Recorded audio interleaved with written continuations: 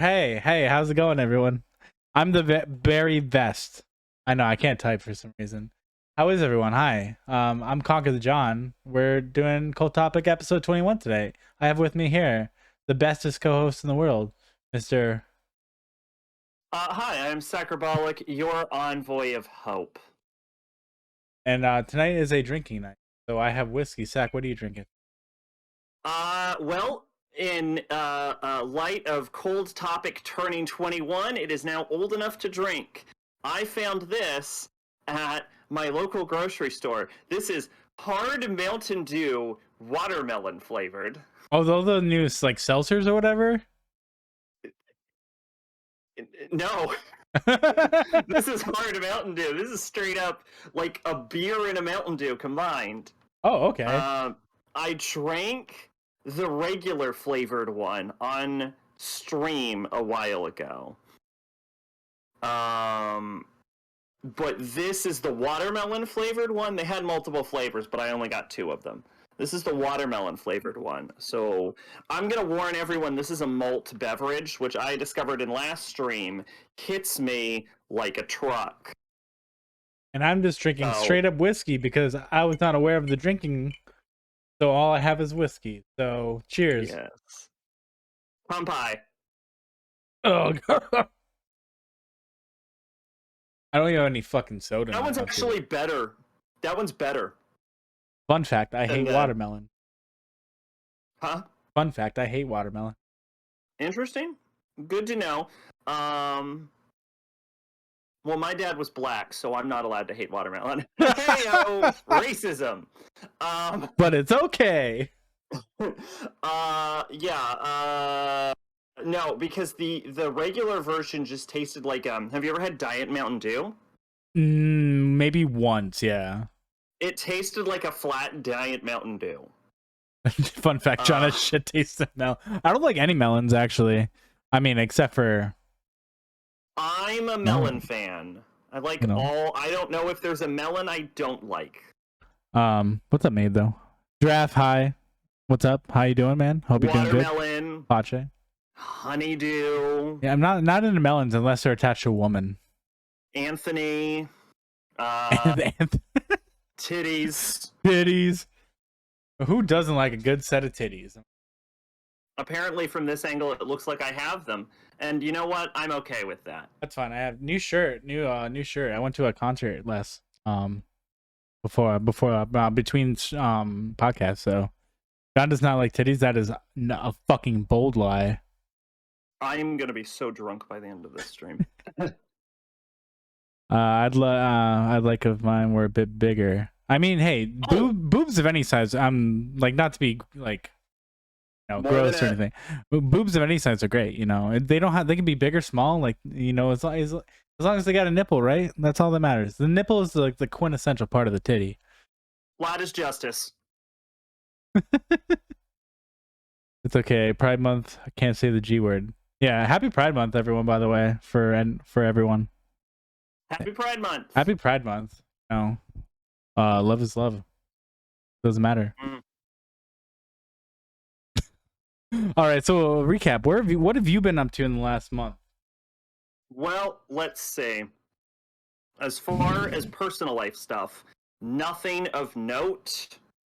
Well, that's not true. Some stuff has been going on. My great aunt apparently came down with cancer, or I suppose she's had cancer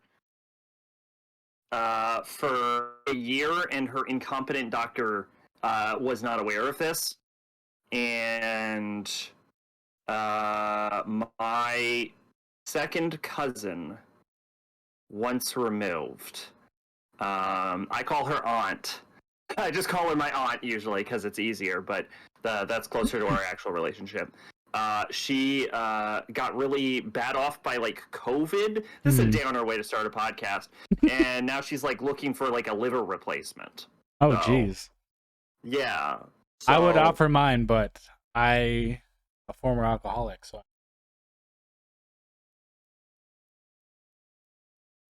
Can we not discuss cancer? Yeah, that's fair. Yeah. Yeah. But yeah, other than that, proud of Grandma Sack. She beat Pokemon X.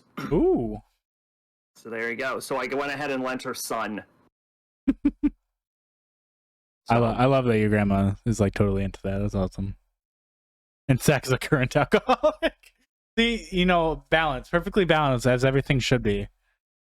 I am former, he is current. I'll embrace the alcoholic memes, despite the fact that they're super not true. And the last time I drank was the last time I drank on stream, and it was a big beer. So I'm not gonna lie, I did have a rough April, and part of May, but we're good now. We're good now. We're good now. Oh, I'm also trying to find a car. Trying to find a new car. Yeah, that's always fun. Looking to diversify my car portfolio. That should be something. The focus has done so far. I can't find anything that's standing out. So yeah, always buy used. That's all I'll tell you. Always buy used. I'm actually looking at used. I'm just not finding anything that's like right yet. You know what I'm saying? Yeah, a car has to fit your personality. You know, that's why I got a Ford Focus, because I have ADHD. Mm-hmm. Please clap. I was looking at I'm sorry, I sandbagged that joke. Good job. Yay. I was looking at getting a hybrid, and then everyone I knew was like, no. No, hybrids are like okay. Especially with the fucking gas shit going on right now. Like, that's what I thought. Yeah, it's like almost $5 a gallon over here. Yeah, it's getting there here. Yeah, so, the new lady I'm talking to actually has a Tesla, and I'm like, hate you right now because that is saving you so much money. It's like, yeah, it cost me like $6 to like charge my car. I'm like, fuck you. Nice. It cost me $80 to fill my fucking tank. Yes. $80. Yes. I don't know if you know about this, but the reason for the gas prices is that the companies are just gouging prices in light of the Ukrainian war. It has nothing to do with the war themselves. They're actually posting record-breaking profits. In fact, Shell has made more money than they have in their entire company's history. Yeah, it's ridiculous, and I hate it. Yeah, I fucking hate it. It's like there's no like political reason for it. They just are like, let's use the war as a smokescreen to steal money from people. Yeah, I mean, I love driving, but right now I hate paying. Yes, and I hate driving. And like I do pretty well at my job, like financially, and I'm still like, fuck this shit. Yes, like gas. I should not have to pay $80 a week to go to work. Like it should not happen. No, it's crazy right now. Yeah, it's nuts. Yeah. Nuts. I don't like it. Also, like the new background. Let's point that out. Thank you. It's a default Discord one, but I thought it was thematically appropriate for the stream. It is. I love it. And then I guess these are my actual D&D notes. So. Oh, I thought they were actually part of the thing. I'm like, wait, hold on. That kind of blends in perfectly somehow. So yeah, no, these are just my D&D notes, actually. Yeah, manuals. I can drive manual. I just prefer not to. I can't drive manual, so that's another requirement for my car look searching. Yeah, I would never buy a manual car, but like if need be, I can drive manual. I just don't like. Yes. What else have you been up pedals. to? Oh, how has streams been going? I actually finished the filler arc, which is what we decided to call it. Alpha Protocol? I know you suggested only doing... No, we finished Alpha Protocol, I think, before last stream. Oh, really? We did finish Alpha Protocol. It was a good playthrough. I had a lot of fun. It entered into my top 10. Nobody was there to watch it, and hey, you know what? That's okay. Because that's... The point of favorite search is more to create a favorite games list and not really for viewership. But... I remember last time you recommended only doing like season 1 of Walking Dead, because I was doing the note-taking streams where I take notes on my old playthroughs and we rewatch all of those. And but I ended up doing the whole series, so now we can just play all 4 games in a row. No problem. All right. Cool. Well, no, I mean, surprisingly, a good amount of people actually did show up for the Alpha Protocol streams, to clarify. I was there for 1 or 2 of them. Yeah, and like Arsic and like Kato and Mac Tier showed up occasionally. But What I mean is like no one paid attention to what was happening. Fair Only enough. I knew what was happening in the game, which is a shame because it's a really good game if you don't invest in guns at all and you invest exclusively in martial arts. Wapa. Yeah, that's what you did. You just did punches the whole game, right? Punched everyone in the face. Hey, it works. Hey, if it works, right? Don't fix what ain't broke. That's what I always say. It was the online version of when you're playing a game and your friend turns over on the couch and says, "Hey, check this out." Pretty accurate. I'll defend that game. Apparently, it's a bit of like a cult classic type of game where not a lot of people know about it and not a lot of people care about it, but the people who care about it really care about it. There's a lot of games like that. Yes. The I'll die on this hill game, like type of game. I'll defend Alpha Protocol. All right, that's a good. Anyway, we took notes on the. We finished the filler arc. I didn't have to issue any official apologies. That was pretty great. The most that happened is I went on a speech about how words only have the powers you give them, which might be controversial in today's political climate, but I'll defend that statement. I added to it, I gave it a bit of a more nuanced, more mature perspective since I'm not a literal teenager anymore, but I can't disagree with what I said fully. So there you go. I didn't say anything I needed to apologize for. What about you? What have you been streaming? I haven't streamed a single time. I've been having camera issues. The camera's been looking like shit. I started a new job. I think we talked about that last time, so I've been doing that. Yes. Verizon? Yeah. I went to the dark side of the force over there. Really good. I really like it. It's fun. I plan on getting back to like a normal schedule hopefully soon. I just switched back to my old webcam and it seems to be perfectly fine. So now I'm going to sell this camera because it's a piece of shit. Is it like an actual video camera or? Yeah, it's a Canon like DSLR. Like it's like a legitimate camera. And like whatever reason, it just doesn't focus. No idea. Yeah, me either. I kind of gave up. On it, but yeah, I'm planning to come back and maybe do some Monster Hunter Rise or something else. I don't know yet. Yeah, I just use like a regular like Logitech webcam that everyone uses, like literally everyone, because it's such a good camera. The reason it always looks like shit is I don't bother with the settings or the lighting, which is the main contributing factor. And the reason it looks like shit in this stream is because of Discord. Yeah, Discord's just... Yeah, I'm probably using the same exact webcam. There you go. Also Logitech, yeah. It's like a C3090 or something. I don't know. Yeah, I think that's the one I have. I was told it's like, this is the webcam you gotta get. This is the best webcam. And I'm like, okay, damn. It's even used in like hospitals and stuff. Like I literally straight up went to a hospital like last year, and like those were the cameras they were using. So I can't be that wrong. So yeah, not too much going on. You know, life is getting back to normal. Getting back to normal. Apparently, I got drunk between last stream and now, and bought $600 worth of exercise equipment too. So that was cool. Ooh, what'd you buy? I bought like a bike, exercise bike, and like some weights and shit. And I was like, nice, fucking wasted. Then 2 days later, I just came home and I'm like, what is all this? I bought a bunch of weights on purpose, and I've been getting back to pumping some iron. Yeah, so I'm doing that myself too, at least twice a week. That's my minimum right now, twice a week. I've been going like every day. You are also in very much better shape than I am. I do 30 minutes on the bike. I'm like, oh.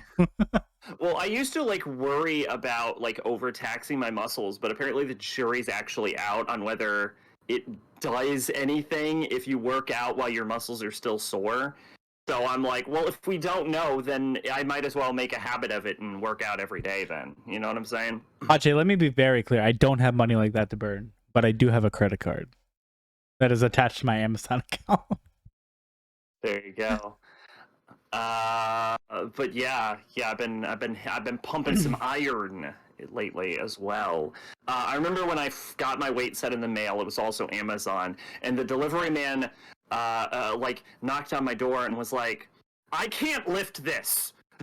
And I'm like, understandable. Here, let me get it. I got you.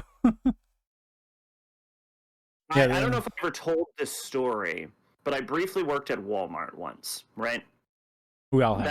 Back in my younger days, right? Fresh out of high school, I worked at Walmart. I worked on the loading. Great job security, terrible job. They literally could not fire me. I was too important. But also, it sucked and I hurt myself doing it. Same thing at Target. Basically, they like make you unload the truck, right? I had to, at one point, lift an entire weight bench, weights included, by myself. It was like what was it? It was like 120 pounds worth of weights plus the weight bench, so it was like 150 pounds. That sounds about right. I was like, they're like, you get paid minimum wage. Here you go. Break yourself. I'm like, oh, holy shit. Fun. Well, there was also one time where I was unloading like water pallet, and it fell and hit me in the throat, like the corner of the pallet. Oh yeah. With like the hundreds of pounds of waters hit me in the throat, and I was pinned against the truck wall, and I just had my two arms, and I was just pushing as hard as I could to keep the pallet from, let's be honest, literally killing me. The same thing happened to me, but it was with kitty litter, and it was like rolling off the fucking truck. I mean, it wasn't going fast, but I was like, if nobody's paying attention, so if this hurts, like hits someone, it's gonna fucking hurt. So I got like in front of it and like pushed, but then like immediately I felt sun fucking snapping my back. I was like, oh, never do that. Yeah, never do that. Never try and catch it. Yeah, and I'm still dealing with that bullshit today. So yes. But yeah, like the corner of the pallet, and like you've seen those like stacks of like 10 water containers just like straight up and down, right? Like filling up the entire square where they wrap in plastic wrap, just right on my throat. All I could do, I was pinned. It was like pushing against my throat, and I was just pushing as hard as I can. I had to lift hundreds of pounds. I feel like it was one of those like hysterical adrenaline based like strengths, because otherwise there's no goddamn way I could lift that much weight all at once. So I think my like muscles were just like push. It's like a mom lifting a car off a baby. Yeah, I think it was that, but it was me trying not to get my throat crushed. But yeah, it took like 3 or 4 guys to like manage to, along with me, to like get it off of me. It was awful. Yeah, that sounds about right. Yeah, that sounds pretty accurate to like a retail environment and unloading and loading a truck. Yeah, no, awful. Someone's always getting hot. No one should do it. No one should ever do it. Yeah, I don't recommend it. Yeah, I recommend getting a job like I have, where you literally have to do zero physical activity. Oh man, one great job I had. All right, I'm gonna be called out for this one. Best job I ever had is I briefly worked at a Halloween store. Was it Spirit? It was Spirit Halloween, correct. Nailed it. And I worked I worked the changing room. And that was the best job I ever had, because the customers would come up, right? They're always happy to see you because it's a vocational store. No one's ever in a rush. They're here to like look at costumes and stuff, right? Mm-hmm. So I had conversations with people about like different media franchises and the history of Roman gladiators. But part of the thing that like made it the best job possible was like women would come up and be like, "Hey, where's your sexy slutty kitty uniforms?" Or, "What's up? I want to dress like a dominatrix. What's the most revealing thing you got?" And then they'd come out and they'd be like, "How do I look?" And you'd be like, "Hey, that's the job. You look great. This is my number, by the way. My name is Sacrabalic. Yes. You're on by Hope." It's great. Yeah, I can't say I've ever done that, but if I had to recommend any job, it paid well, by the way. It wasn't even minimum wage. Yeah, the weird thing about Spirit, like even though it's like a seasonal position, like they do actually pay like pretty well. Like I always get like because it's a seasonal position. Yeah, like I always get like every year, like September, like around there, like I get like a thing on Indeed that's like, hey, come work for come be a store manager at like Spirit. It's like 55. I'm like, yeah, but it's like 3 months, so I can't do that. Yes. I didn't hear about that, Drew. Will not exist in a bit here. Yeah, like come November. But... Yeah, no thanks. Yeah. My buddy actually did that for like a season. He's like, yeah, it was actually like super awesome. And they also don't care what you wear. You could wear anything. It was there was no uniform. It was amazing. All right, no stuffy suits or anything. I did see the Pooh horror movie thing, and I'm still wondering why it's a thing. They're taking advantage of the fact that Winnie the Pooh hit public domain. Yeah. Best I can tell, they like, from what I heard from like directors' interviews, they were waiting until it went public domain, and the second it flipped over, they pulled the trigger on the whole project. Yeah, so that's getting nuts. rushed out the door, and I'm sure it's going to be terrible. Oh, probably, yeah. Like, have you seen the trailer? It looks awful. I did. I saw it. I'm like, what is this? They're just men with masks on. Like, I looked it up because I didn't believe it was real at first. Yeah, it was like all over the Facebook. And then when I saw it, I'm like, how did this occur? How did Disney allow this to happen? And then it's like, oh, it went public domain. And I'm like, oh. Yeah, Disney. A lot of Disney stuff's gonna be public domain soon. Yeah, they're like getting a lot of shit taken away from them. Oh, what else is dropping? Rumor has it Mickey Mouse they might actually lose Mickey. Ooh, well, it's been when did Disney die? It's supposed to be 75 years after the death of the creator. When did Disney die? 40s, 50s, something like that? I don't remember. He got frozen around there. He's still alive somewhere.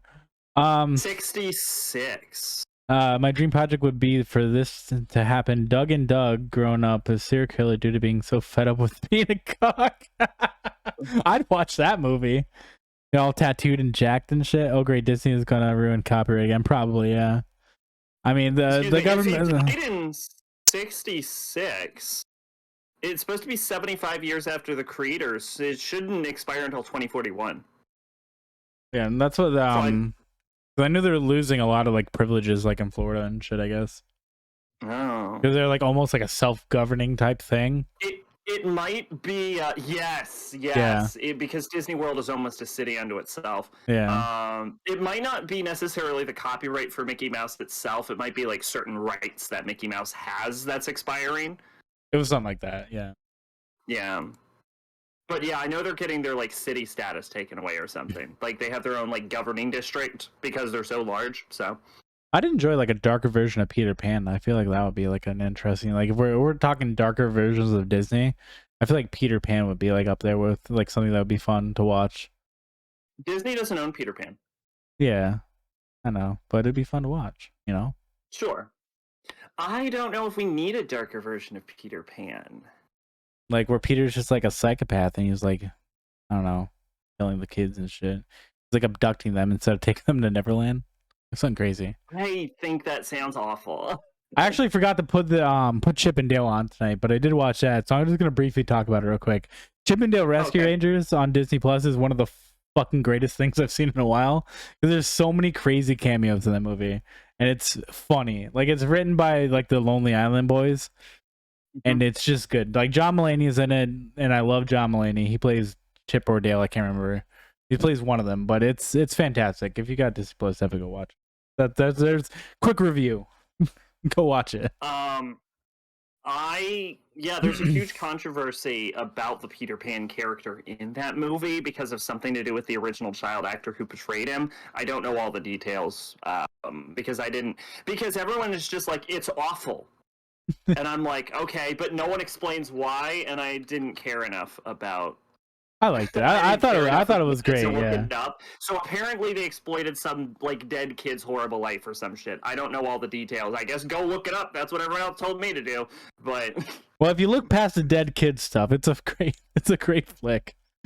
I did like Arsik was talking about it, and I was like, okay, I'll watch it because I liked Chip and Dale when I was a kid, and I was like, okay, let's watch this, and I was like, this is a lot better than I thought it was gonna be.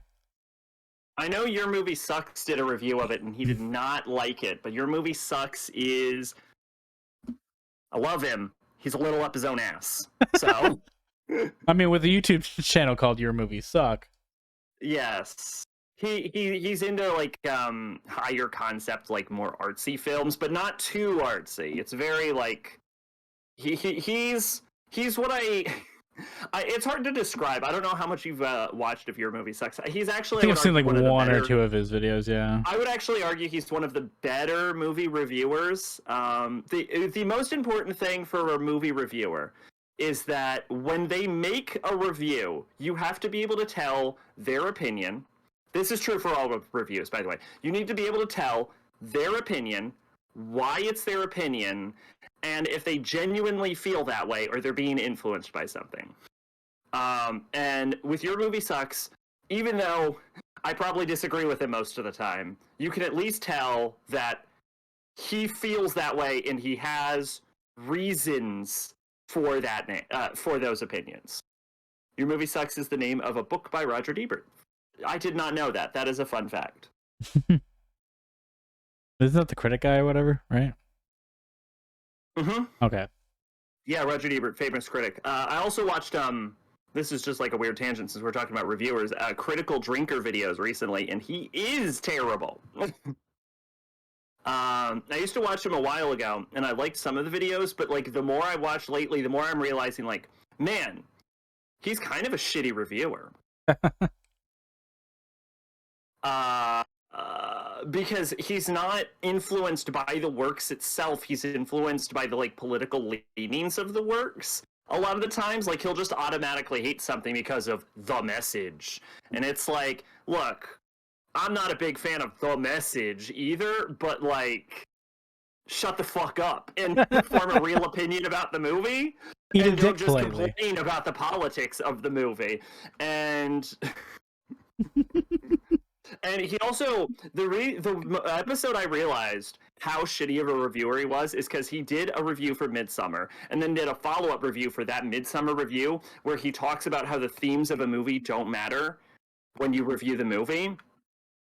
That makes zero sense. That's just wrong. Yeah, That's just straight up wrong. Yeah, it defeats the purpose of reviewing the movie at that point, but what do I know? It defeats the purpose of movies. Of course the themes matter. Benefit of the doubt, I think he was attempting to say that themes don't matter if the narrative and function of the movie fail, but which I think is what he was getting at, but it was so shittily presented that he was like, themes don't matter, it's all about narrative and perspective, when themes are an important component of any artistic work. Of course themes matter. Yeah.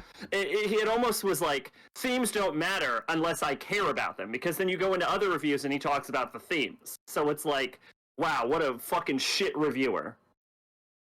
Yeah, pretty accurate. I'm a shitty reviewer. I was told I don't have a critical eye. I just go off how the movie makes me feel. So fair, I guess. Here's the thing, right? There's a difference between critical, because how a movie makes you feel is important to your understanding of the film. This is sacrabalic review philosophy. I end every stream with a review of the game anyway, so here you go. And I review anime. I consider myself a bit of a reviewer, all right? So talking about how a movie makes you feel is important for people understanding your perspective and your feelings on the work itself. However, the most important thing about a review is not just explaining how it makes you feel. You should do that. You should explain why it makes you feel like that. That's where a review comes in. A review isn't saying, it's good. It's saying, it's good because. No, I agree. So there we go. We got it.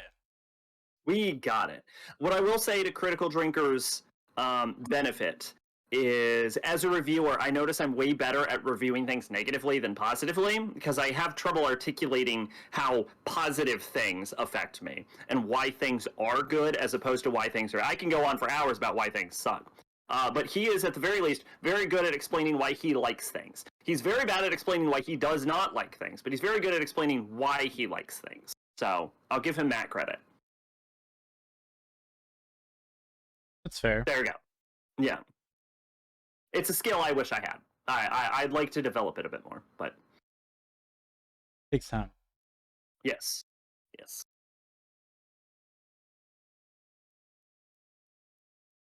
Was that the recap? That was a recap.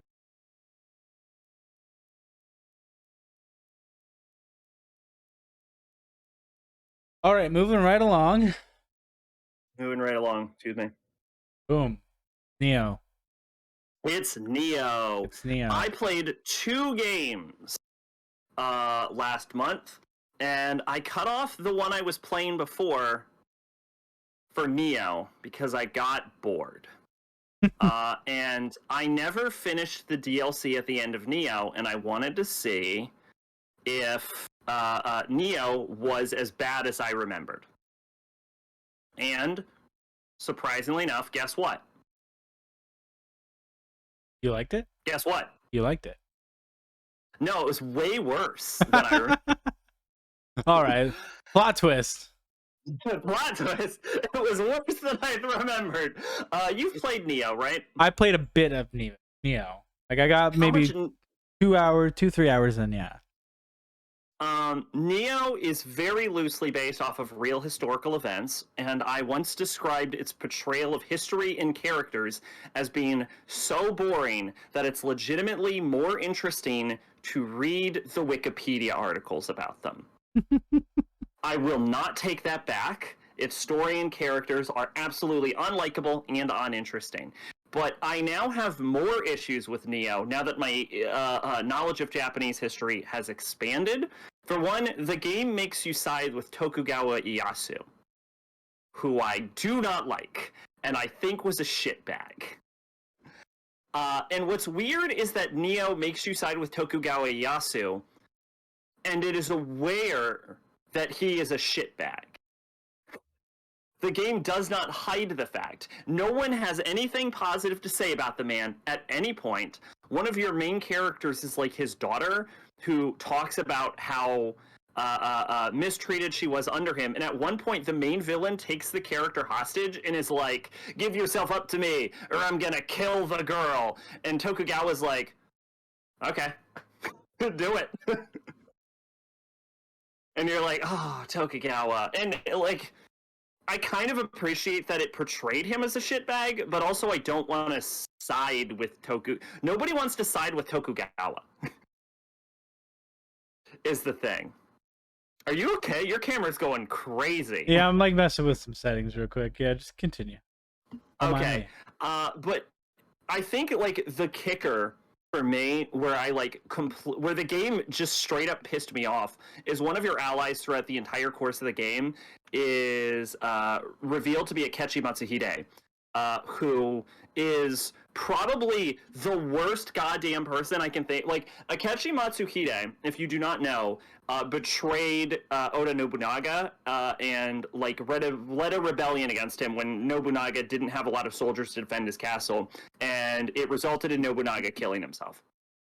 Nobunaga was super progressive, and Akechi Matsuhide's portrayal probably held back Japan as a culture for at least 200 years throughout the whole Tokugawa shogunate, but arguably even further. Like, you could even go so far, and this is, you know, maybe me like projecting onto history a little bit. It's hard to say how long the Oda shogunate would have really lasted, but you could even sort of blame the Imperial Japan sort of like Meiji Restoration on Matsuhide's portrayal of Nobunaga, because Nobunaga wasn't as much of an isolationist as Tokugawa was. So, like, this is going to sound extreme. Akechi Matsuhide is the reason Japan got hit with nuclear bombs. That might be going too far, but the point is, I do not have a very high opinion of Akechi Matsuhide. And like they like give him this sympathetic angle where it's like, I had to kill Nobunaga, or all of the world would have fallen under his influence. It's like, fuck you, game. Nobunaga was cool. I mean, Nobunaga was a violent monster of a man. Don't get me wrong, but like when you look at like Nobunaga's like thoughts and opinions, he was less of an isolationist than like later Tokugawa.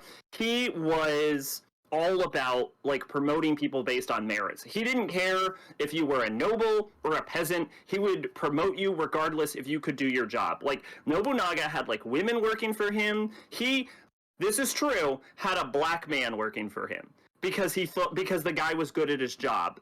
Nobody knows what this dude's name was because no one in Japan could say it, so they just call him Yasuke, who has a Netflix show about him. I hear it's terrible, but also appears as a boss in the game Nioh under the name the Obsidian Samurai, which if he was not called that in real life, I wish he was, because that's the coolest name ever. But yeah, so like he did not care who you were as long as you could do your job. And so like culturally, and like Akechi Matsuhide declared himself shogun. He was shogun for I think like 3 days once he took out Nobunaga, and then everyone was like, "The hell you are!" And they like ran him out of the country. And I think he died to sled bandits in a forest. I'm not 100% sure. Yeah, he got killed like the fucking pig he was. Is what I'm saying.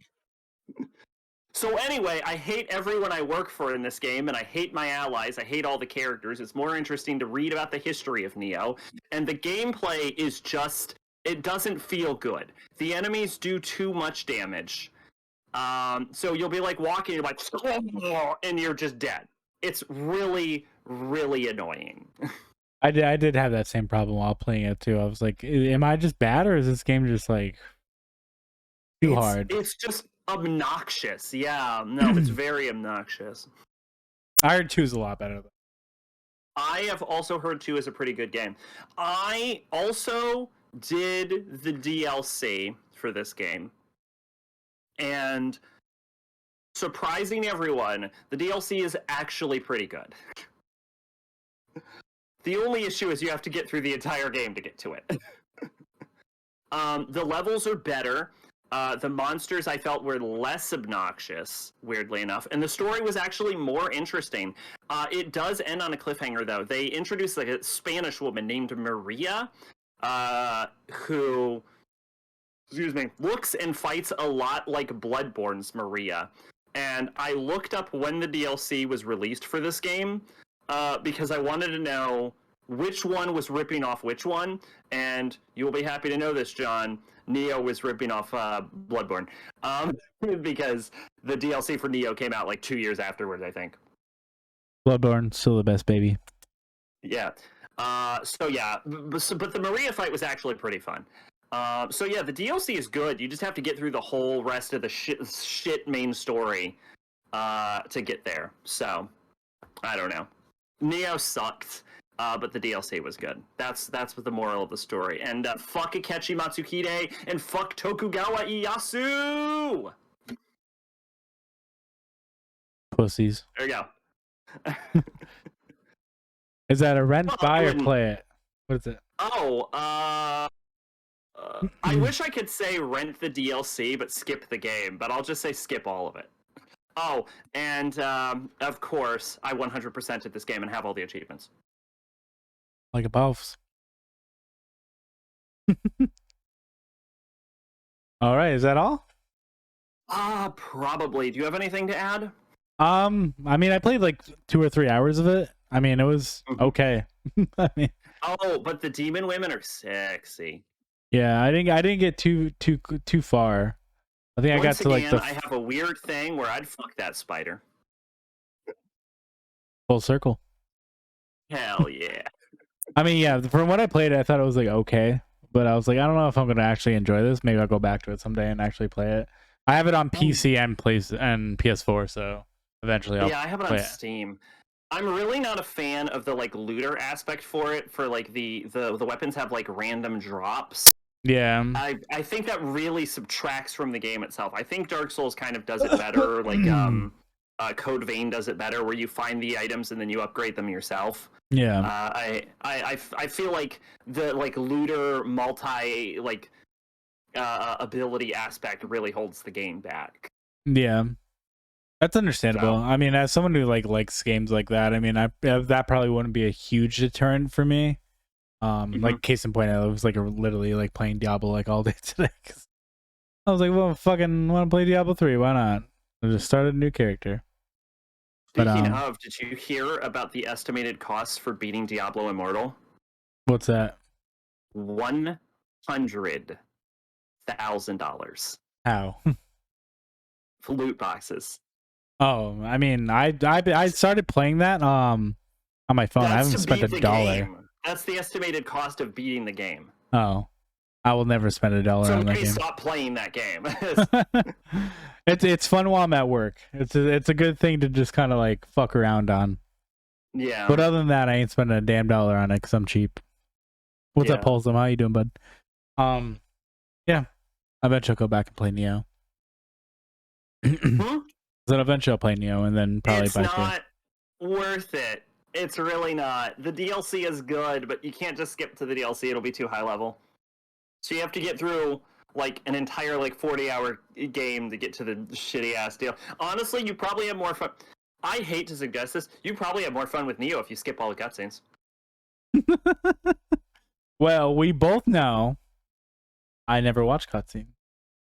There you go, then. Unless they're Kingdom Hearts cutscenes. But honestly, the level design and the monster design is also really obnoxious. Like, the levels are too big to be entertaining.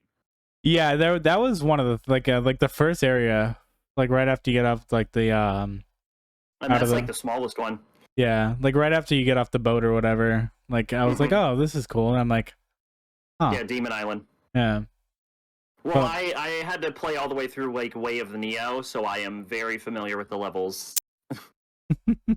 There's like titles you get for like getting through them in like the smallest amount of time possible. I think the most brutal was the one where you have to get through the whole level in like a minute, like a minute 12, I think, something like that. That sounds horrible. It's awful. Yeah, a lot of like I got all of those titles. They're like traveler titles, but like you have to like memorize the whole level structure and kill the boss basically instantly. It's super obnoxious. That's gonna be a big no for me, dog. Yeah, no, I wouldn't recommend it. Yeah. I also got all the way through the 1,000 Layers of the Abyss. I mean, like it's very rare where I 100% the game. Like Elden Ring was one of the exceptions, just because it was easy to 100% the game. But when it comes to challenge, no thanks. And I appreciate that, actually. Yeah, Elden Ring didn't waste my time. Yeah, it was stupid. I got fucked over by a timer in a game too. Yeah, fuck that. No thanks. If I have to do something twice and it was already hard as fuck, I ain't doing it again. No thanks. I'm all set. Any final thoughts on Nioh before we move on? The Fox MILF from the DLC is super fuckable. You heard it here first, folks. There you go. All right, let's move on. So my topic, Sekiro, another game. I finally played Sekiro. I've tried so many times on Steam. For whatever reason, my controller would not work on Steam, so I said, fuck it. I don't know why I'm fucking around on PC when I have a PS5. So I bought it for PS4 and played it on PS5. And the controller... Like how I put Nioh and Sekiro next to each other, though, because they're... Which actually, Sekiro is a pretty fun game. Like, it's very different from the other Souls games, because there's no, like really upgrading, like, swords and stuff like that, and, like... you basically get everything handed to you throughout like a normal kind of game, so it's like less like an RPG type of game. I'd really argue that that most of the FromSoft games push the concept of RPGs to their limits. That's fair, yeah. Yeah, you don't like upgrade your stats and all that stuff. You just kind of like upgrade like your like accessories and all that stuff. You get different swords throughout the game and whatnot. Like you get a cool flame sword and all that stuff. And I did not 100% this game. I'm gonna throw that out there. I do not have the patience nor the time to do that. So I kind of just ran through it like anyone would. This was a pretty challenging game. I'm not gonna lie. It really put my balls into a vice in some spots. Like the last boss was one of the hardest bosses I've probably faced in a very long time. I'm not great at this game either, so I'm just gonna throw that out there. Like I don't want to sit here and say like, oh, I'm really good. I'm gonna tell you right now, like If I were to play this on stream, there would have been so many people be like, "Can you not play this game because you really are not good at this game?" It took. Oh no, FromSoft fanboys love watching people die repetitively. The Um, more you die, the more they love it. They like jerk off to that shit. yeah, which dying. I don't remember exactly what use your dying in this tears game as does. lube. You get like it's like dragon rot or whatever in this game when you fucking die, and it like makes things harder or some shit. I don't remember. Something like that. Oh, like Demon Souls? Kinda, yeah. They kind of brought back that, which is cool. It's like don't die, but it's like okay. You can, however, revive immediately once per death and once per like bonfire type thing, which shrines I think they're called in this game. I don't remember. Something like that. I played this like literally right after the last podcast. I think it took me like 4 or 5 days to beat, something like that. It was pretty good. Like I liked it. Like it was challenge. It had a good challenge to it.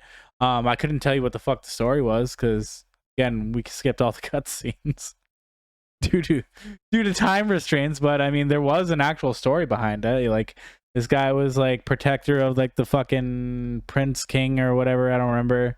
And then he gets his fucking arm chopped off by some other dude, and he's like, "Oh, now I have to like live with like a fake arm." But now it's cool because now I can like Spider-Man myself up buildings and stuff, and do a whole bunch of cool stuff, like throw a shuriken out of it. I thought the arm attacher was like a pretty solid like addition to like a type of game like this. It does have some like sweet versatility to it. I thought that was like a pretty cool part of it. I thought like in the beginning I was like, I don't think I'm gonna use this too much, but like towards the middle of the game, like I found it more and more useful and like applicable to a lot of scenarios. So I thought it was pretty cool. It's one of the only games where I think fighting underwater actually works too. I'm gonna throw that out there. Like fighting underwater actually felt good and like didn't feel sloppy or clunky. Like some games, like Kingdom Hearts 2 is a good example of like underwater combat that Kingdom Hearts 1, sorry. Kingdom Hearts 1. Yeah, that I've always thought was kind of trash. It was awful. Yeah, that's why I hate doing that level every time. Like, oh god, but like here it felt good. Like it didn't feel it like obviously underwater combat's still like something that effect, but it felt like the best in a lot of the games that I played that had underwater combat. It's only like one or two sections where you really do that, but for what it was, it's pretty good. I mean, it's a very solid game. Like I'm not gonna go too in depth. I'm gonna say fuck Ishin. He's the last boss. The Guardian Ape fight was first one. Yeah, first and last.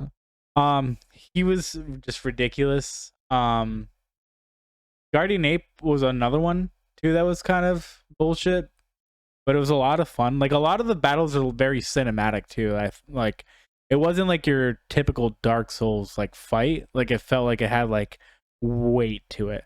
Didn't one of the Monster Hunter have? Yeah, that was everyone's favorite monster, Legiacris, that they still haven't brought back yet. And even though everyone's asking, even though that underwater combat was trash. I have heard Sekiro's combat likened to a rhythm game. It does. It really does. Like that's like one of the things like towards the end I got better at, like with the parrying and stuff like that and all that. Cause like if you don't parry in this game, like you will not win. Like that's just how it is. Like it is a mechanic that you need to do, and something that I've always been like, I don't need to do. Like real sword fighting. Yeah, like it feels very good, and like I can understand why like a lot of people really enjoy this game. It feels very different from a FromSoft game, and like after playing Elden Ring and then playing this, I can see where they got a lot of like especially like stealth stuff and like a whole bunch of other things, like ideas for that went into Elden Ring too. So it was really cool. Like I definitely recommend if you have the time or the couple bucks. I picked it up for I think $25 on Amazon for PS4. Definitely play. It was a very fun game. I had a good time with it. Someday I might go back and try to do it again. There's a couple like side bosses that I didn't do because I was like, fuck it, I beeline. So, would you agree Sekiro has the best combat? I can't agree with that only because it's so vastly different from Dark Souls and like Elden Ring and Bloodborne. Like I can't even like say that Bloodborne and Dark Souls have like the same type of combat, you know?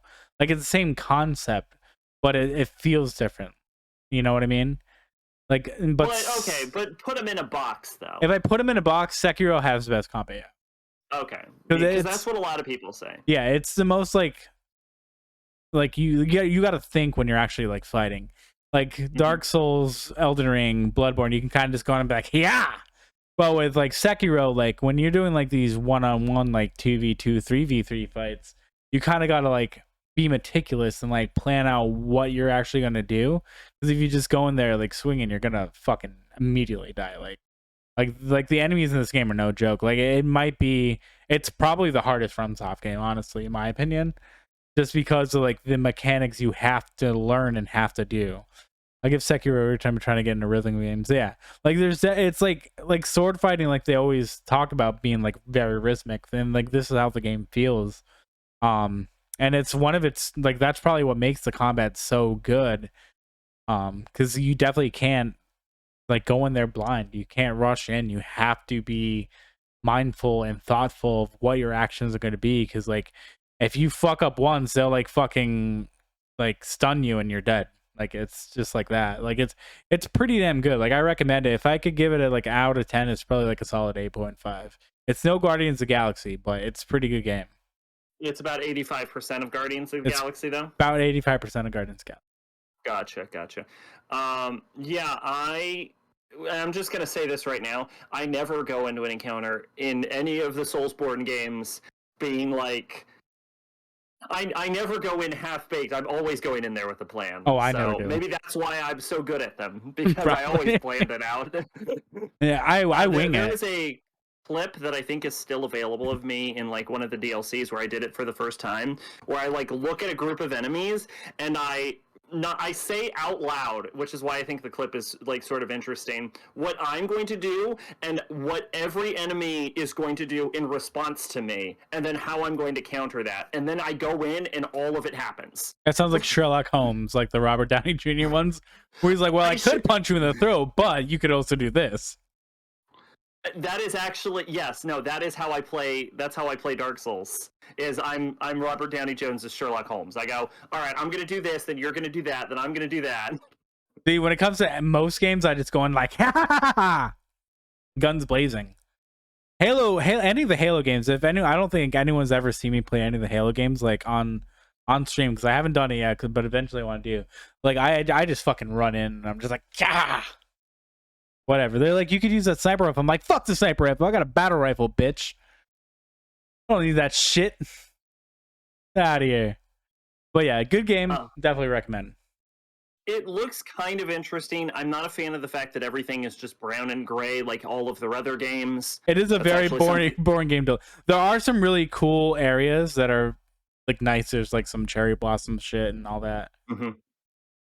But I would recommend it. Like if there was a FromSoft game to recommend for you, and I know I've recommended Elden Ring, but this would probably be one. I feel like out of all of them, this would be the one that you'd be like, this one's like the best one.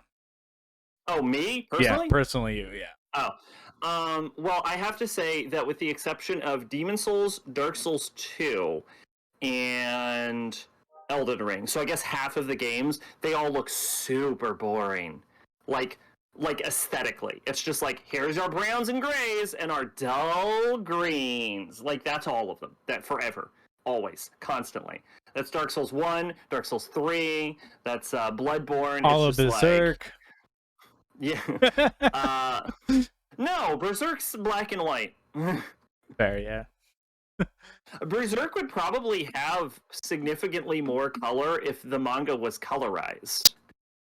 Fair enough, yeah. Especially like Fantasia onward, because Miyazaki just straight up stole the tree from Fantasia. So you would just see this glowing fucking white god tree at all times. And it is portrayed to be glowing. Well,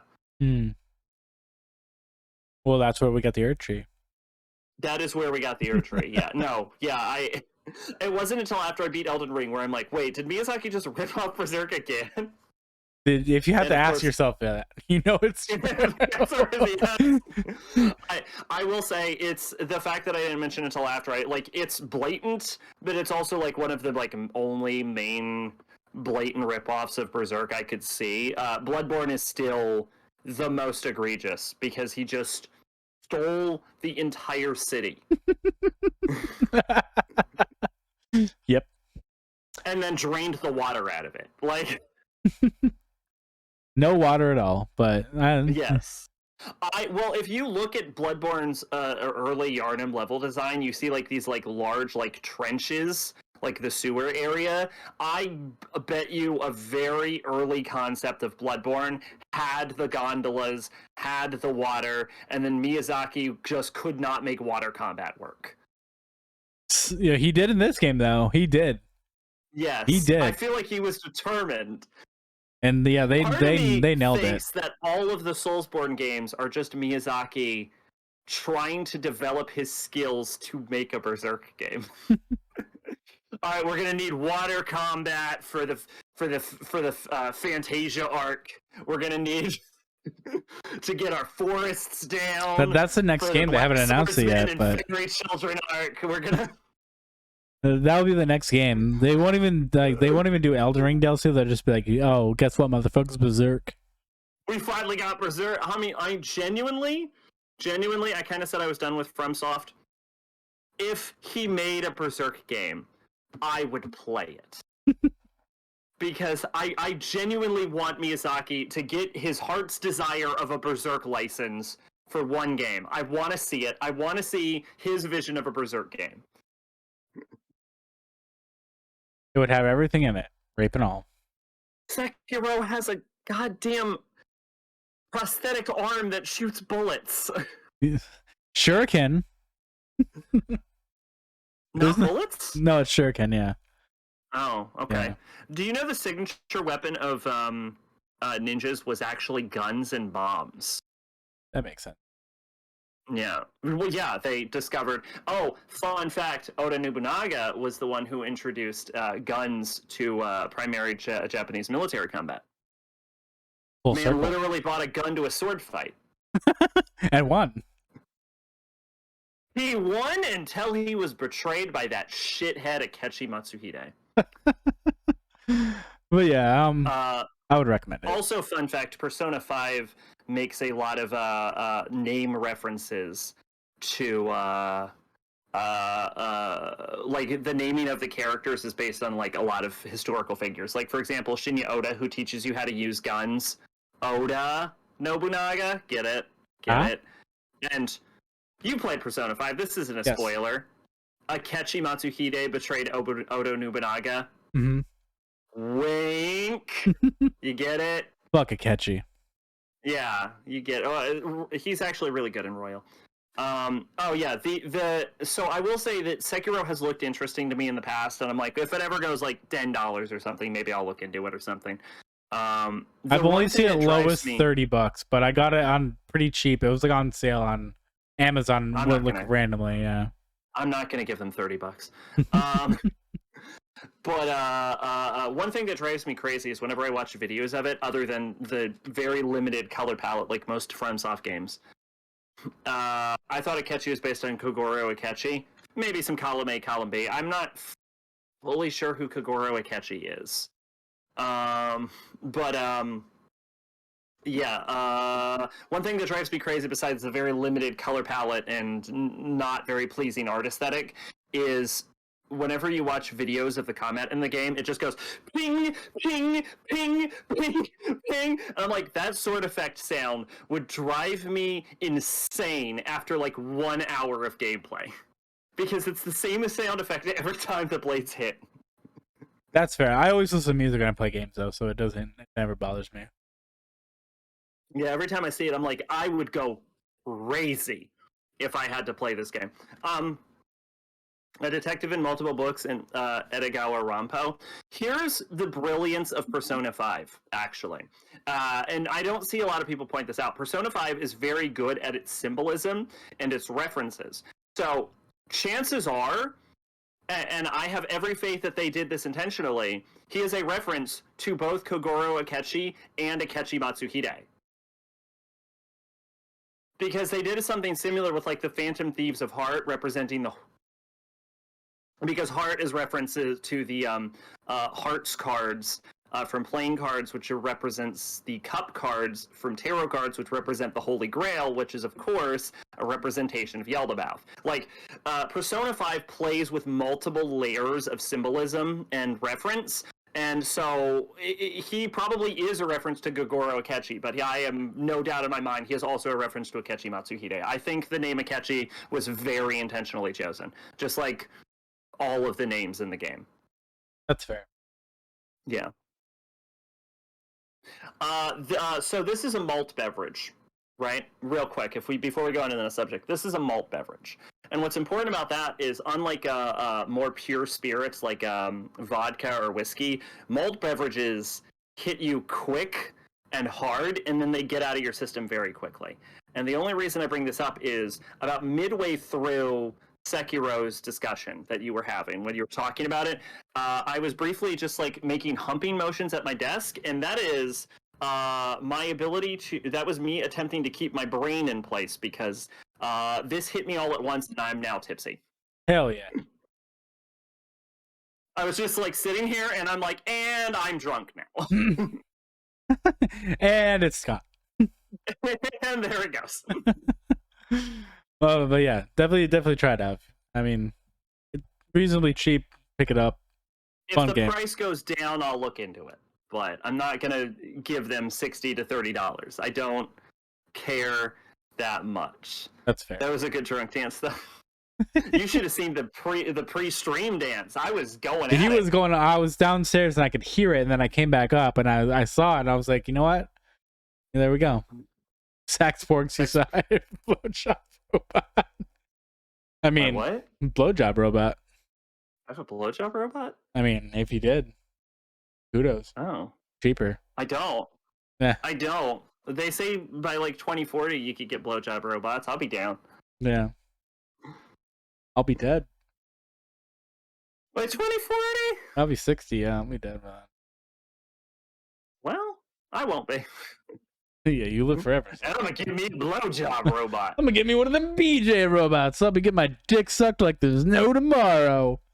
Anyways, play Sekiro. Oh, my wife. I mean, at that point, like, even if you have a wife, she'd be like, I don't feel like it tonight. I'd be like, okay, I'm busting out the robot. Hell yeah. Let's go, Mitsuki-chan. He's like, oh, yes.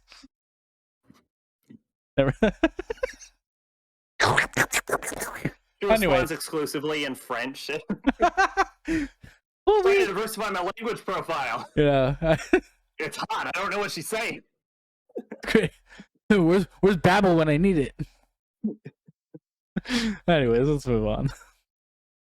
Yes.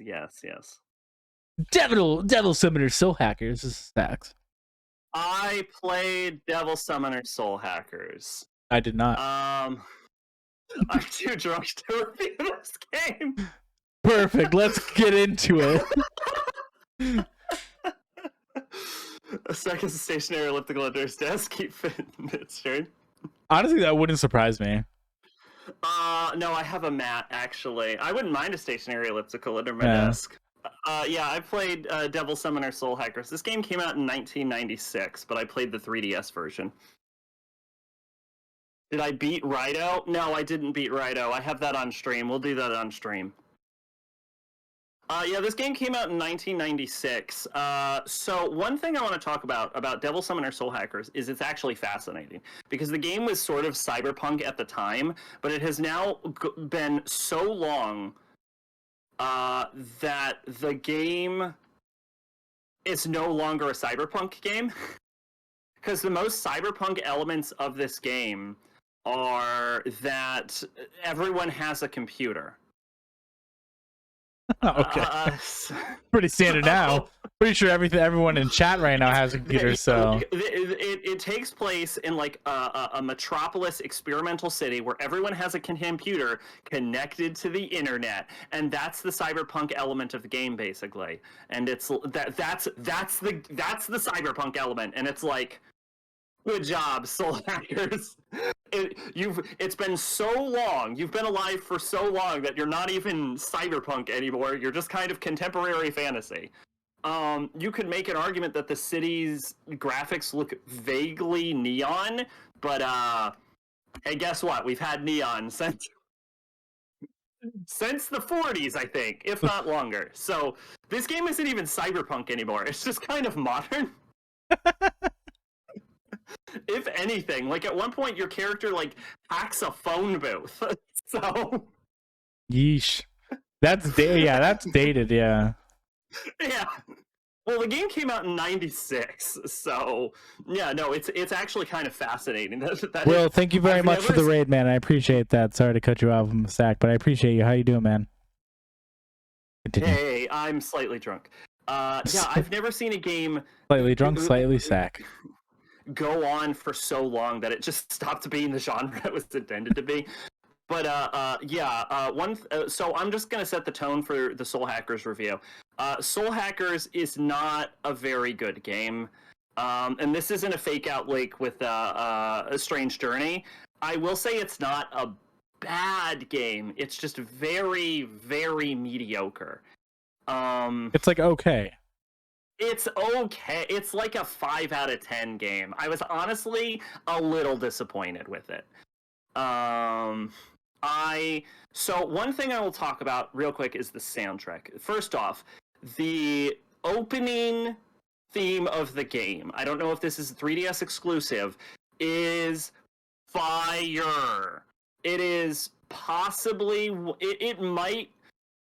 it's like top 4 probably best Mega 10 openings I've ever seen. Like it's up there with like original P5 and with like up there with like P4 Golden. Like it is a banger of an opening. And the game's soundtrack is really strong for the first 2 hours of the game. For the first 2 hours of the game, like every song you hear is like, oh shit, that is fire. Ooh. And then like 2 hours in, it stopped but by about 2 hours in, you'll hear all of the like major banger tracks, like the opening dungeon theme, you'll hear the opening theme for the game itself, you'll hear the Gomadin theme, but then after that, it kind of becomes really boring soundtrack wise. It's weird. I've never heard a game's soundtrack fall off as hard as Soul Hackers did. Like for 2 hours, you're just like, yo, and then boop, gone. We have Soul Hackers 2, which is actually Cyberpunk, and fans are pissed it isn't like the original. Shinji Meguro soundtrack, a little bit of Tsukasa Masuko, but a lot of it is Meguro. Yeah, I don't know. I was if it maintained the same level of soundtrack, it might be like one of the best soundtracks in the whole like series. But like giving Strange Journey possibly a run for its money, or like P5 or something, or like some of the Persona games, but like it falls off real hard after the hour 2 mark, and the rest of the songs in the game are super forgettable, and I don't remember anything about them. You play a dude in this game. I should probably explain what this is about. You play some dude. I named him Sanagi. I think that was the novel name or whatever. And you're a hacker and part of the hacker group, the Spookies. Who is a secret hacker group in the city who are so subtle and undetectable that they have a van with the logo of a ghost on it that says "Hack You" on it. However, did the Dark Summoners find them? I don't know. Oh man, they were so indetectable. They also just kept logging onto the internet from the same place. It was not surprising they got located. Yeah, so basically there's like this huge government conspiracy from this company called, I want to say like Argosoft or something, Argonsoft. They helped finance this like metropolis where everyone has a computer and they're all connected to the internet, and that's it. That's the cyberpunk element. Pretty much. That's the whole thing. It's not very cyberpunk. And you like find a comp which lets you summon into to like talk to demons, and you end up going through spirit quests by an entity called Kinap, which I'm going to be totally honest, maybe it's the alcohol talking. I don't know who the fuck Kinap is anymore. I don't remember the explanation. I don't remember if he was connected. Maybe Maid can help me remember. I don't remember if Kinap was even connected to the Great Nantu like Nemissa was.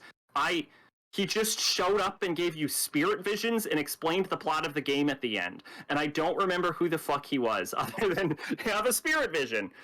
Yeah, so the comp activates, and some dude, hella. Here's a not so fun fact: Kinap's name in Japan is Redman. Like Method in Red? No, like Native American. It has a lot of Native American themes in this game. Yeah. At first I was like, I don't get the red band thing. That doesn't sound that bad. And then it hit me, and I'm like, oh, wait a minute. wait a tick. That's actually kind of offensive. I can see why we changed it in the West. There are a lot of the demons are like Native American themed in this game. That is anyway, weird. The comp lets out a spirit named Nemissa, who just possesses your childhood friend. And here's one of the earliest issues with the game: is your character in this game is a silent protagonist. But unlike later games like Fire Emblem Three Houses or like South Park Stick of Truth, you're not a silent protagonist to the point where you like develop a personality from the fact that you are silent. And it's not like later Persona games or sort of like SMT games where your character has a personality. It's just you don't necessarily talk. Or I guess Persona 2 did the same thing also. Innocent Sin did. Not Innocent Sin, Eternal Punishment, where the character had a personality, but you still didn't have dialogue choices you didn't choose. You just don't say anything. And the real issue comes up when your childhood friend Hitomi gets possessed by a demon named Nemissa, and you make the decision to tell nobody this. Okay. So she's just possessed for the rest of the game. And like from an outside perspective, like even the spookies will comment on this. Nemissa randomly, Hitomi randomly decided to dye her hair blue, and they're like, Hitomi, you dyed your hair blue. That's kind of weird. And then she just starts dressing in biker leathers randomly, and everyone's like, Hitomi, why are you dressing in biker leathers? So like, as far as everyone is concerned, for the vast majority of the game, Hitomi is just going through a phase. And Nemissa corrects the main character, calling her Hitomi once and only once.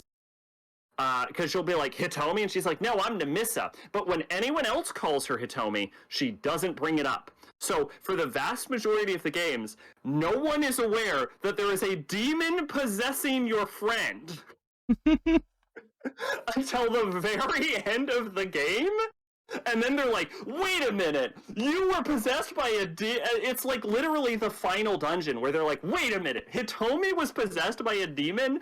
And I couldn't help but thinking the whole game, why are we not concerned about this, and why are we not telling the rest of the spookies? And because it's just the whole game, she's just possessed, and like your character seemingly doesn't care. It's super weird.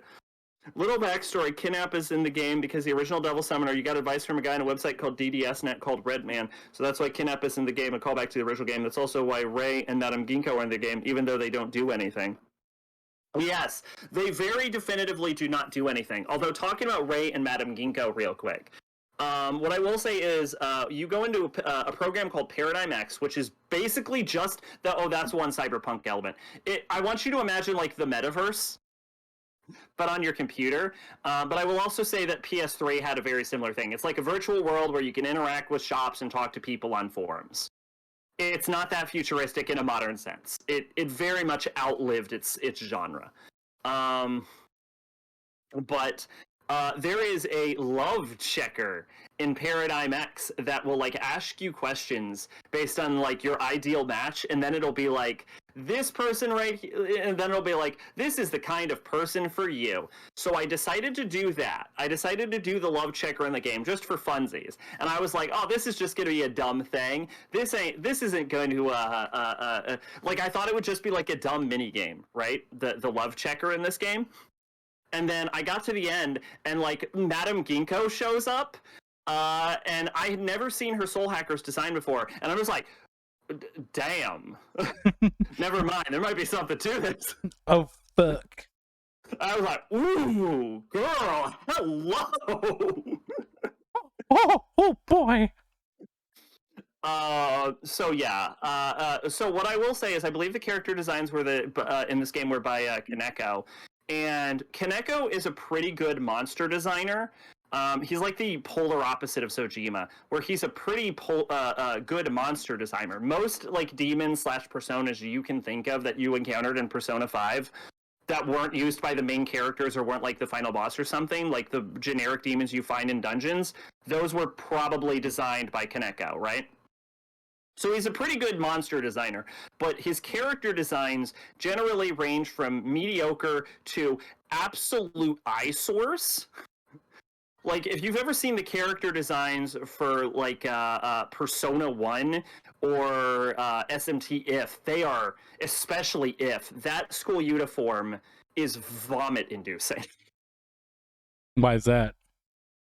Go look up the SMT If uniform. It's mostly the pants, but Kaneko did the designs, but Sojima did the in-game story. Well, I'm talking about from a pure design perspective, right? The exception is assuming Kaneko, because I heard Kaneko didn't necessarily do all of the designs, but oh boy, the designs. You're looking at them, aren't you? Ooh, what's with the pants? Yes. Why are they striped like that? Who does that? You go to barber school or some shit and they got the colors fucked? I hate that. Yes. The skirt, okay, the skirt does look a little bit better. Also dog shit. Yeah, the skirt makes sense, but the pants do not. Yeah, Kaneko's character designs usually range from mediocre to absolute eyesores. But what I will say is that his designs for Soul Hackers, assuming he did do the designs for Soul Hackers, are all really good. Like, all of them are really good. There's not a miss among them. Even among, like, background characters, like, you just talk to randomly. Even those characters are very well designed. What is that? Yeah. Yeah, it's not great. No. So yeah, the character designs in this game are really great.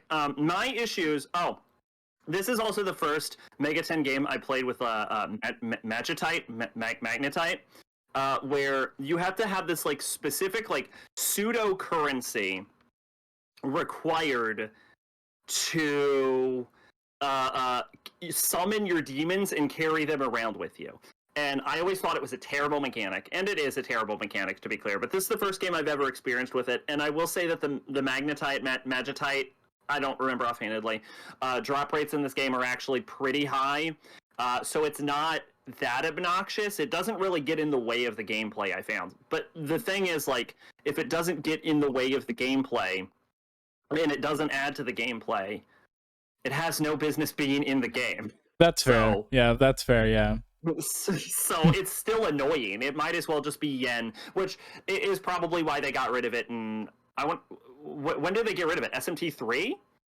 I have so much Magnetite and Soul Hackers. I have to sell it for yen. I did. I had to sell it for yen at points. Yeah, no, that's real. Also, which is Poké Dollars and Pokemon are fucking useless as well because I never use them. Oh, I use them constantly. If you're not using your Poké Dollars, you're bad at Pokemon. But what do you need to be? You don't need to buy anything but Pokeballs. Come on.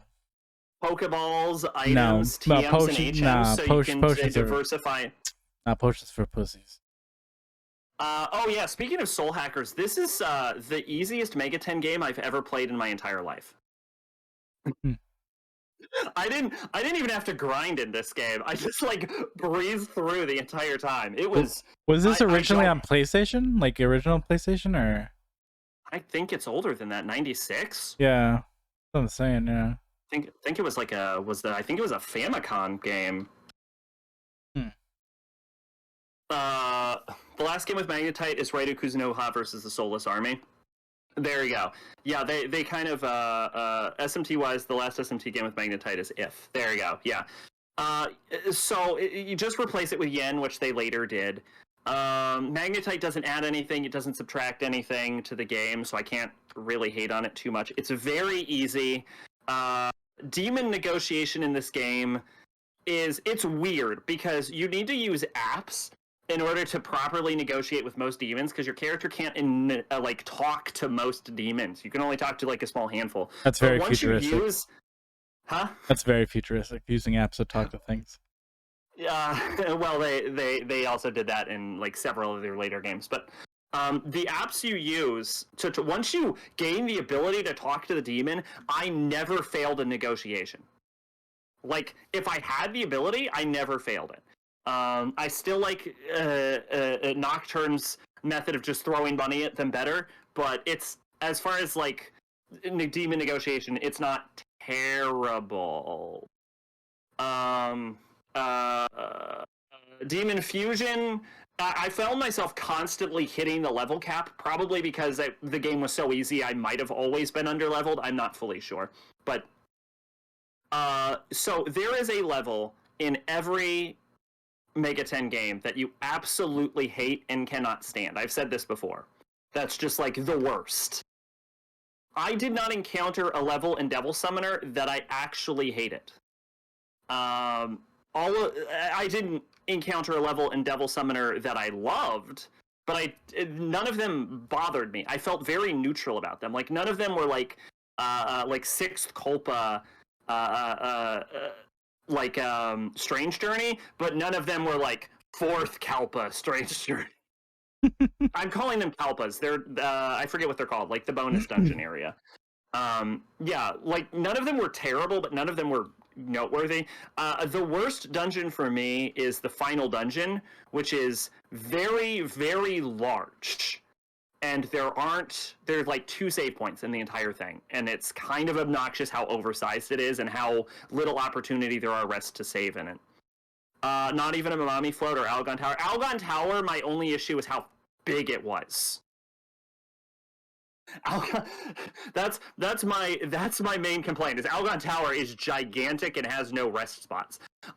Demon wise, I will say one thing drove me absolutely batshit crazy, and I didn't even bother to have a counter for it, which is that the main character can't use magic in this game, and the game has enemies that repel physical, like a lot of them. So whenever I encountered an enemy that I knew repelled physical, I would just run away because it seems like there's no point at that point. Yeah, I mean, you could like waste all of your MP. It's called MP in this game, which is weird. I'm used to it being called like SP or something. But yeah, like you could use your MP probably, but like, why? Just run away and fight a different enemy. Why bother? Yeah, why even attempt it? Just find a different opponent. Yeah, real quick, back into character designs. All the designs are really strong. Obviously, you can see Nemesis' design, the girl on the left. Very good design. Even, like, before she gets possessed, Hitomi's design is still pretty strong. I have heard Kaneko say that, like, Reiho is his, like, favorite design he did, or his, like, most fun to draw. And I think she's decent in Devil Summoner. Reiho in this game is goddamn gorgeous. And like I saw her design and I'm like, damn, she is working it in this. It's always MP outside of Persona? Did not notice until just now. I should just call it MP in Persona then. But yeah, my main issues with this game are like narrative and characters. So all of the spookies get their own arc. Technically they get their own arc, but they're so poorly set up and poorly handled. Like one of them, actually that's not true. 2 of the spookies get their own arc. Like one of them, you find out he killed his sister when he was a child, but and he like hasn't forgiven himself and he blocked it from his memory, but you find out this information in the same cutscene that he reconciles with this information. So it's like, I killed my sister. All right, I'm over it. It's like, okay. Over it. And another issue is one character has an issue with his dad, which is more properly set up because you occasionally encounter his dad, right, throughout the course of the game. And then you find out what his problem was with his dad is that he blames his dad for killing his mom and like breaking up his family. And he's like, fuck you, dad, you killed mom and you broke up our family. And then his dad is like, okay, I did, but I did it to try and protect the whole family. And like, so although his issues with his dad are set up throughout the whole course of the series, throughout the whole course of the game, It's not until the scene where you find out why he has a problem with his dad that he then immediately reconciles with his dad, and they're like, "You're okay, Dad." And it's like, okay, it's so terribly paced. There's also a similar issue with your sister where it's implied that your mom is overbearing and forcing her to really the only real scene is like, do your homework, and she's like, I'll do it, don't worry, Mom. And then you find out that the mom has like too much of expectations with her, and then that's the same scene that you resolve the problem. Like, it introduces a problem and then solves it in the exact same scene. One of the spookies has no narrative purpose or arc at all. He's useless. He gets chewed out by the most useless of all of the spookies. And then he gets like brain controlled. And then at the end, he doesn't like get a conclusion to his arc. He's just like not brain controlled. And then he's just normal after that. His motivations don't make any damn sense. Because he briefly, after he gets brain controlled, he leaves the spookies temporarily. And then he comes back.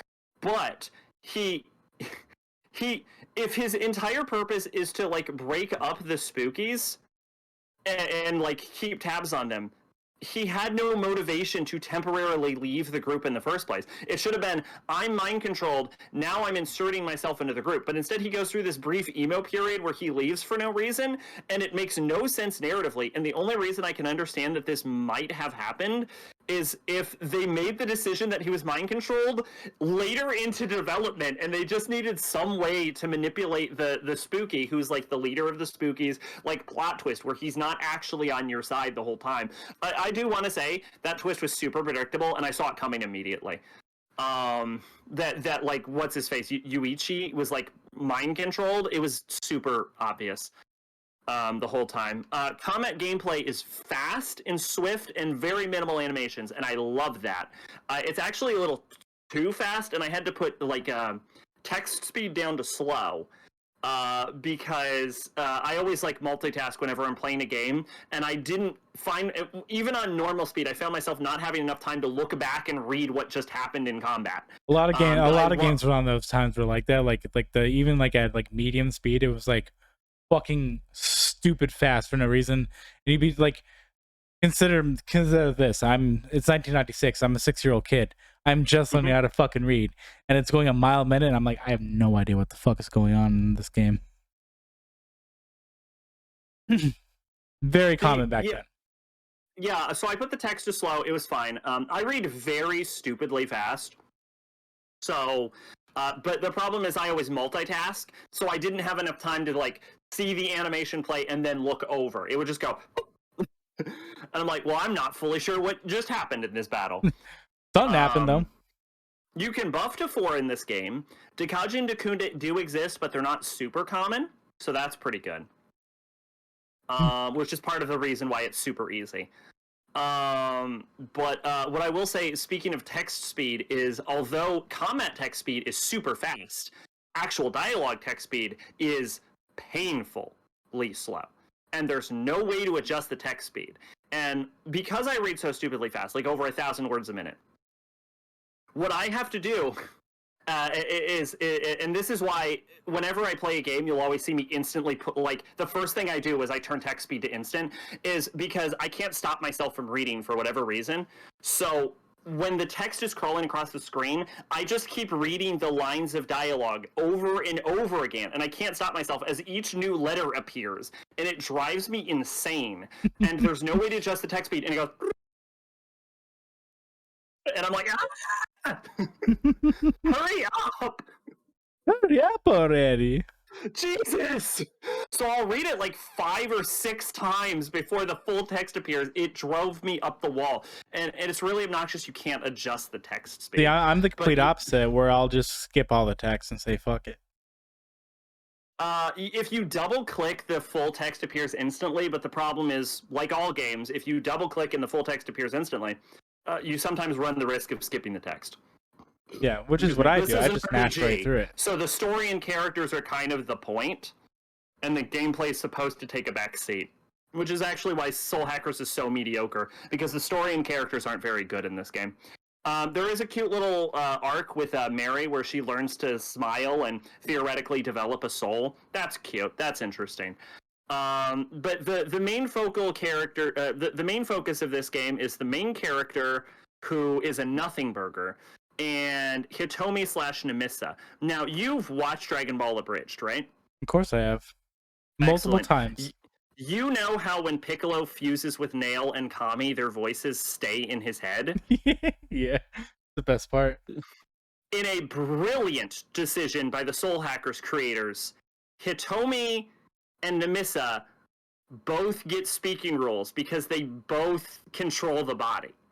So it's the same like Nail Piccolo situation where you get like Hitomi's input and Namisa's input. And the game's best aspects are probably the Namisa Hitomi dynamic and their inputs throughout the game. And you end up maybe not liking Namisa, but she grows on you and you end up liking them throughout the course of the game. Hitomi and Namisa are the real main character. The protagonist is just the cool devil summoner boyfriend. I'm actually going to argue with that. I believe that Hitomi, Namisa, and the player character share the main character position, if only because the main character is the crux and the Kickstarter of the entire plot. So he is the protagonist, and he's also the one that receives the kidnap visions. But so like Hitomi in Namisa is required to defeat Great Mantu at the end of the game, but a lot of the character connections are related to the main character, and Hitomi is just like the girl that happens to hang out with the hackers.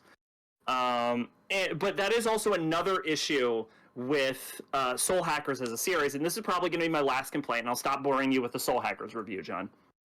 Which is that, you know how I complained in Nocturne, how there's this really awkward scene where it's no longer clear what to do because everyone's dead, and two angels will be like, yes, let's go to that location. Indeed, we shall head to that location. And then you go to that location, and that's the game's way of telling you where to go next because they kind of wrote themselves into a corner. Yes. Soul Hackers constantly does that. That is every plot point.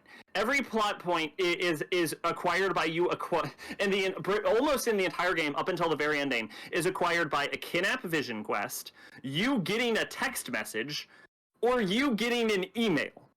And then another character going, let's go deal with this problem. Classic. That's the whole game. There is no motivation for the Spookies to even be dealing with Algonsoft. They just are bored. In fact, that is quite literally Namisa's motivation until about midway through the game is she's just bored. And so you end up with these flat, poorly developed characters with very like basic stripped down scenes that are not very well explored, and characters that also have no motivation to engage in the plot in the first place, and no real personal stakes except for about midway through the game for Spooky. No, end of the game for Spooky, and mid of the game for like Namisa. They have no personal stakes or reasons to be in exploring this plot. So they're not connected to it, they have no motivation, and they're flat as pancakes. The soundtrack is boring for the most part, and the gameplay is okay at best. And so Soul Hackers, and the setting isn't particularly interesting because it's just modern day, basically. If anything, it's actually outdated as far as technology goes for a cyberpunk setting. So you end up with this just like middle-of-the-row, mediocre RPG. And so I was kind of disappointed with Soul Hackers. So what would you rate it? 5 out of 10? So it's a rent. It's a skip. It's a skip. Honestly. Here's what I'll say. If Soul Hackers 2, which is coming out soon, and I want to talk a little bit about Soul Hackers 2. If Soul Hackers 2, which is coming out soon, is as good as it looks like it will be, and it is required playing to play Soul Hackers 1 before you play Soul Hackers 2, then I could say rent it. But if Soul Hackers 1 is not required playing for Soul Hackers 2, it's a definite skip. It's okay, but it's not the worst Mega 10 game, but it's a nothing burger, really. There's nothing to gravitate towards on this. Watch the opening theme. I'll like put it on Discord or something. That's it. That's the game. Just watch the opening, and then you're good. Yeah. You can might like say the the original same. Devil Summoner. You can say the same about all the Kingdom Hearts games too. too. The protagonist and Ray, I say, Mike, because the only way to play the Nightmare is the last two dungeons suck. If they ever translate it, maybe I'll give it a shot. But have you seen the trailers for Soul Hackers 2? It does. It looks very interesting to me, and I might pick it up when it comes out. Because there's like this year has been very stagnant with new releases. Like the only real new game that besides it's 2 new games this year that I played has been Kirby and Elden Ring, obviously. Arceus. So, oh yeah, that too. I fucking forgot about that. So Arceus, 3 games: Elden Ring, Kirby, Soul Hackers 2, Hogwarts Legacy, and I think Final Fantasy 16 comes out this year. So here's gonna be a controversial statement. I'm not a huge fan of Harry Potter, but I am picking up Hogwarts Legacy because it does look interesting to me. That game looks super good. I am a Harry Potter fan, but that game looks good as a game. Yeah, I'm like not super into it, but where have I been at? I've been working my buns off, but hopefully be back. Mega 10 fans hate it, but Mega 10 fans are also a bunch of dumbasses. Sincerely, a Mega 10 fan. Yeah, what I think they're going to do, and I talked about this a little bit, I think, on my last stream, is I think what they're trying to do is Persona 5 sold 5 million copies, which is crazy. That game is, like, at this point, a cultural icon. Like, Ren Amamiya Joker is in Smash Brothers along with Mario and Sephiroth. Nuts. And then like SMT5 came out, and that game sold 1 million copies, and it's the best-selling SMT game to date, right? I bought it twice. Both of those in fact. games are sort of, So I have P5 twice, in fact. So, but no, I still have to get SMT. That's yeah. Yeah, SMT5 sold 1 million copies. So like which is the best-selling SMT game to date, right? So they had 2 bangers in a row where they sold shit tons of like copies. They got shit tons of money. What I think, and you know what companies love more than shit tons of money? More money. Even more money. So I think that what they are trying to do is, I think what they're trying to do with Soul Hackers is they looked over their past properties and they're like, okay, we need something that will bring back fans from older games, and so that they know that this is connected to the Mega 10 universe. So I think they looked back over their past properties and they looked at which properties were bankable, and they chose Soul Hackers to continue their like, I think what they want to do with Soul Hackers is they want Soul Hackers 2 to kickstart a new spinoff. I think they want it to be the 3rd major spinoff. That makes sense. Also, thank you for the subscription, by the way. Thank you. I appreciate that very much. That goes into my new penis fund, so I'll make sure to put that into my wiener fund. Thank you. I highly recommend not getting a penis enhancement. It could kill the nerves in your dick. Oh, it's not an enhancement. Just a new penis. Oh, it's reduction? Same. Reduction. It's an entirely new penis. It's an entirely new penis. I'm tired of the one I keep on looking at. I want a new one. I want it to be thick and juicy, you know? I'm going to be totally honest. I was just, like, picturing, like, just, like a vague outline of your body, and then just a huge black schlong. No, it's going to be Italian, okay? I want that nice Italian dick, you know? That Italian sausage. Yeah, you know, it squirts out marinara instead of cum. No, yes. So anyone that wants mozzarella sticks can have mozzarella sticks at any time. They never need the sauce. Yes. Nice. Yeah, I'm looking forward to it. Like, it's good. It's gonna be like a new series for me to play too. So I'm pretty pumped to try it out. I still need to get SMT5, play that. I still need to play Royal. So I've beaten P5, but I need to do Royal. Royal is like 5 but better. Yeah. But yeah, I think what they're trying to do is they're trying to create the 3rd spin-off of Soul Hackers. No, that makes sense. Yeah. I think they looked at their previous titles and they're like, which one of these are bankable? Which one of these titles are marketable? And I don't think Devil Summoner as a title is that marketable because I'm just going to read to you a series of titles from SMT off the top of my head. Devil Summoner, Devil Survivor, Digital Devil Saga, Digital Devil Story. Do you see the issue? Yes. No, Soul Hackers, it pops more than Devil Summoner.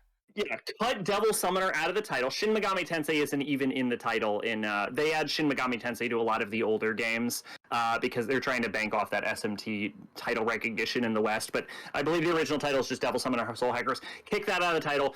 Soul Hackers. Yeah, I think they like looked at the title Soul Hackers and they're like, that's bankable. I'd buy a game Soul Hackers because Soul Hackers is a cool title, right? That is a pretty cool. Yeah, it's. And what I also think they're trying to do is they're trying to like diversify their portfolio because like SMT is a post-apocalyptic sort of like fantasy series, like dark fantasy series, right? Persona is an urban fantasy series. So I think with Soul Hackers, they're trying to create a cyberpunk series out of it so that they hit like the three major genres, which is modern fantasy and sci-fi, like modern fantasy sci-fi. I think they're trying to like diversify their portfolio here, and It's so a good. It's like a good call on their part because like if you get into more genres and then more customers that way and people that want to play your games, you know, because not everyone wants to play like a fucking sci-fi fantasy game because there's so many of them out there. So changing genres is an incredibly good call on their part. So. Well, I think the post-apocalyptic setting for like most SMT games is super boring, which is why I'm more partial to the Persona series in part. Yeah. But yeah, so cyberpunk isn't the most popular genre over here in the West, but it's always been pretty popular over in Japan. So I think it's just like a good call overall. So maybe it's the cynical marketing guy in me, but like I feel like Soul Hackers is a marketing decision, and I don't hate it, and I wish it does well because that game actually looks good. Yeah. Well, we'll find out more in August when we both review the game. Yes, indeed.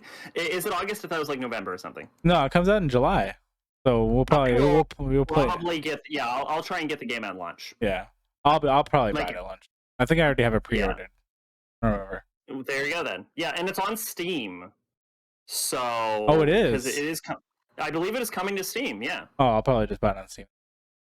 Yeah, so I'm gonna. So that's why, like, if it was on like PS5 or something, I'm like, well, I won't. Oh well, I won't be able to play it. But I believe they announced it for Steam. I think they're gonna start releasing more PC games since PC is such a explosive and popular market. Yeah, it makes sense. Yeah, Microsoft Windows, PS4, PS5, One X and S. Yep. Yeah. I thought it was coming out in July. Oh. It's August. Oh, I thought it was July. What's coming out in July then? I don't know. Anyways, let's move on. Let's go. Oh, we did it. Hey, we're back. I hope everyone enjoyed the Mountain Dew. Hold on. Yeah. Check out Hard Mountain Dew, watermelon, 0 sugar. Yeah, no sugar. Assuming you are of legal drinking age in the area in which you live. Yes. Or if you are in New Orleans, if your parents give it to you. Is that really true? Because you can drink literally any alcohol at all if your parents give it to you in New Orleans. That is neat. I never knew that.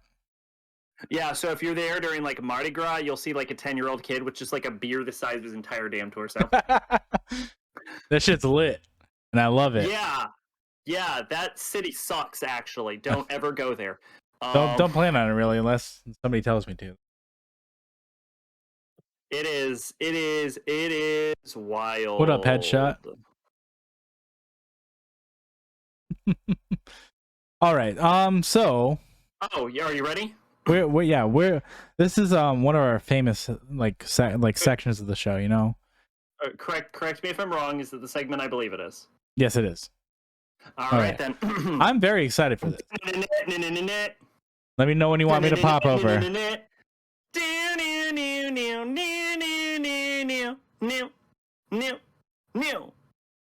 Fight Club! Yeah, Goku versus Hank Hill. Whoa! Yeah. Hello, everyone. Welcome to Fight Club, the segment of the podcast where we pit two fictional characters against each other, and we only have 3 rules. Rule number 1, don't ask when's Fight Club. Rule number 2, we use the characters as they're commonly presented. And rule number 3, propane is the cleanest burning, best way to cook your meats. That is fact, actually. I'll tell you what. In this one, we have Hank Hill versus Goku for the Father's Day special. John, why did you do this? Why to did I do us. this? I did this, Miss Wu, what's up? I did this because it's fucking hilarious, and it gives me a reason to hit my hand kill button on my soundboard. Okay. So we usually start the segment by asking your familiarity with the characters. I hope to God you actually know them. I have seen King of the Hill the entirety of the series, probably like 10 times. I love King of the Hill and also Dragon Ball. I've seen Dragon Ball Z, Dragon Ball Super, and a bit of Dragon Ball Z Kai. And What GT. about GT? Of course I've seen GT. Excellent. GT is canon. I don't care what everyone says. It's an alternate reality. I don't give a fuck. I don't give a fuck. Fight me. At me on Twitter. I don't give a fuck. Dang it, Bobby. I have yet to see anything in Super that directly contradicts the concept of GT being canon. Exactly. So it's canon, So, but it might be all reality, and that's fine. I still like GT. No, I mean just in general. I don't see any reason for it not to be canon. Maybe they'll retcon. If they bring in Super Saiyan 4 into Super later down the line through a movie or something, that's when we'll know. That's when exactly. I mean, it's Super Saiyan 4 still in some of the games and stuff. It's not like they forgot about it. It's still like a Super Saiyan 4 is so iconic of a form. Look, I'm gonna say it. Super Saiyan 4 is better than Ultra Instinct, just in general. I also agree. It's like the best form other than Super Saiyan itself. Right? It's like Super Saiyan 4. Like the others are good, just based on like Super Saiyan 2 is good based on how it was used originally with Gohan, but nothing Super more Saiyan iconic 4 is such a clear-cut, amazing design. Like even Toriyama was like, "Yeah, I wish I made that." Damn. I actually don't have honk or that set up, so I'm gonna refund those points for you. But I'll give you the honk. They're not set up for the podcast. I always forget to take them off during the podcast because I'm lazy. But yeah, Fight Club, it's like Death Battle, but with less work into it. Yeah, also, I'm going to make the argument that I think we're more accurate because Death Battle just kind of pulls shit up out of their asses and just makes shit up. That's also fair. They just straight up make shit. The Yang versus Tifa fight is absolutely absurd. And I've been watching a lot of Death Battle again recently. Like that's all I've been watching on YouTube for like whatever reason. So I also agree with that. I've watched very few Death Battles, but every time I've seen it, it's usually the controversial ones, and their arguments are criminally stupid. So, although I think they recently did Omni-Man versus Homelander. Yes. And Omni-Man won. Am I correct in assuming Omni-Man won? Oh yeah, by a long shot. Yeah. Yeah. Like, that one made sense. Yeah. Yeah. Look, I'm not gonna say they miss every time. Yeah. So okay. One thing I will say about Goku is that this is the first character to ever reappear in. Well, okay, technically Ren Amamiya reappeared, but he's the first character to reappear by himself from a previous Fight Club, which was Goku versus Sailor Moon. And I always said if we ever required corrections, we would correct things.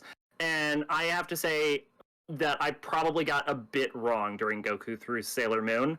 And I would like to issue these corrections now. Nothing that'll change the outcome of the fight, though. No, there's no way. There's no way. There's no way. So we estimated during the original fight that Goku was capable of destroying a galaxy by punching it. This is because, of course, we ignore that really dumb scene in like Super Episode 20 that occurs for one episode, only in the TV anime, where Goku and Beerus are punching each other's fists and it shakes the whole universe and almost destroys it in 3 punches. We ignore that, one, because it's an outlier that is not repeated or brought up at any point. It only appears in the TV anime and not in the movie, which was stated to be canon, or I believe in the manga. I'm not fully sure. I haven't read the manga. I'm also not sure if the manga's canon. Dragon Ball canon's wacky. But the movie was stated to explicitly be canon. It does not appear in the movie. So the canonicity of that is debatable in the first place. It's never repeated. It's never brought up again. It never occurs when stronger characters clash in the future. And also it's kind of unquantifiable. Like, what does it mean to destroy the universe in 3 punches? Is that a Beerus feat or is that a Goku feat? We're not fully sure. So we just kind of ignore that. So we suppose that Goku could destroy a galaxy by punching it, because the implication was that he could deflect ki blasts by Kefla, but that does not hold up. I said that I originally considered that Goku might be star level with his punches. I think it is more than that, but if Goku was capable of destroying a galaxy by punching, and we supposed that his durability was around galaxy level, Goku would knock himself out with one punch, and I think we can pretty safely say that's bullshit. Because we could also assume that Jiren is just slightly stronger than that, and then that would be like, what, one punch, two punches for Jiren? These fuckers threw hundreds of thousands of punches at each other at the end of Super. It's not viable to assume that Goku can destroy a galaxy by punching. There's just no evidence to support this. We have seen him survive black holes and move out of black holes in God form, so that's like over star level. We can assume that Goku's punching level is probably closer to solar system, to maybe multi-solar system level, but there is absolutely no way it's galaxy level. There is just no way. There is no evidence to support this. What's up, Kato? So we're nerfing Goku's punching power because it is frankly crazy. Goku's speed, I want to do a quick tangent on Goku's speed, because I mentioned this briefly during Goku versus Sailor Moon, but I didn't clarify. An object with twice as much energy is not necessarily moving twice as fast. Maybe the internals and the subatomic particles inside of it are moving twice as fast. Maybe even, I'm not fully sure about like subatomic particle physics and stuff like that, like quantum physics. But if you have an object moving like a third of the speed of light, and then you double the amount of energy into it, it's not going faster than light. It's not. It's just not. That's not how speed works. That's not how energy works. And if you like compare about how Dragon Ball is the only series I know of with this issue, by the way, because I think it's the only series that uses multipliers for its transformations rather than just like, I've reached the new level, I'm this strong now. Bleach does too, actually. Yeah. Bleach uses multipliers? Yeah, for like Bankai and all that. Yeah. And like his different forms. No, Bankai's gain new abilities. I mean, not his multipliers. Ichigo's speed probably has a multiplier based on his Bankai, but Ichigo's Bankai is very weird because it's very compressed as opposed to other Bankais. Most Bankais are just like, it does the thing it used to do, but cooler now. That's how most Bankais work in Bleach. Only watched up to the end of the Solo Society arc. That's all you need. Accurate. I will actually say that for Bleach, in a quick tangent, the anime version, the manga version, but the anime version of the end of the Fullbringer arc is actually very, very good. The anime handled it better than the manga, weirdly enough. 1,000 Year Blood War's coming out. I plan on skipping it. I dropped the manga during 1,000 Year Blood War. I thought it was so fucking terrible. So you could not pay me to watch this anime. Okay, you could pay me to watch the anime, but anyway, tangent. This is the only an issue I know with Dragon Ball because it's the only series I know of with a multiplier issue. I also once said that Sailor Moon Eternal, I have heard, had a 3,000 times multiplier, which is higher than any Goku's transformations, and I specified Super Saiyan 4. Super Saiyan 4 has a times 4,000 multiplier, so I was just straight wrong on that, by the way. But anyway.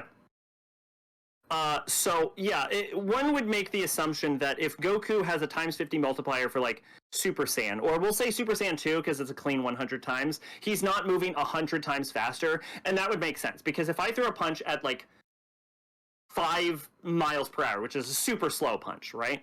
And then I went Super Saiyan 2 and it was 100 times faster, it would be 500 miles per hour. Like, the human nervous system only moves at about 120, 130 miles per hour as far as, like, nervous system firing. So it would go from being that you could take a nap before I connect with you to you being a red smear instantly. And we do not see this occur in Dragon Ball. It's not a character transforms and then the other character dies instantly. This never happens. It's usually a sizable power increase, but I would argue that even if though they're multiplying the energy usage isn't 100% efficient, and it's probably more of a percentage. Here's the issue with this. Technically, if you start from Dragon Ball Z and you watch all the way to Super, and maybe GT, you could probably get a rough calculation of what this percentage might be, despite the fact that Dragon Ball is super inconsistently written. Maybe it's like Super Saiyan 1 is like a 5% increase in power or some shit like that. Who knows? I think it's The thing is, 10. huh? I think it's 10. You think it's 10%? Maybe? Yeah, I think it's a 10 times multiplier for Super Saiyan. Super Saiyan 2 is like Super Saiyan 20. is a 50 times multiplier. Is I'm it talking 50? about the percentage of actual fighting power increase is absolutely not 50. Because if Goku went 50 times stronger against Frieza, Frieza would smear across the pavement instantly. Like Dragon Ball wouldn't be a contest of who's stronger, it would be a contest of who transforms first. And it isn't. Yeah. But here's the thing. Dragon Ball doesn't care about your logic, and neither does Fight Club.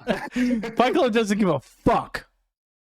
The issue is, I'm not going to go from Dragon Ball Z all the way through Dragon Ball Super to try and figure out what arbitrary percentage he might theoretically be faster. We treated the multiplier as a direct, proportional increase to his speed, and I'm going to assure you that this is wrong, but we're going to keep doing it because it's easier to calculate that way. Hell yeah, Fight Club makes their own rules. Exactly. There are no rules in Fight Club. There are 3, actually. We specify them at the start. Goku's massively faster than light based on how he's comparable to Beerus in speed and his ability to dodge light beams. Goku is marginally faster than light, but in base form. But so here's the correction that I'm going to make. We're not going to nerf Goku's speed, despite me just making an excellent argument for why we probably should. The actual issue is, when I asked you to arbitrarily decide how much stronger he is in Ultra Instinct, you said 1,000 times, and I went with 100 times on pure math. So we're increasing Goku's speed from 1,000,000 times faster than light to 10 million times faster than light. It's wrong, but I don't care, because that was the number we arbitrarily decided before. Because this is fucking Fight Club. This is Fight Club, and I'm not going through 3 seasons or like fucking 500 episodes of a show to discover that Goku is like, I don't know, like 1.5 times faster than light, which is probably more accurate. I don't. So Goku's fast, strong, and has all the abilities that a Saiyan would have. But what about Hank Hill? I got the breakdown of Hank Hill right here. I unplugged my headphones. Well, wait 1 second. Here's some wait music. Doop boop boop boop doop. Okay. I have those are just the corrections. I still want to go like feet by feet to get the rough estimate, but I just wanted to correct the Sailor Moon fight. Oh, by the way, you might be wondering, did that change the Sailor Moon outcome at all? Nope. No. Nope, it doesn't. And I took a bow for that one because I was on the Goku cross the entire time until it was broken down, and I was like, yeah, I think Sailor Moon will win this one. Yep. And I love both, okay? I love Sailor Moon and Goku, so... All 3 rounds are unchanged by this new information. Yeah, it was a tougher pill to swallow for me, but I swallowed it like a champ. Yeah, okay. So yeah, starting with Hank Hill. All right. Attack potency. All right, so Hank Hill, he does know a little bit of martial arts, okay? He's good in close quarters. In quick correction to Kato, assuming his energy blasts move at the same speed as he does, which super doesn't, it would be in the quadrillions of times faster than light, or the quintillions, but it doesn't, and it doesn't make sense. Oh, that's a neat fun fact. Headshot, thank you. Yeah, so Hank Hill, he is good at close combat fighting. He was trained in the military. He also boxed in the YMCA. He did also train. He was not in the military. Oh, that's why did it say that? He went to military school. He was never in the military. That's kind of the same thing. No, it isn't. I'm just reading from the site, okay? I don't have all this. Okay. I don't have all the info. I'm just reading. Yeah, he also trained his niece Lan in boxing as well. So he does know that. He knows pressure points points. This is just attack potency. Correct, yes. So how much damage he can do. This isn't really about his skill. That's during the knowledge section. Correct. Yeah, this is his powers and abilities. I'm sorry. He's also good as explosive manipulation, propane fireworks. Weapon mastery. He can use guns. He's not a very good shot, but he can use them guns. He's also a very skilled driver with cars, trucks, and motorcycles. Now, potency level wise, he is street level. Okay, comparable to Boomhauer. I'm sorry, this sounds like you're reading off of Versus Wiki. Are you reading off of Versus Wiki? This is the easiest stuff that I could find, so I'm just going with it. I recommend you not read off Versus Wiki. They're super wrong about everything. That's fine. This is where I can't remember all this stuff. There are 12 seasons of King of the Hill. I can tell you Hank Hill's attack potency pretty cleanly. Hank Hill is really strong for a middle-aged man. He's 45. He's angry enough, we've seen him lift a grown-ass adult off of the ground and into the air. Yeah, he can't take on Bill, who was a former football player. He probably can't take on Bill.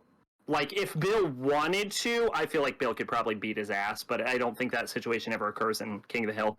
Yeah. But he can lift Bill, which is impressive, because Bill probably weighs like 200, 300 pounds, something like that.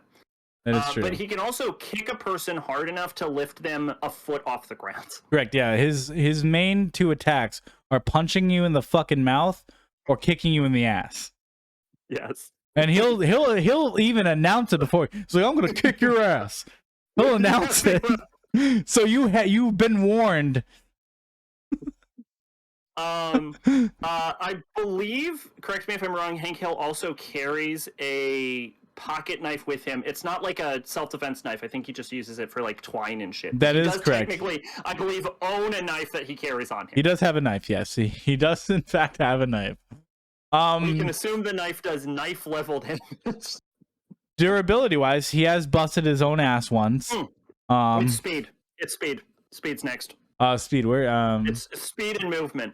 So he is athletic. So he was a former football player. So he is rather fit, even though he is a middle-aged man with dad bod. Yes, he briefly outruns a dog. Yes. In one scene, which is about 30, 40 miles per hour, but it's for a very brief period of time.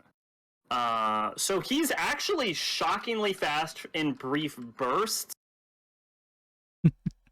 Hank Hill is. Which one's that? Oh yeah, we forgot Goku's attack potency. Goku, it can punch. His punches are probably multi-solar system level, and his ki blasts are probably a bit over galaxy level. Yes. There you go. Fair fight we got here. I think that's it. I don't think Hank Hill has any other movement techniques, right? He just runs. He just runs. He's a good runner. Durability wise, he can fall off a house and survive. Goku's movement abilities. No, we don't. So Goku can theoretically move at about 10 million times the speed of light. He can also teleport. He can also teleport, assuming he can sense your ki, which we decided last time he could probably sense Sailor Moon's ki. He can probably sense Hank's ki. Assuming Hank's the only one around, I assume he can teleport at will in the general area around him. And let's not forget that if he activates Ultra Instinct, his movements are optimized, including his dodging, so he will automatically dodge incoming attacks. Yeah, especially if you yell them out. Oh, and he can fly. He can fly. Very fast, in fact. Yes. Now durability and stamina. Durability. So Hank Hill has fallen off a roof and survived. He's also busted a butt cheek, even though it was fake. We'll count that. We'll count that as durability. He has no butt, if I recall correctly, right? Correct. Doesn't he sit directly on his tailbone? He does. Yep. Yeah, he has no ass. He also has a narrow urethra, which makes. I wanted to bring that up, and I'm glad you did. Which makes conceiving very hard. He's also been kicked by a horse too, so that is also. Yes. He survived thousands of ants biting him at once. He was also unhurt after jumping out of a bus. Okay. So he's got some feet. Consider a bit more of a glass cannon, because he also went down to one nut shot from like a 13-year-old boy. Yeah. That's his person. He does not know you. Yes. So Hank can. He also like hurt his back at one point by just like bending over. So Hank, I kind of think of as like those are some decent durability feats. Hank's weak parts are his soft, fleshy bits. Then it sounds like in his joints. Hank is peak human, yeah. Hit him in like a bone, he'll probably be okay. But hit him in a joint or a fleshy bit, and you have some issues. I mean, if anyone gets kicked in the dick, they're going down. Super Saiyan or not, I'm just saying. I've been kicked in the dick and not gone down. Oh, well, I've been kicked in the dick with high heels, and let me tell you, that is the worst thing to ever happen to me in my life. I imagine it's awful. Yeah. I did not ask for it. It just happened. Oh, you definitely only want that to happen if you're asking for it. That's fair. I'm not into that, fortunately for me. So my balls have remained somewhat safe over the years. Yes. Now let's talk about Goku's durability. Yes, Goku's durability is probably approximately, maybe a little less, maybe around, maybe a little over. We're not fully sure. Galaxy level for sure. Oh yeah. Goku can theoretically take as much damage as a fucking galaxy. And he's also died twice. He can survive in a black hole. If it's a small black hole, it does damage, but he's mostly okay. If it's a large black hole, it screws him up really bad. That is correct, yeah. He also tanked hits from Broly, who is near unbeatable. Broly got progressively stronger throughout that fight. Broly started that fight being only able to do multi-mountain levels and definitely ended significantly higher than that. Broly for sure ended like solar system level with damage minimum. It probably significantly higher, just considering that they required Gogeta. Yeah. But Broly started relatively weak in that fight when Goku was fighting him. So it wasn't until like Frieza or Gogeta came in that Broly's damage increased to what we would consider typical Dragon Ball levels. Because Goku wasn't really taking him very seriously in the onset of the fight. Yes. But then he was like, oh shit.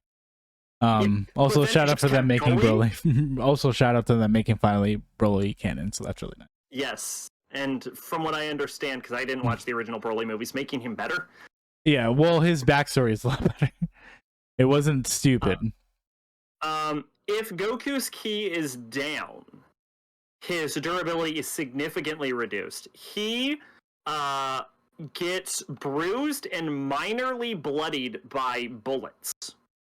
If his ki is down, and if his guard is down as well, and he can be mostly undamaged from a slow speed car collision. So he is a lot less durable with his ki dropped. Correct. Stamina feats for Hank, do we know any of them? I mean, he is, even though he is 45 and a bit of a dad bod, he is still pretty well in shape. Minus the fact that, he's kind of old, hurts his back a lot. But that's normal for a man his age. But he still has pretty good stamina. He can still run, do all that stuff. He can still lift. So he has pretty good stamina still. What about Goku? So we would say like moderate, right? Probably for Hank. Probably not notable, but probably not. For a 45-year-old man. Notable in either direction, we would assume. Correct. Goku's stamina is form dependent. If he is in base form, basically days and nights and weeks. He can probably maintain, doesn't even need sleep theoretically, needs minimal amounts of food, water, and air. If he's in Super Saiyan, he can maintain that form indefinitely. If he's in Ultra Instinct, we calculate about 46 seconds. Mm-hmm. If he is in full power Ultra Instinct, the form can be maintained for for under a minute, which was a major contributing factor to why Sailor Moon destroyed him. Correct. So intelligence, Hank Hill. Intelligence and knowledge. This is where we bring up that he learned boxing from the YMCA. Correct, yeah. So he is actually pretty smart. He does know a lot of things about mechanics and especially propane. So he's good at building stuff. He actually made. This was a propane knowledge contest. Hank would win indefinitely because Goku is fucking dumb. He also is very knowledgeable at sports. He can also play guitar very well. I am going to make an argument that I don't believe I would call Hank Hill necessarily smart, but he is definitely above average in intelligence. Correct. He learns quickly, but not super quickly. He's open-minded, which is a trait of intelligent people, and he is also quite studious. So he has a lot of like intelligent traits, but we haven't seen Hank definitively like pull any like genius maneuvers or anything. That is true, yes. Now Goku, on the other hand, fucking stupid. I think he might be mentally retarded. He might be dumb. I blame the brain trauma as a child. Yes, we can blame that, yeah. But worth noting, despite Goku's actual intelligence being literally a toilet bowl, I will say in his defense that as far as his kinesthetic senses, Goku is unquestionably a genius. He Yes. can learn techniques in either instantaneously upon seeing them the first time or in very short amounts of time. It does not take him long to learn new physical abilities. Yeah, I believe everything else takes forever, but what took Roshi 50 years to master the Kamehameha, and it took him like a month or something like that, or like a couple weeks. he just saw it once and he did it. Okay, well, yeah, I can remember. So. Yes. His martial arts skills are straight up master level, no doubt about it. Mhm. He's learned from some of the greatest fighters in the universe: Beerus, Whis, Roshi, King Kai. King Kai. Yeah, Goku is a master fighter. Did he go Yard learns quickly, and as far as battle tactics go, he's not like the greatest of all anime, but his resourcefulness and battle tactics are for sure above average. I would not call them genius level. Yeah, he but did this once is give a Cell man a sense who is of being. clever enough to think about teleporting behind you before he kamehamehas and shooting a kameha out of his fucking feet once. He did do that. I forgot about that, but he did do that. He is definitely above average, if not each reaching like smart level as far as sheer actual combat tactics go.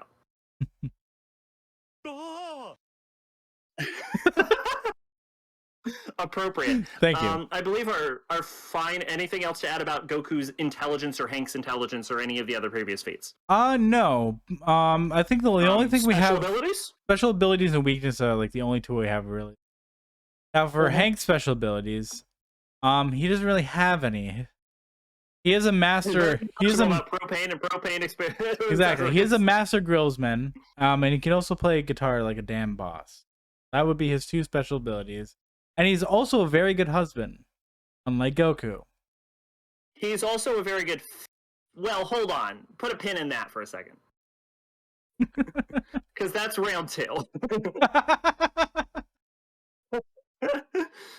We did round 2 for Mother's Day. We got to do round 2 for Father's Day. That's fair. Goku's special abilities. We weren't able to really think of anything last time, and I still can't think of any special ability he has other than maybe being able to sense ki. The manga recently introduced the fact that his father wished that he will always thrive, which I think is stupid, but also we use the super anime up to the Broly movie version of Goku and not the manga version, so that doesn't actually matter. I just thought I would share that information because I thought it was absolutely asinine and undermines Goku's entire character. So I guess weaknesses is last. So Hank's weaknesses is that sometimes he can lose his temper a little bit. And he also has DGS, which is diminutive gluticism syndrome, which means he has no ass. Yes. Also, he has back problems. Yes. Yes. He also needs glasses, I believe. Yeah, he does. Yes, he does have a seeing problem. Yeah. Also, he has an urethra. Yes. This is the first time we've done a weakness section, but I don't think it's terribly I don't think it's a bad idea. It's just usually we don't have weaknesses that don't come up during durability or anything. Does Goku have any notable weaknesses other than being dumb as a fucking rock? No, that would be his biggest weakness is that he's dumb and that he has that Saiyan pride too, where he wants people to be a little bit stronger than him so he can fight them. Yeah. Okay. Are we ready to get onto the fight itself? Let's go. All right. How are you feeling about this one, John? I think Hank does stand a fucking chance. This is the most one-sided fight in Fight Club history. Yeah, it is. But it's fun. This is worse than Sheikah versus Griffith. Yes. Theoretically, right? Key down. This is Goku not powered up, not Ultra Instinct. He just stands there. He takes minor damage from bullets. Like, he's bruised and bleeds a little bit from a bullet. Hank, if Goku laid down like the hare in the tortoise and the hare and went to sleep, Hank would still not be able to injure him. He would kick him in the ass until his foot went raw. Realistically, yeah. I think they said base Goku right now is as strong as God in like the movie. Like that's what they said. Like they said that base Goku right now, as a Broly, if we're going by Broly, is as strong as Super Saiyan God. That's probably very not true. I don't believe that, and I don't think there's evidence to support that. But theoretically, with the speed we calculate Goku, if he moves forward at a fast enough speed, a shockwave will emit from his body that will liquefy Hank's insides. Yes. Like, he wouldn't even theoretically have to touch him. He'd just have to move forward. There is no fight here. Not a single... Flat. Yes. But Goku would probably have fun with it. The way I think this would go, honestly, is that Goku wouldn't even actually fight him. They would just hang out and eat burgers. Well, the point about Fight Club is they have to fight. But Goku, you know, he would be like, why would I fight you, you know? And gets the Atomizing in a second. Yeah, basically. Hank, I love you. There's no way. There's no way. Not in your wildest dreams. No. There's no way. Oh, shit. Okay. Happy Father's Day, everyone. Happy Father's Day. Are we ready for round 2? Yes. Round 2. Who's the better dad? Hank by a long shot, yeah. Also the better husband. You know? He's just better in every, like... Don't get me wrong, Goku does love his children, but he is never around to take care of them. Chi-Chi does everything. I got into an argument on YouTube at one point about Piccolo being more of a father figure than Goku. I mean, that's 100% no, Goku's true. super his dad, and I mathematically proved that as of Dragon Ball Z, Piccolo has spent more time with Gohan than Goku. That's pretty accurate, yeah. Even with their, like, 1 year in the hyperbolic time chamber during the Cell Saga. I included that, yes. Even then. Oh my god. What? But hands down, Hank is the better dad, so he wins Father's Day. I feel like we're not doing our job because we're not even talking about fatherhood feats, but I feel like this is so goddamn lopsided. I mean, fatherhood feats, Hank wins, you know. Hank made sure that the last episode of King of the Hill is Hank taking Bobby to like the meat thing so he can like rate the meats.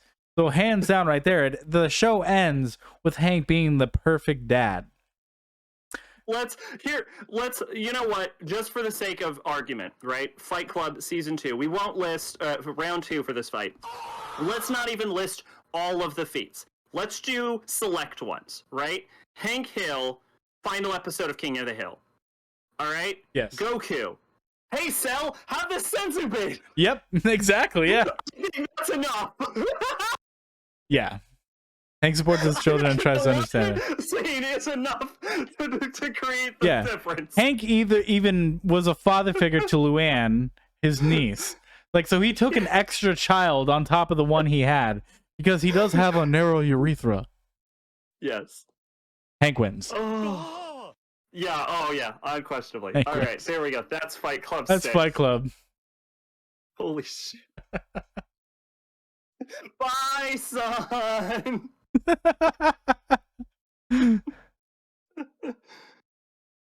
Made that was amazing, by the way. Oh, should I watch this? What is this? Just watch it real quick. It's literally like what would happen. Yeah. It's nonsense. Yeah. But that's what right. this is, you know. Moving on. I don't even know what's next anymore. What is next? That is okay. This is my topic. Oh fuck, I gotta fix it. Shit, I fucked up. The Boys. I'm only gonna talk about season 1 and 2. Season 3 is out right now. The first 3 episodes. I will cover that probably next month. Get it done. Girls get it done. Have you seen The Boys? The first 2 seasons. Okay. The show is fucking awesome. Yeah. So good.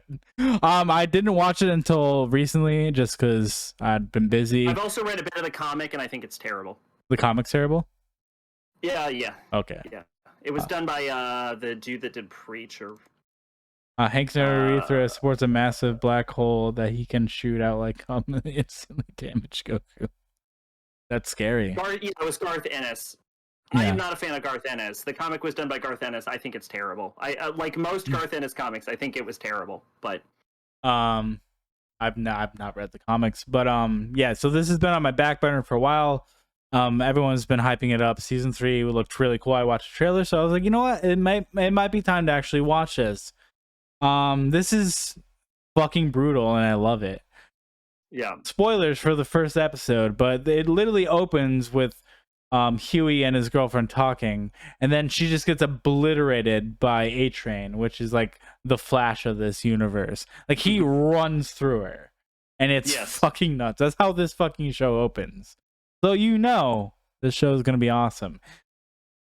In the comic, real quick, because I have read like like a few issues of it.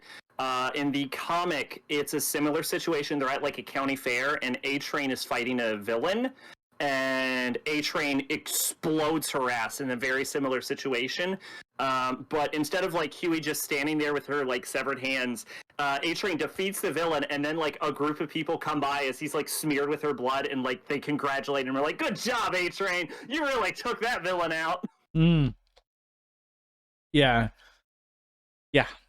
So yeah, this show is basically like, what if superheroes were owned by a corporation and they were also kind of fucking crazy?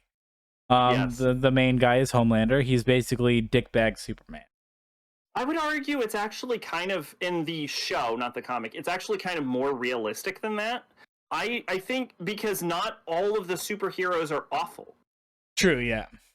And I actually think some of them are super awful, but they're not all awful.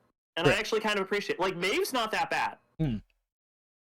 She's a little bit of a shit person, but she's not a nightmare like some of the others. Yeah, over the episodes and over the season, she becomes cognizant of what's going on. So she kind of like gets her shit together. Yeah. Which I think that's a really cool character arc for her. Especially after the airplane scene, which was like definitely like a point where she was kind of like, yikes. Well, it's implied that she always felt that way. She just didn't have like, I don't know how to phrase this, like the cojones to like stand up to Homelander. And now she's like, you know what? Screw you. Yeah. I can't go any further with this. Yeah, which is understandable because that man is fucking terrifying. Absolutely. And they make him fucking terrifying. So yeah, the series it's basically focused on like the human guys and the superheroes. The 7, which is basically the fucking Justice League. You got your Superman, your Wonder Woman, the Flash, Aquaman, Starlight, who I guess you could be like Shazam, kind of. I guess I don't know, because she has like kind of. I don't really understand her powers. Like they're electrical based, but I don't know. Presence does not reside outside of the source wall, Kato. The source does. Oh, and talking about the Flash, I don't want people to talk about the fact that there's a source wall. Which is worse than the presence, by the way. Yeah, so they're basically. I wasn't aware he did. Yeah, Black Noir is basically Batman, but he doesn't talk or take off his mask. Can I give a little spoiler, because I don't think the show is going to go that direction, and so do most people. What, for Black Noir? Yeah. Have you seen any of season 3 yet? No. Because they do explain what happens. Do they? They do, yeah. In like the second or third episode, because they released 3 episodes Friday. I'm gonna say a word, and you can tell me if they changed it or not. Clone. No. Okay. Do you mind a minor comic spoiler then? Because most people are pretty sure they're not going that direction with this character. Yes.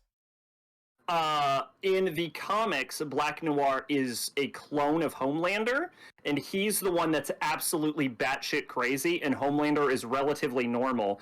And Homelander became convinced he was crazy because of the crimes that Black Noir committed using his same face. So Homelander was like, "Am I nuts?" And it was actually like Black Noir who was the horrible, awful monster, and he eventually drove Homelander crazy because Homelander thought he was dissociating, which I am pretty sure that the show is not going that direction. No, because that's stupid. Which is why I'm okay with saying that. Yeah. Minor spoiler.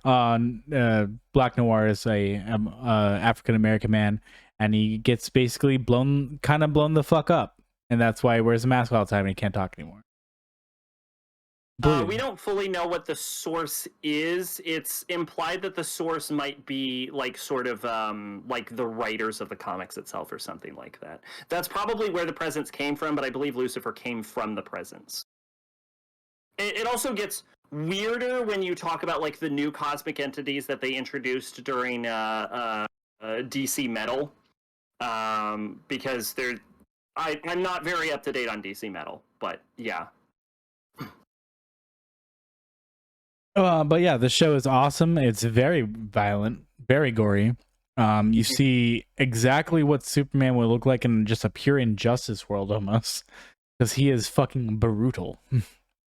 Homelander is probably what? I'd argue Homelander might be better than Injustice Superman. That's fair, yeah.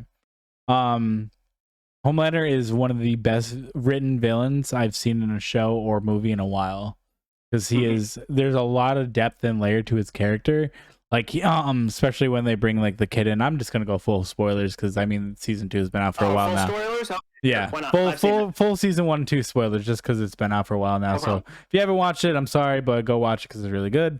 Yeah, when they introduce like his kid, he gets Billy's wife. He does some explicit sexual activity to her.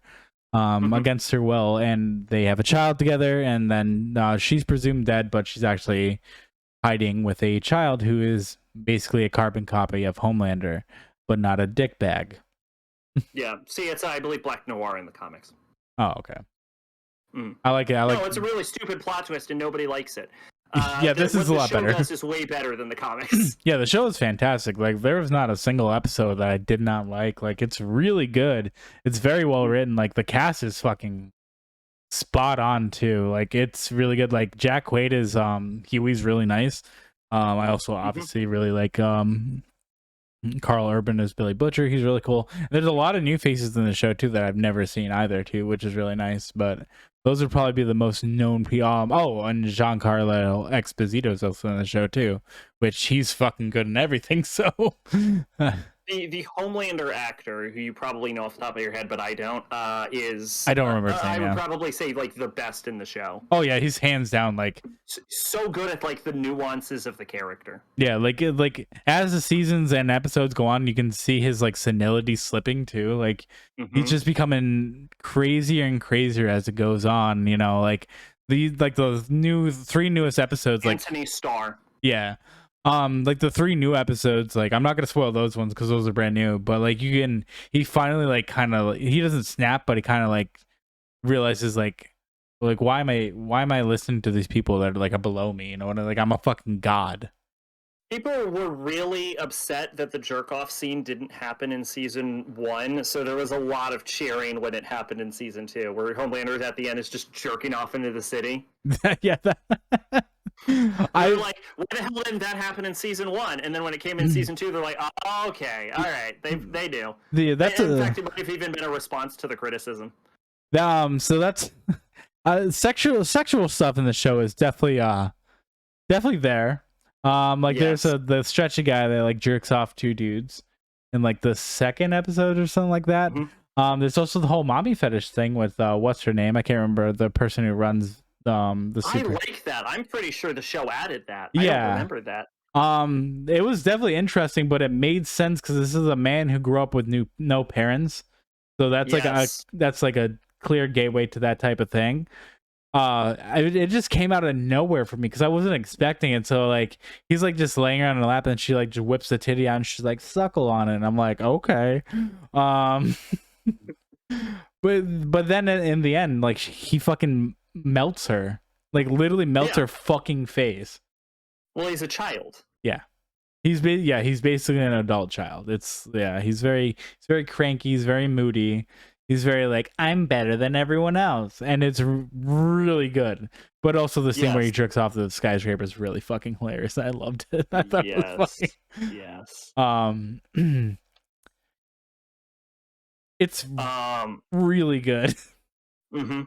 The Starlight sexual assault scene, I believe, was like all of the male members in the 7 in the comic, if I remember correctly. Yeah, I think making it just the I believe deepest. it was Homelander who like whips it out and is like, "All right, well, suck it.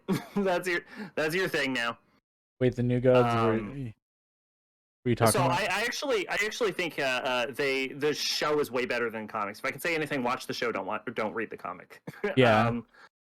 But I will say I wasn't a big fan of season 2. I know you said you loved all of it. I wasn't a big season 2 fan. I found season 2 kind of dull in places, especially towards the beginning. Yeah, the first 3 episodes of season 2 are definitely a little bit. It's like sets everything up for the later episodes, so I can kind of see where you're going from, especially like the cliffhanger at like season 1, because like at the end of season 1, like he melts. I think her name's Victoria or something like that. He like melts her face. Like Billy goes to blow himself and everything, like the whole house up.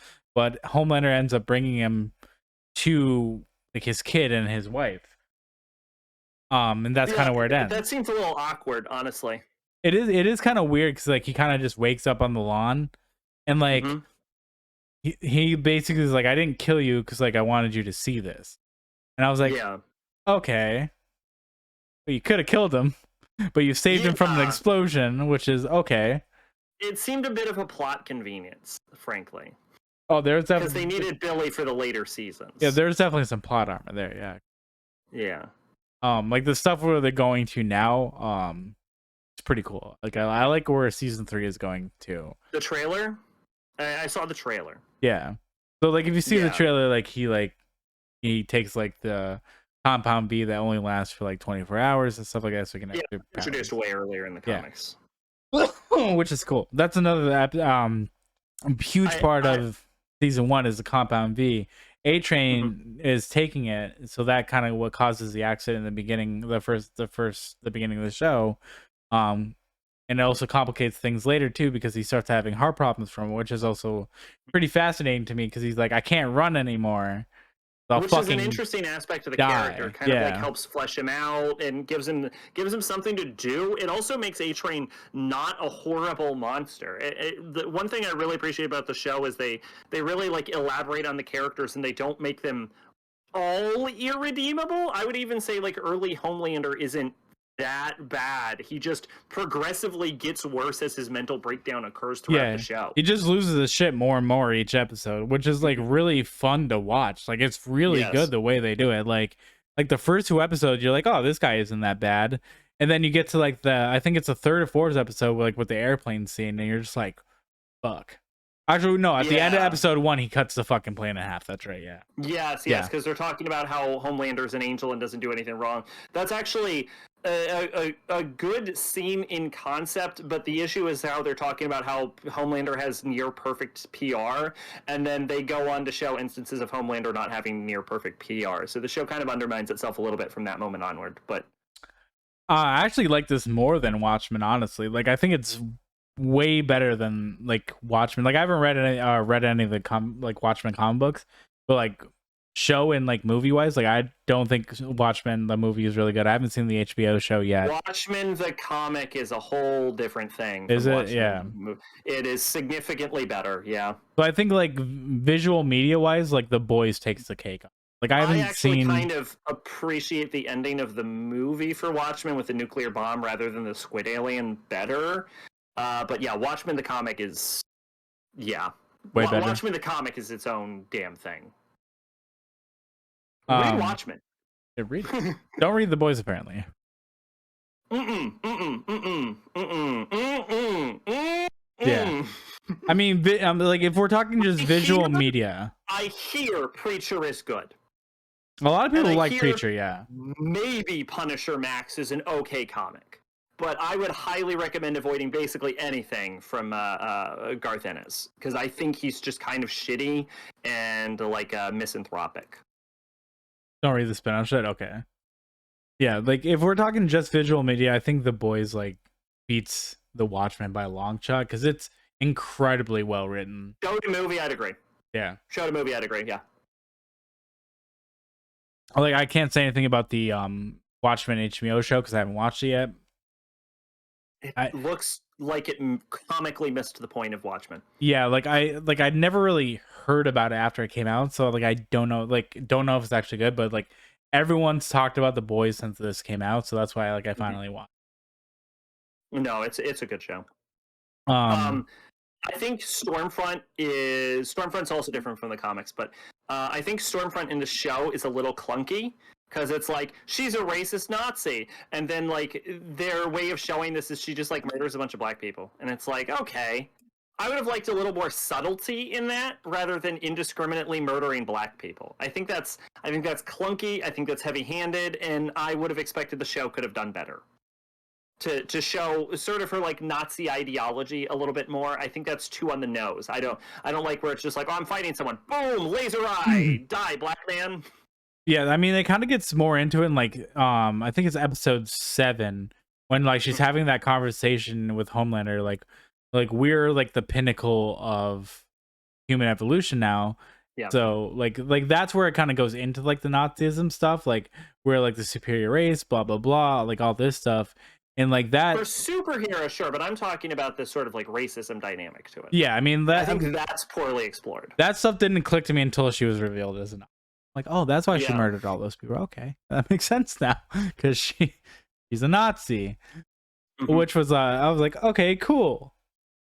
I mean, I guess it makes sense because she was married to the dude that made all this shit. Okay, cool. Yes, they also call her Stormfront, which is a very intentional pun. Yeah, that didn't click until. Oh no, I don't think it's supposed to.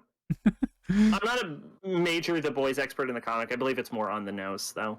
Is it? Okay. As is everything, because Garth Ennis doesn't know what subtlety is. Yeah, the show does make things very subtle. Like, there's a lot of stuff that you don't expect to happen, and it does. Like the opening scene in the 3rd season is fucking ridiculous.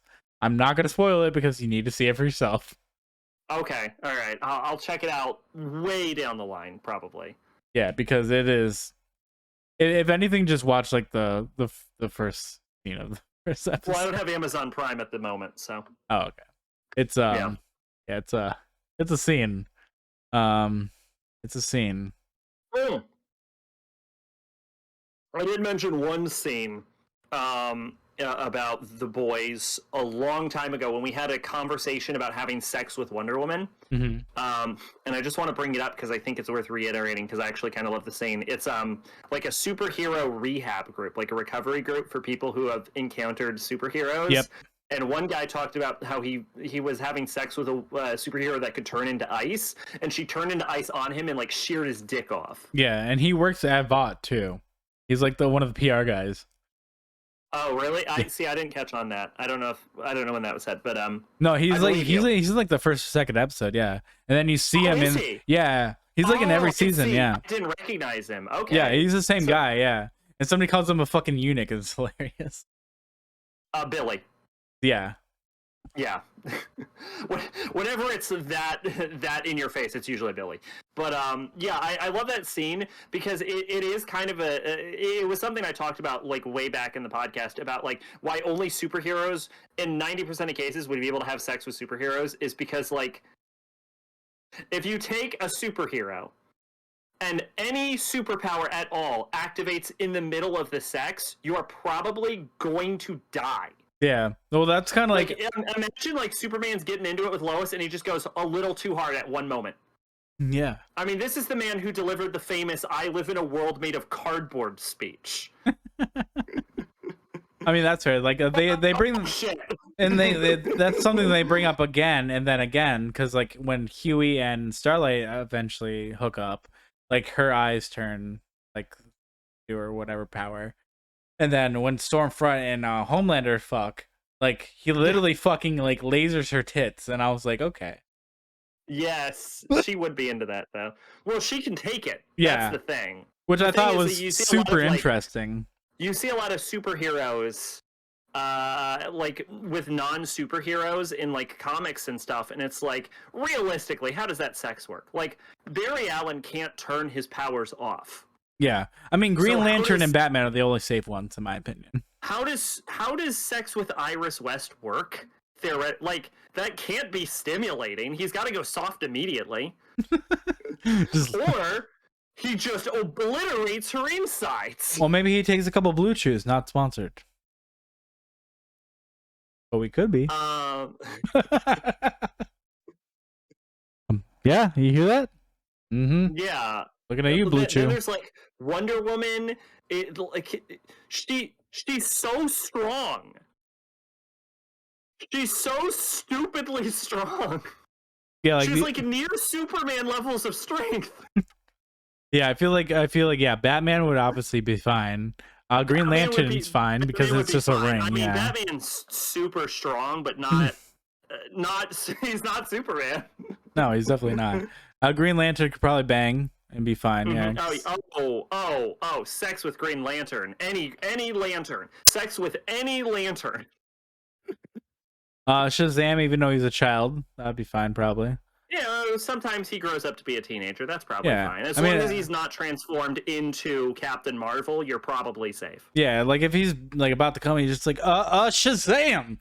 Then she would probably be obliterated. And then she's struck by lightning. Yes. Yeah. So that would probably be 1 in 10 chance to survive, but man, I cannot think of a harder mood killer than being hit by a lightning bolt. I can think of a couple. Cyborg's probably okay. He's a 90% robot. Yeah, robots are very good at controlling their strength. Cyborg can probably apply just the correct amount of pressure, and also, just going to throw it out there, vibrate function. Hello. Okay, I'll give you that one. I'll give you that, yeah. There you go. I'll give you that, yeah. Yep, I'll give you that one. Yeah. But definitely go. We'll move on for this. But yeah, go watch The Boys. the superhero sex topics, yes. Yeah, go watch The Boys. It's really good. Very violent. Don't watch it with your parents. Have you ever read Alias? Like the comic, the Marvel comic Alias. No. One of the first scenes is Jessica Jones talking to Luke Cage, and she has this whole like I'm dead inside thing, and I just want to feel anything. So she tells Luke Cage to slam her ass as literally they have anal sex as hard as he fucking can. Well, they do that in the show too, but not anal. They do. Yeah, well, the show's a little more tasteful than the original Alias comic was. Anal's tasteful nowadays. Yes. But yeah, it's on Prime. If you got Prime, go watch it. The first season of Jessica Jones was really good. The second season, Jessica Jones, was unwatchable. Skipped it. The second season? Yes. The only second season I watched was Daredevil. I didn't watch season 3 of Daredevil. I watched season 1 of Punisher. Of sex. Season 1 of Punisher was awful. Yeah, it wasn't great. I unfortunately watched season 1 of Iron Fist. I also watched Defenders. I thought it was okay. I thought Iron Fist was okay. But if we're talking, kind of terrible. But it was kind of terrible, but in an enjoyable way for me. Yeah, it was like a 6. But if we can talk about the worst thing I watched, that was Marvel TV related, would be fucking Inhumans. That show's an abomination of everything. I've heard only bad things. It is never heard anything positive. The worst. The worst. Oh yeah, didn't they make a Captain Marvel show and a She-Hulk show? I'm surprised we're not talking about that. Miss Marvel does come out next Friday. I will be talking about that next month. She-Hulk comes out in August. So I will watch that when it comes out. Also, the I Am Groot show for whatever reasons. August. The what? Yeah, it's like it's like a one shot type thing. Okay. Yeah, I don't know. Okay. It's not like a full series. If they only it's just do like one episode. Yeah. This is a one episode thing. But I watch everything Marvel because I'm a cuck like that. So I will watch it. Yes. Miss Marvel does have her powers changed in the show. She doesn't have the embiggen stuff. It is like different. Which I think is fine because then people won't confuse her powers with Reed Richards, who is clearly going to come up very soon because he was already in Doctor Strange, we already talked about. Yes, we did. He was in Doctor Strange for a very brief amount of time. Yes. Yeah. Just got a So little that pop. was the boys somehow. That was- Somehow that was the boys. Yeah. Watch it. It's good. It's really good. Yeah, I'd second that. I think season 2 is kind of weak, but it has its moments for sure. I think it's a watchable show overall. All right, moving on. Of the evil Superman Amazon shows, though, do you prefer Invincible? Invincible is fucking top tier, but Boys is really good too. I'm still waiting on Invincible season 2. All right, moving on. What's next? Cheers. Oh yes. Okay, here we go. Is it on? It's on. Like Donkey Kong. I watched Rocky 4. Rocky fights the Soviet Union and wins. By himself with his fist. This is probably one of the weaker Rocky movies. Probably the weakest Rocky movie, just pure writing-wise. And I love it. This is the silliest and stupidest the franchise ever gets. And it is absolutely delightful. It's also, I think, the shortest Rocky movie. It knows what you want, and it gives it to you very quickly, right? We introduce Ivan Drago. It's like a Baki scene where they just introduce a fighter, and then you get to see how they stack against the other fighters. He fights Creed. He kills Creed. And then Rocky's like, well, I got to beat the shit out of Ivan Drago. And Adrian's like, or you could not. He will kill you. You have literal brain damage and are blind in one eye. There's not that damage. Look at the fight. You don't need a brain to fight. Do it. No need and so he goes to Russia. This is the one with the robot. That it's implied Uncle Paulie has sex with. What? Yeah, there's a robot butler, and it's implied Uncle Paulie bangs it. It doesn't show up later because Rocky loses all of his money in Rocky 5. So quick thought before we move into this. I was going to watch all these movies so we could talk about them, but I completely fucking forgot. They're all on my watch list though. I was going to power through all these movies and even do the Creed ones just in case you did those too. I am going to watch Creed. I have a movie night, so Creed is the next movie for movie night. I watch Rocky on movie night. A bunch of people get together. We watch movies. So this one's the shortest, and that's okay because the whole idea is Creed dies, Rocky has to avenge him, and it has Rocky. Like he goes to Russia and he just trains up, and it's sort of like contemplative, and his wife is against it because it's crazy. It's crazy person behavior what he's doing in this movie. Ivan Drago is a monster. You want to fight the person? Come on, man. Ivan Drago is a complete monster.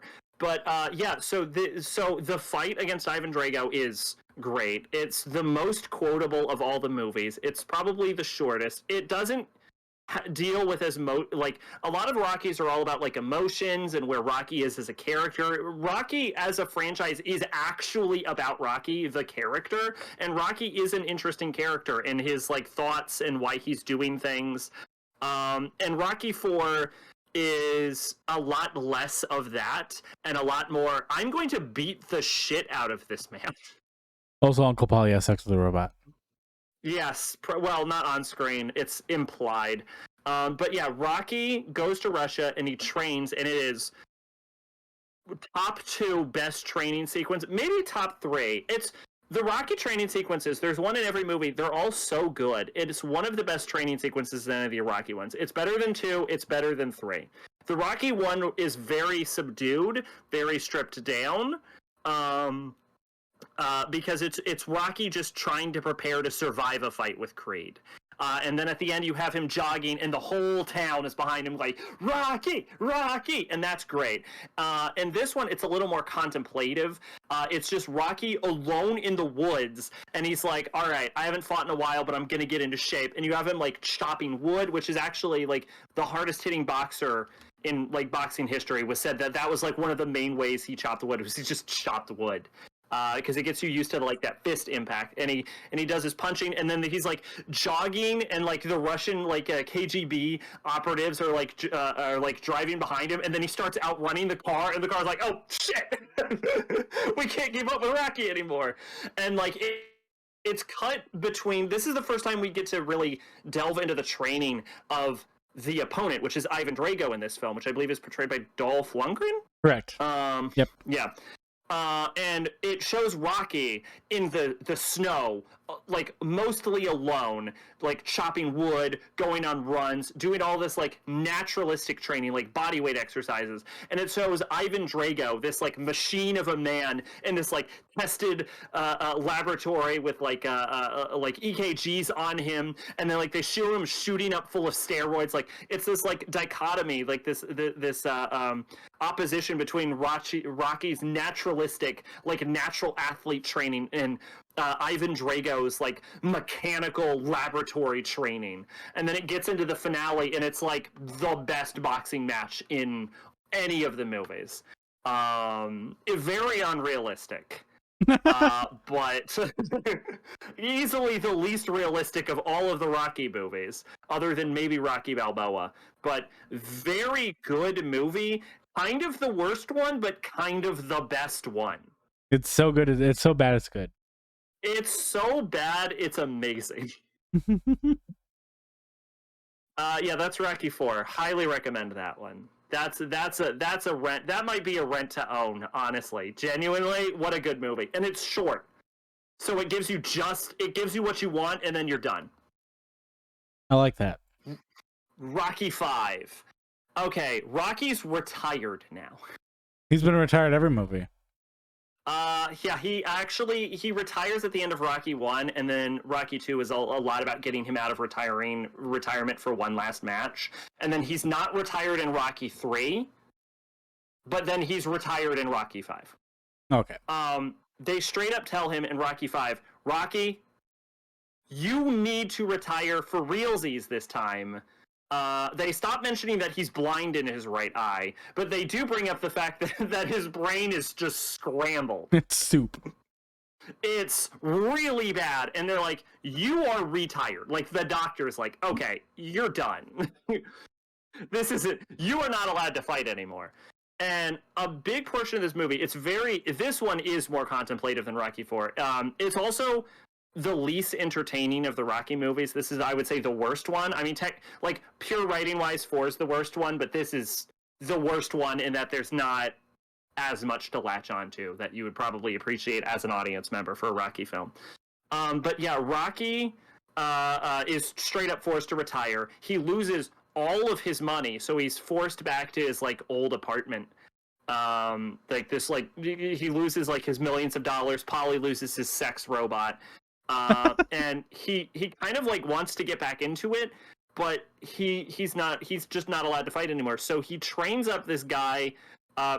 So this like fight promoter tries to get him into a fight with an up and coming challenger, who eventually becomes the world champion by the end of the fight. And Rocky's not interested. His brain's gone at this point. He's partially blind. This is post Drago, so his body is probably. This is probably like peak Rocky. He's never stronger than his Drago fight, but like his brain, his eyes, he's just done. Rocky's done in Rocky 5. But he ends up wanting to get back into boxing just for pure love of the sport. That's one thing that's like pretty consistent with Rocky. So he meets this guy named like Tommy Gunn, who's like this amateur boxer, and he ends up teaching Tommy Gunn to be a professional fighter. And they start like, and he sort of like starts neglecting his son in favor of Tommy, which creates this like schism between his relationship between him and his son, which is actually kind of interesting, although the resolution was a little rushed. But they do come back together, and which is something I appreciate about Rocky, is that it's not a sour down negative series. It's a series where things are bad for the characters, but there's always like the hope of things getting better. There's always that like little twinge of happiness. It's not, it would be so easy to make Rocky such a depressing series, but it just isn't, and I really appreciate that. So he does reconcile with his son throughout the course of the movie, but this huge divide comes between him and his son as he trains this Tommy gun guy, who ends up getting talked to by the previously mentioned fight promoter guy, who ends up basically taking him from Rocky, and then Tommy Gunn straight up abandons Rocky and is like, I don't need you, I got this fight promoter guy, see you later, old man, even though Rocky was the one who trained him how to fight better, right?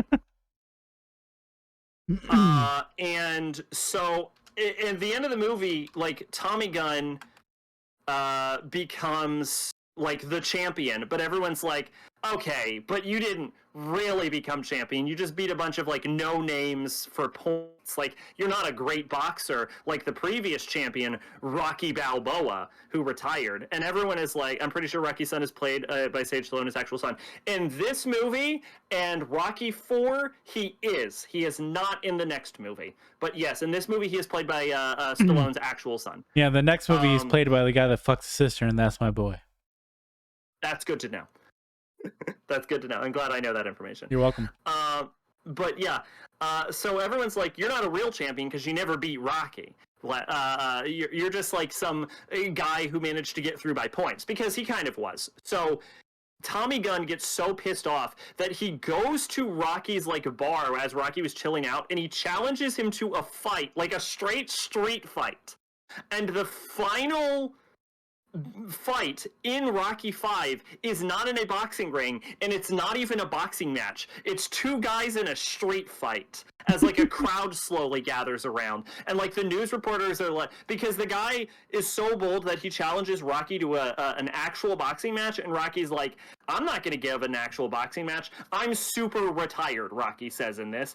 And so he ends up attacking Rocky in a street fight, and they get into a street fight as the news broadcasts Rocky beating the living shit out of this man. And I have to say, the movie is a little awkward, and I'm not super invested in the story, but seeing Rocky beat the living shit out of Tommy Gunn is so satisfying that it basically makes up for the whole movie. That's interesting. Mm-hmm. Honestly, it's a pretty good movie.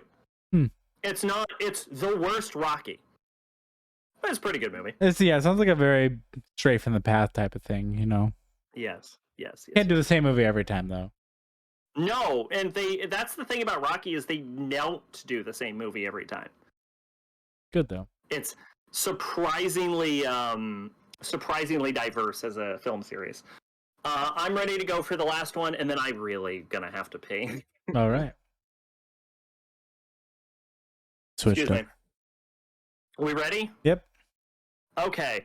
Rocky Balboa. Oh, it's so tiny and cute. Yeah, I don't know. I put it in a slideshow. A large image of it. Yeah, and I put them all in a slideshow, so it was easier. Oh, there was a Rocky training sequence, and I don't think there was a Rocky training sequence in 5. Maybe for Tommy Gunn, but not for Rocky himself. Rocky didn't need it, though. This was post-Drago.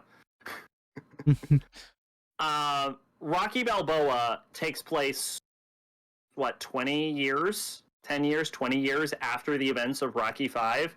Rocky's been retired for a good long time. Rocky Jr.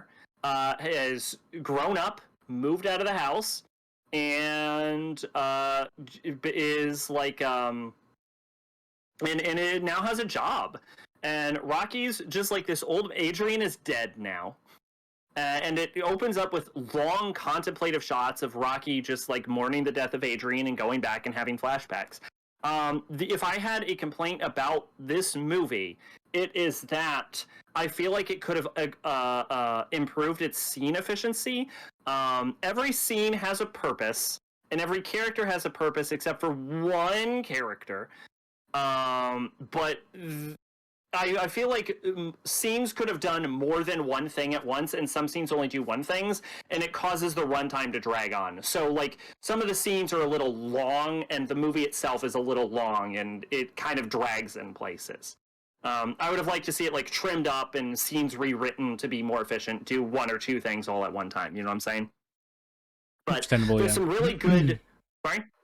No, that's understandable, yeah. Yeah, there's some really good directorial decisions in this.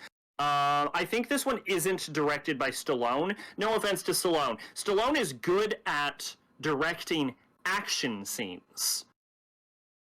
And that's about it. He's not very good at like two people talking. And I believe this one is not directed by Stallone. I could be wrong about that. If it is I'll look it up while you directed by continue. someone, huh? I said I'll look it up while you continue. Yeah, if it is directed by someone other than, if it is directed by Stallone, vast improvement over his previous directorial works. But anyway, yeah, this is a lot about like Rocky getting older and feeling like an old man, like the world has left him behind. They took his statue down. People are starting to like forget about him. And he wants to get back into boxing, but just like amateur small time stuff. He doesn't want to like pound it out for the world championship. So he like tries to like apply for the boxing commission. He passes his physical, actually. They actually say his brain has recovered. They actually just say he's completely passed his health checks and there's nothing wrong with him. Which they've been saying there was something wrong with him for the 5 previous movies between him being blind and having brain damage. So I guess he's fixed his brain damage and blindness somehow. That happens. Rocky is Wolverine, nope. Apparently. Sylvester Stallone did direct this one. Did he? Yep. Wow. And he also wrote it. Well, he always writes it. Mm-hmm. But wow, that's actually impressive that he is significantly improved as a director between Rocky Balboa and Rocky 5. Then I'll tell you that right now. Because I was starting to notice even like the dialogue scenes, the direction was much better than they had previously been. But yeah, so he wants to get back in the ring, and so they put a classic ESPN simulated fight scene between Rocky Balboa and current world champion Mason Dixon. And they show that Rocky would like knock him out in round 1, which to be fair, yeah, probably. Rocky would have knocked him out in round 1 back in his prime. And so Mason Dixon, like people say the same thing about Mason Dixon that they said about Tommy Gunn, which is that like people are bored. Dixon is considered a good fighter, but he's considered a good fighter in an era where there aren't as much competition as previous eras, which is a thing that happens to athletes, right? Like you can be the best and people will be like, that guy's great, but let's look at who he's actually fighting. Or like you see that with chess a lot too, is another thing. That classic sports thing of like a great champion surrounded by mediocre competitors. Sometimes it's just the era you live in. So he starts to get like feeling like people don't appreciate him as a champion. He won something like 20 matches, all knockouts, with 0 losses, 0 ties. It's a very impressive boxing record, honestly. But Rocky wants to get back into it, and so the idea for a gimmick fight occurs between just like it's like a charity battle, like half goes to charity. Of old school two-time heavyweight champion Rocky Balboa versus current heavyweight champion Mason Dixon, and it's just going to be like an exhibition, not for the title belt, between old man Rocky and young man Mason Dixon. And Rocky, like everyone around Rocky is telling him, this is a terrible idea. You are going to die. You're going to get hurdled, man.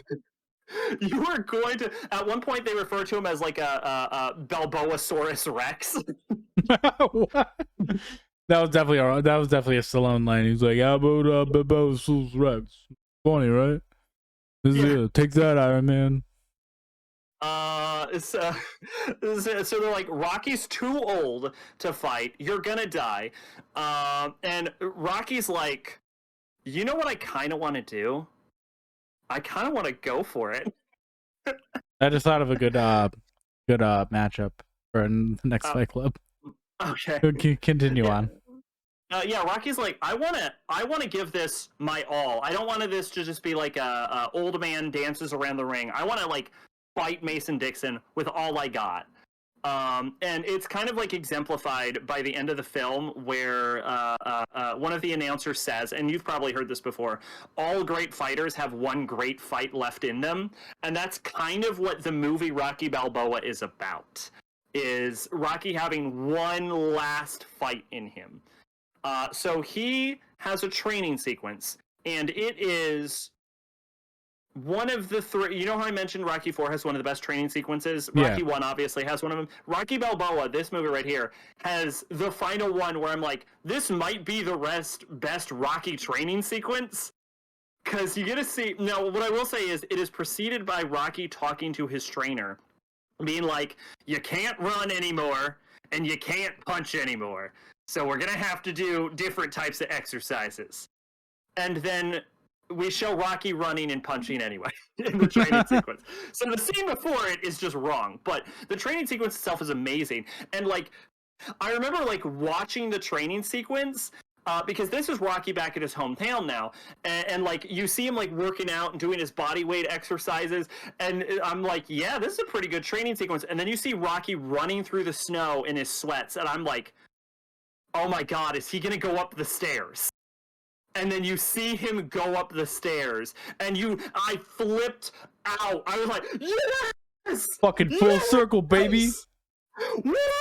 And he's like, there's this scene where he's in the meatpacking plant in like the first movie, and he's punching the meat. And in this movie, you see him punching the meat and like blood splattering everywhere. And you're like, yeah! I genuinely was cheering out loud. Rocky does like to beat his meat. Oh, and then at the end he fights Mason Dixon, and like Mason Dixon's like, okay, if you fight dirty or you fight or you like do any meaningful damage, I'm gonna put you in the ground. And Rocky's like, you're not a little bit afraid? And Mason's like, no. And then like the fight continues on, and it perfectly wraps itself back away to Rocky 1. Spoilers for the ending of Rocky Balboa, because Rocky doesn't beat Mason Dixon. But he loses, but it's to decision, which I think is maybe the first time Mason Dixon... Well, anyway, he loses to decision, which is how he loses to Apollo Creed in the first movie. So Rocky Balboa, Rocky 6, it puts like a perfect capstone on the 6-movie Rocky franchise, because at the like end of it, it's like it goes all the way back to Rocky 1. It's not about winning, it's about going the distance and proving that you have it in you to go the distance. And Rocky delivers an amazing speech to his son in this about how like life will like beat you down, but it's all about getting back up. And that is what this movie is about. And it is great. It might be my favorite Rocky film. All right. I will say this movie was a pain in the ass to watch. Yeah, it looks like it's only on AMC Plus. Is that where it is? Yeah. I had to rent it. Oh yeah. Because when I looked at it, it said AMC Plus. Yeah. I had to rent the damn. I literally paid money to watch this movie because I couldn't fucking find it. Yeah, it's only on AMC Plus and on Amazon Direct. What the hell is Amazon? It's not on Amazon. It's not on Amazon Prime. I'll tell you that. No, much. to like rent on Amazon. Yeah. Oh yeah, I had to rent it. I had to pay real money. I could not. I could not find this film. That's fair. But no, definitely recommend it. I would recommend, as a franchise, I would straight up recommend all 6 Rocky films up to this point. I hear Creed is also great. I will tell you next stream probably what I think of Creed. But yes, I would recommend at least up to Rocky 6. 5 is a little bit of a dip. 3's okay-ish, but like, yeah, honestly, very, very good. All right, I have them on my watch list because they're like basically all on HBO Max, I think. Nice. And then next, then the annoying one. I mean, I'll rent it. And then the next film franchise I will be watching is the Fast Saga. Oh Lord, that'll be fun to hear your opinions on that, because those movies are not that great in my opinion. Well, I've seen Fast and the Furious 1 and I think 2. 1 and 2 are the good ones. Don't remember them that well. Yeah, those are the only ones that I'm like, this is pretty cool. But then after that, it's kind of like, okay. One quick note, I did forget about it. Rocky Balboa. I mentioned one of the characters I don't super understand the point of. In the movie, the little girl from Rocky 1 that I think called Rocky something like a schizo or something. She like called him a name in the first movie. She returns as a character.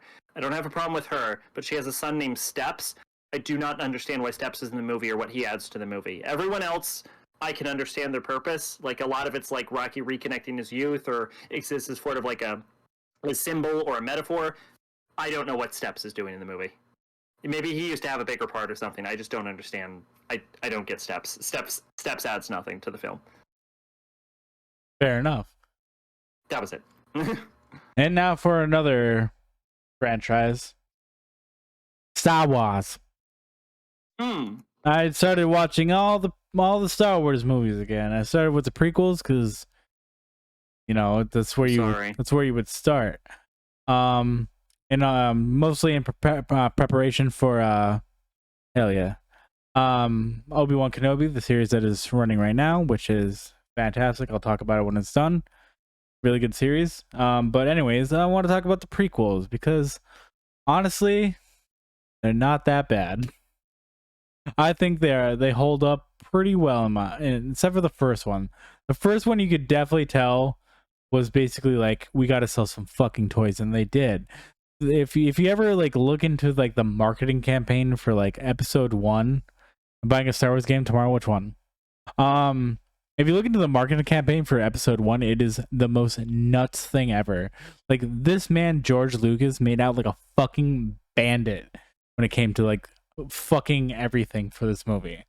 Episode 1 is not that great. It's like a solid like 6 of a movie, but as it goes on, it gets progressively better. Like, I think Attack of the Clones is like a better movie of itself, and then Revenge of the Sith is just like the top of that. You know, like Force Unleashed. Ooh, that's a good game. Both of them are good. I watched Phantom Menace and Revenge of the Sith in theaters. I saw all 3 of these in theaters. The Revenge of the Sith was like the first time I ever took a girl to a movie on a date, and I believe I was 16 when that came out, and she fell the fuck asleep. I remember that very vividly, and I watched the entire movie while she slept. I'm trying to remember what I first took a girl to watch. I want to say it was Lucy. You love the show, your Jar Jar Binks pump, which is a terrible film. Oh, that's with Scarlett Johansson, right? Yeah, okay, I remember that. Okay, I have not seen that movie, but I know of that movie. It's so bad. It's so bad. Jar Jar Binks is one of the worst characters ever created, but I'm glad you enjoyed your puppet. I hate Jar Jar Binks. I love him in the other movies because they reduce his role to basically 2 lines. Like, I think he has 1 line in Revenge of the Sith, and that's it. And I think in the second one he has like 7 lines of dialogue. Well, George Lucas loves Jar Jar, but realized everyone else hates Jar Jar. Yeah, he's the fucking worst. He's the worst. To the point where there's a theory that Jar Jar is the Sith Lord. Yeah. Yes. I love that theory. Yeah. I have to say that and there were theories about this before the movie came out. Rise of Skywalker. Imagine. It's fine if you love it. If you love that puppet, like, it's fine. But he is the worst character. Imagine at the end of Rise of Skywalker, it's Jar Jar instead of Palpatine. I would honestly lose my shit.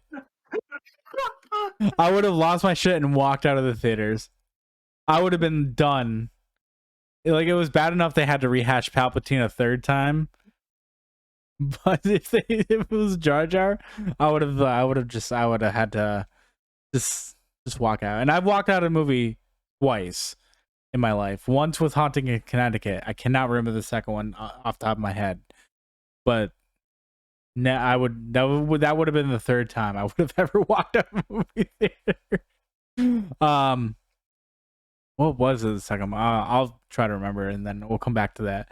But yeah, the prequels aren't, like, besides the first one. Like, the first one has its moments. I'm gonna have a hot take. I don't think Darth Maul is really that cool because he literally has pretty cool. He's cool, but he has 0 character.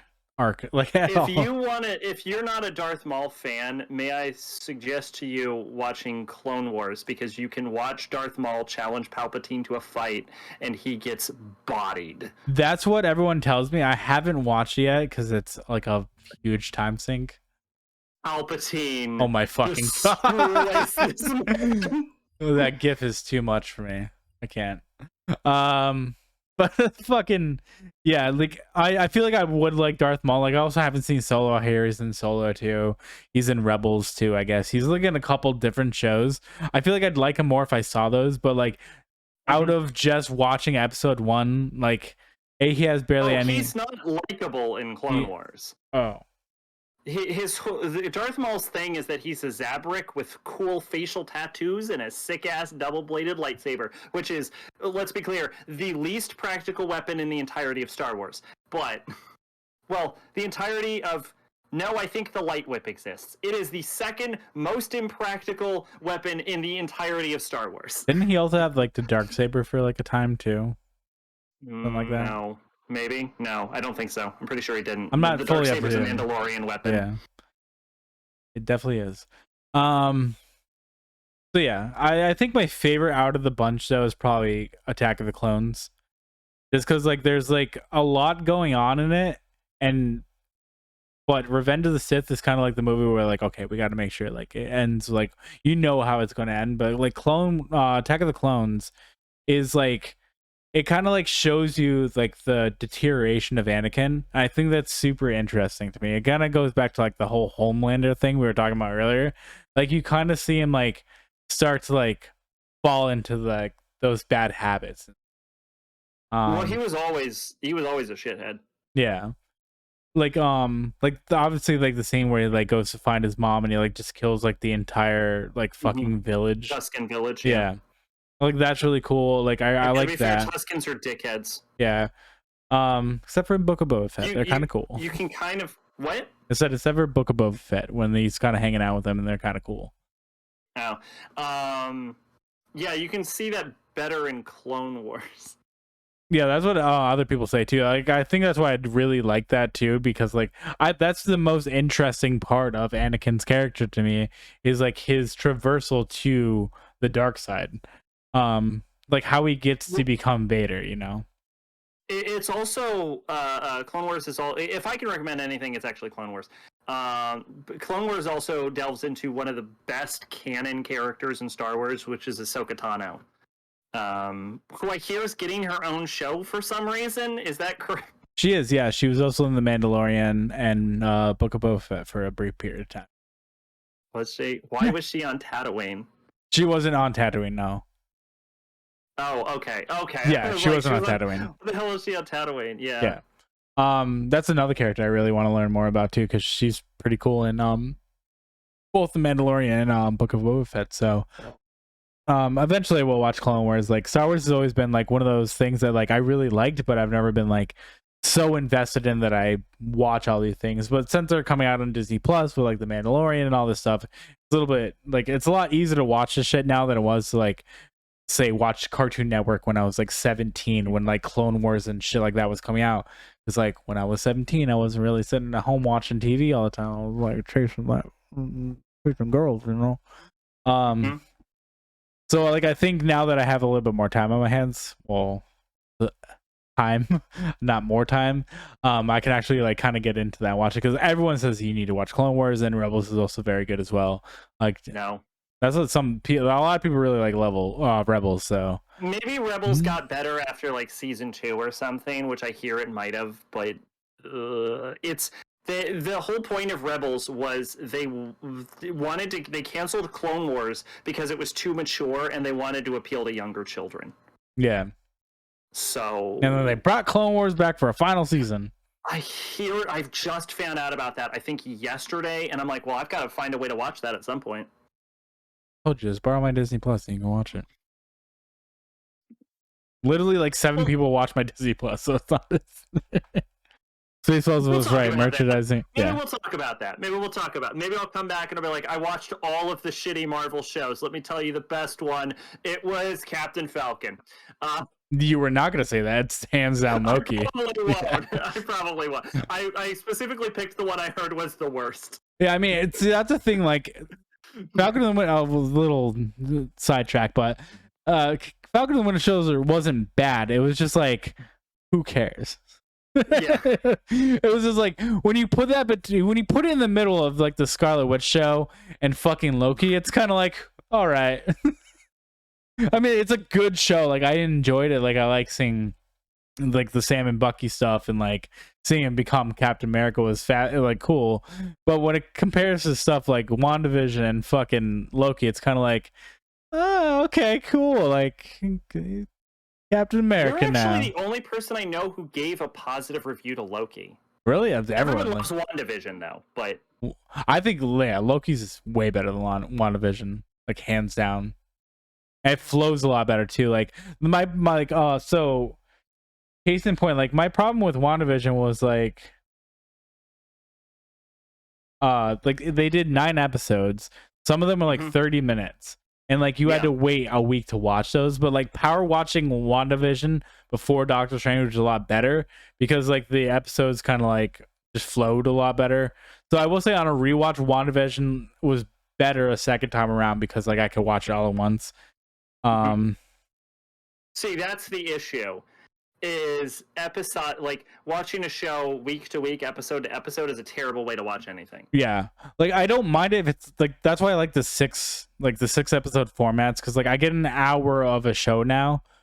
Like what that was a good thing with Kenobi. Like when Kenobi came out, they released 2 episodes on the first day, so I got to watch 2 episodes and then like on a Friday, and then I had to wait a couple days till the next one, which was fine. Well, like I'm fine with that, but like 8 weeks, like spread that out like over 8 weeks. I like that one I wasn't a fan with, but yeah. This is why I don't watch things week to week. I feel like I that's actually why I stopped watching anime for like 3 years or something like that, is because I was watching anime seasonally, and I just cannot maintain interest in an anime or any show for that matter on a week-to-week update. Like you forget things, your interest wanes, and like it's so much easier to engage in content that is readily available at that exact moment. Yeah, normally like I wait until like for a lot of stuff starts, but with spoilers being a huge thing, like, and I'm constantly on shit, I have to watch it like the day it comes out now.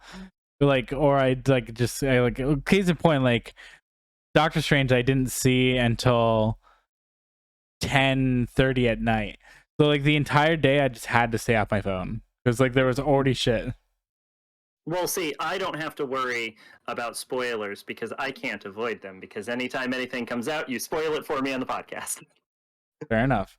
I don't actually care. Yeah. I want you to know I'm making a joke, but we do go over it beforehand. But where the fuck? Yeah, but yeah. Anyways, yeah, Loki's the best one out of the bunch so far. Yeah, I remember I always liked Phantom Menace the best. Yeah, the Attack of the Clones is my favorite one, and then it's definitely Revenge of the Sith, even though you know exactly how it's going to fucking end, because obviously he has to turn to the dark side. But John, long drawn out conversations about trade? No. Hello. See, that's the biggest thing. Like the politics in the first one is just too much. Like I don't care. I want to see like laser fights and like lightsaber fights. I want to see people shooting each other and fucking getting slashed apart with a lightsaber. That's all I care about. And you only get that for like the last 35 minutes of the movie, really. On a quick aside, I actually used to be a huge Star Wars fan. I know I always say I don't like Star Wars now, but I used to be a huge Star Wars fan. I believe I watched Phantom Menace in theaters, and then I watched A New Hope on like cable at one point, and I'm like, yo, this movie is amazing. Oh yeah. And then I watched like Revenge of the Sith, and then later down the line I watched all the other Star Wars films, and none of the movies hit me the same way New Hope does, and I will still maintain that I believe New Hope is the best Star Wars movie. Like structurally, narratively, character-wise, It doesn't meander. It gets you to your point. It introduces the characters, and it tells it in a clean, relatable way. Maybe a little cookie cutter, because it's basically just the hero's journey. But as far as like straight up narrative structure, New Hope is the best Star Wars film, and I will defend that point. I hear George Lucas botched the shit out of it, and it was saved in editing. That's a famous thing about New Hope, is it was a movie saved in editing, and I cannot say I would not be shocked about that. George Lucas does not seem like a man who fully understands what he's doing, but by his own admission. Yeah, he's like, well, I started with the fourth movie first. You see, George, that's your problem.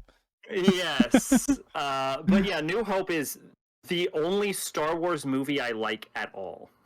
That's fair, yeah. I like most of them. There's good parts in each one of them. Tolerate Empire. I like Empire, yeah. I think Return of the Jedi drags. Yes. A bit. And I think the prequels are serviceable films. I don't think they're good. I think they're serviceable. The sequel films get worse every time.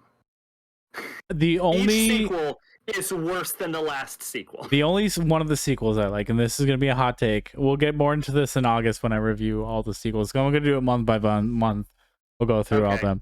But I'll wait until we get to the sequels before I go in on the film you were about to say. Yeah, The Last Jedi is the one that I like the most. If you cut out the casino shit, that movie is pretty good. If you cut out the casino shit, that movie is still fucking terrible. We'll get more into it later. I will go in on Last Jedi. Don't get me wrong. Here's the thing. Last Jedi was the film where I realized I don't like Star Wars anymore. But then I was like, well, I've got to finish the sequel trilogy. So I watched Rise of Skywalker, and it was somehow worse. Yeah, Rise of Skywalker. That movie is a dumpster fire being pushed into the Springfield tire fire. The Last Jedi, or no, The Rise of Skywalker is the movie that I would rather listen to people talk about politics and trade. It's so bad. It is one of the worst movies I've seen. I don't know if I posted this on my Discord. If not, I'll find it and I'll put it there. But there's a great comedic animated skit I saw about like a ghost Anakin talking to ghost Obi-Wan, being like in like Rise of Skywalker, when like Rey heals the monster and he looks over at like Kenobi and he's like, did she just heal that monster? And Kenobi's like, yeah. And Anakin's like, would have been really cool if you taught me how to do it. would have saved me a lot of problems. I wouldn't have went to the dark side. That was all part of the plan, though. It's great. But yeah, definitely my Attack of the Clones is my favorite movie out of the prequels. Not saying that Revenge of the Sith is like a horrible movie. It's just like, you know exactly how it's going to end, and like that's the only thing I didn't like about it. There is one worthwhile thing about the sequels. There is 5 minutes in Rogue One, and it is amazing. Well, that's in between. That's an in between, Cole. Okay, yes, but Rogue One, there's 5 minutes where Darth Vader murders a bunch of rebels. That scene is so good. Yeah, best scene in all of Star Wars. Actually, if you want to, I think the best Star Wars movie is Rogue One. Oh, that movie also sucks. I like that movie a lot. Yeah, I think Rogue One, like as a standalone, is good but forgettable. But I didn't care at that point. Yeah. I'll watch those movies. Yeah, I used to be a major Star Wars fan, which is why I own a Star Wars shirt in the first place. But I used to be a big expanded universe fan. I was never super into the films, but I loved expanded universe. The games, the comics, not the novels, we'll say, but like the shows for expanded universe. And then Disney bought out Star Wars and was like, okay, all that expanded universe stuff, that's not canon anymore. And I'm like, okay, great, I guess. Thanks. And so I feel like Disney bought out Star Wars, and then they threw out all of the good stuff, and all we were related with were like 6 movies made by a fucking guy who doesn't know how movies are made. But boy, is he rich as fuck. Oh, loaded. Loaded. Can't blame him. Yeah, they throw out all of the good stuff, and we're like, okay, here's 6 films by a mediocre filmmaker. Good investment, Disney. It's actually so bad that like Disney started bringing stuff back from expanded universe, like Thrawn and stuff, and like Darth Bane, because it's like, shit. Maybe we shouldn't have thrown literally everything out. Yeah, the stuff that Dave Filoni and Jon Favreau are working on, it's like, it's making me like Star Wars again. That's why I wanted to come back and watch these movies again, even though like I know like some of them aren't great. Like it's just more like I have like hope for the series now, because like during Star Wars Celebration, they're like, we're not focused on trilogies and movies right now. We're focused like on like our TV stuff, and like I'm like, okay, like that's good because your TV stuff is actually good. So like I'll continue watching that. They're That definitely would better in the TV range, I would say. I've not seen American Graffiti. I've heard good things about it. But yeah, like to the point of I used to be like a major Star Wars fan. I own the Star Wars tabletop role-playing game that runs off 3.5, and I ran a Star Wars game, like a tabletop D&D-esque game, for like 3 years. all right. And if you look on my Discord channel, where you see my original 2013 favorite list, I have long since cited Star Wars Knights of the Old Republic as my favorite game of all time. So I used to be a Star Wars fan, but like everything I liked about Star Wars is gone now. Yeah, no, that's Disney fair. ruined Star Wars. It wasn't Rian Johnson. That movie is terrible, but it wasn't Rian Johnson. It was ruined well before then. Yeah, it was a rush to get movies out and have They people didn't that don't. have a plan. Yeah, that's They the thing. specified we don't have a plan. Who makes a hundreds of millions of dollars film franchise with no plan? Not Kevin Feige. That's why I think having 2 people spearhead it is like a good idea, because you need someone to do that. Have anyone spearhead it? Yeah, Anyone. and people that like love this stuff too. Like that's the thing. Like if you don't care about the characters and like the stuff, then why even bother? You know. Yes. But yeah, big hopes for future Star Wars projects. Obi-Wan's been stupid good. I can't wait to talk about that. Okay. So next month is going to be a Star Wars heavy one, because I'll be talking about the middle 3 and Kenobi as well. My favorites. Yes. Yeah. But yeah, let's move on. Okay. So what? Me, myself, and Irene. Oh, yes. This is... I don't even know what this is. I looked it up and found out it was a movie, and that's about as far as I got. I watched this the other night with my lady I don't friend. even know if I put the commas correctly. I don't think I did. I used an Oxford comma because that's the only correct way to write. Ask any lawyer what they think of the Oxford comma. They will suck the Oxford comma's dick. Anyone... if you're a fucking college English professor and you don't use the Oxford comma, fuck you. You're not a real teacher. I'm sorry about that, John. No, it's okay. I got very defensive about commas for some reason. Those of you who may not know, Jim Carrey is one of my favorite actors. Why? Because he has 2 different types of movies. One, his serious movies where he plays like a actual serious person and like a real life individual, and then his other movies where he's just a fucking nut job. This movie does not use an Oxford comma, by the way. This movie is my favorite movie of his that's in the comedy realm. My favorite movie where he plays a normal person would be Eternal Sunshine of the Spotless Mind, because that movie is fucking fantastic. Anyone that says it's not is a fucking idiot, and I hate them. Me, myself, and Irene is a story about a Rhode Island state trooper who loses his shit and has multiple personalities. Well, 2 personalities. He has split personality, which would be... normal personality would be Charlie, and his split personality would be Hank, who is basically the epitome of him's evil. Not evil, but it's like the guy that won't get pushed around and will do the stuff that normal Charlie won't do, like stick up for himself and take shits on people's lawns. Hey, Amber Heard.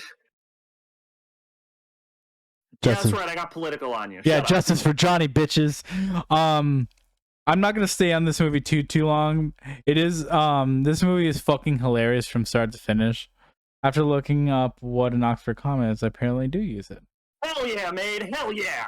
I probably do not because I'm terrible at English, the only language that I speak.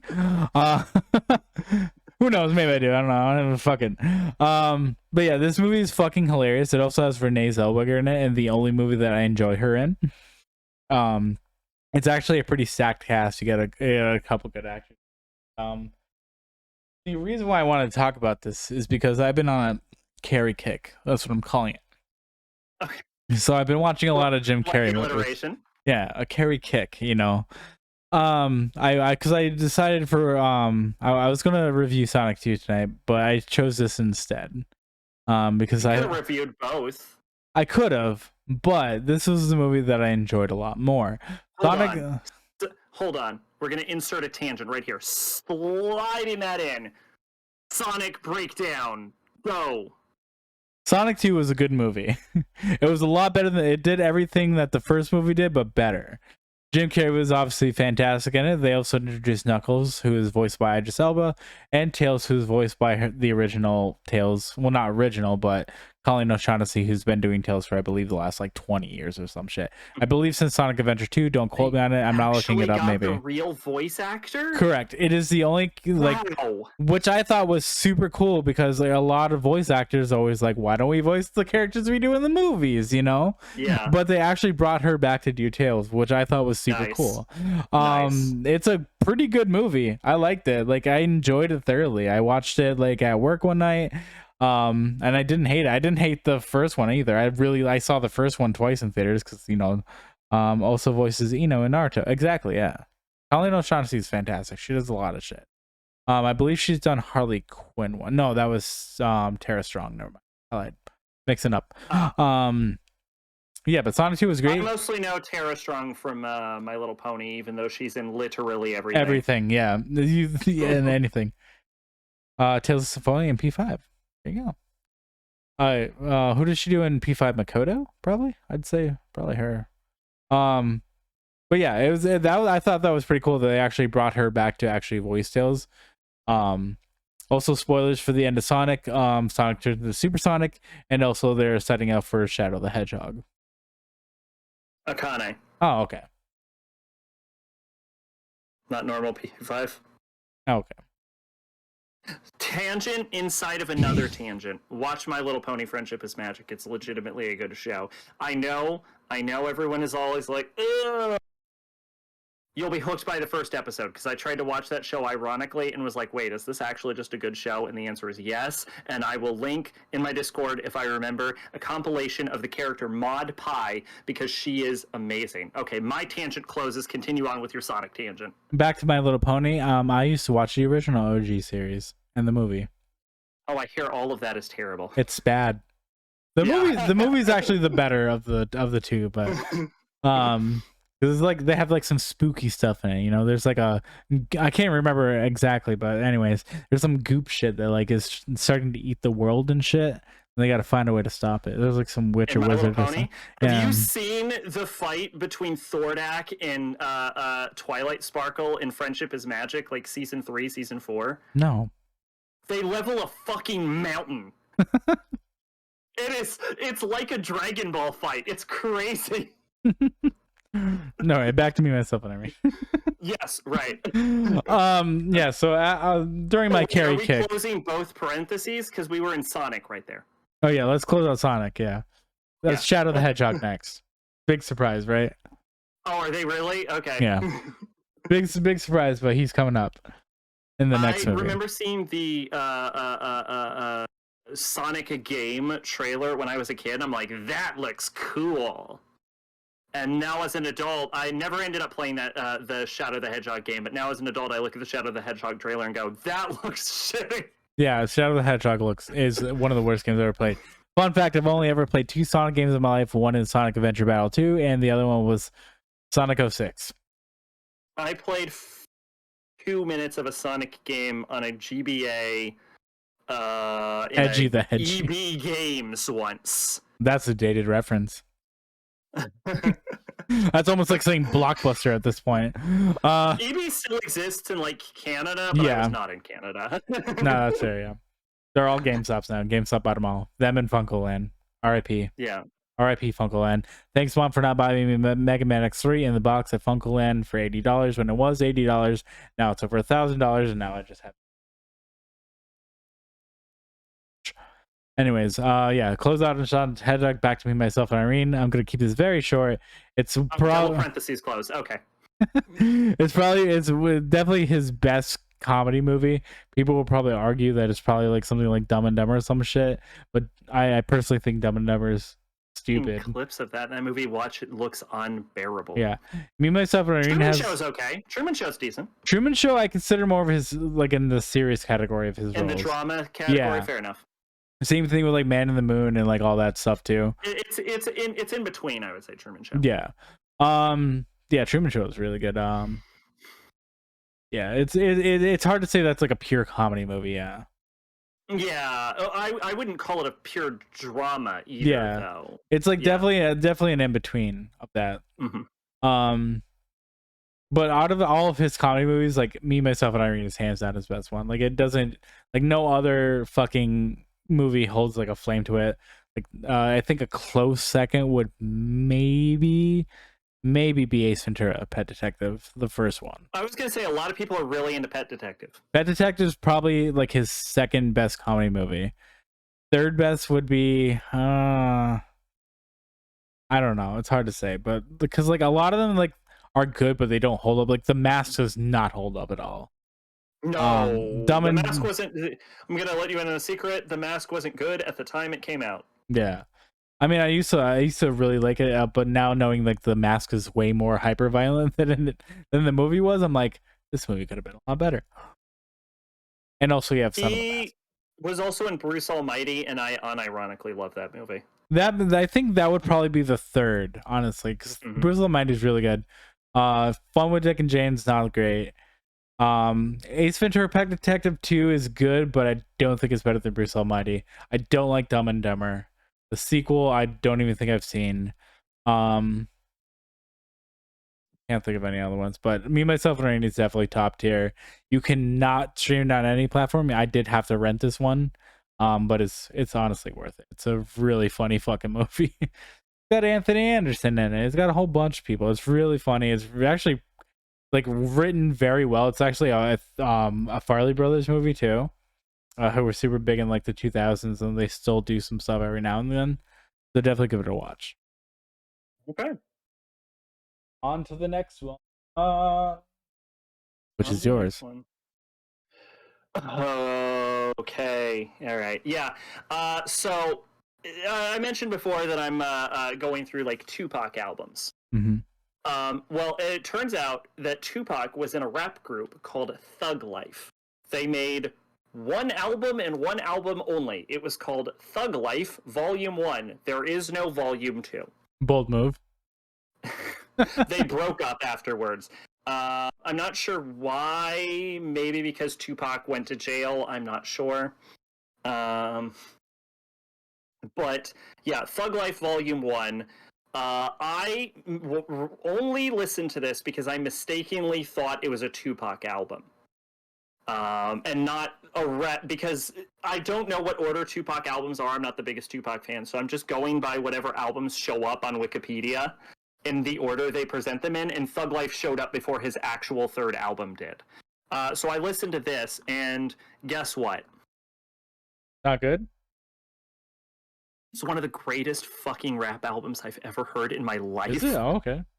It's so goddamn good.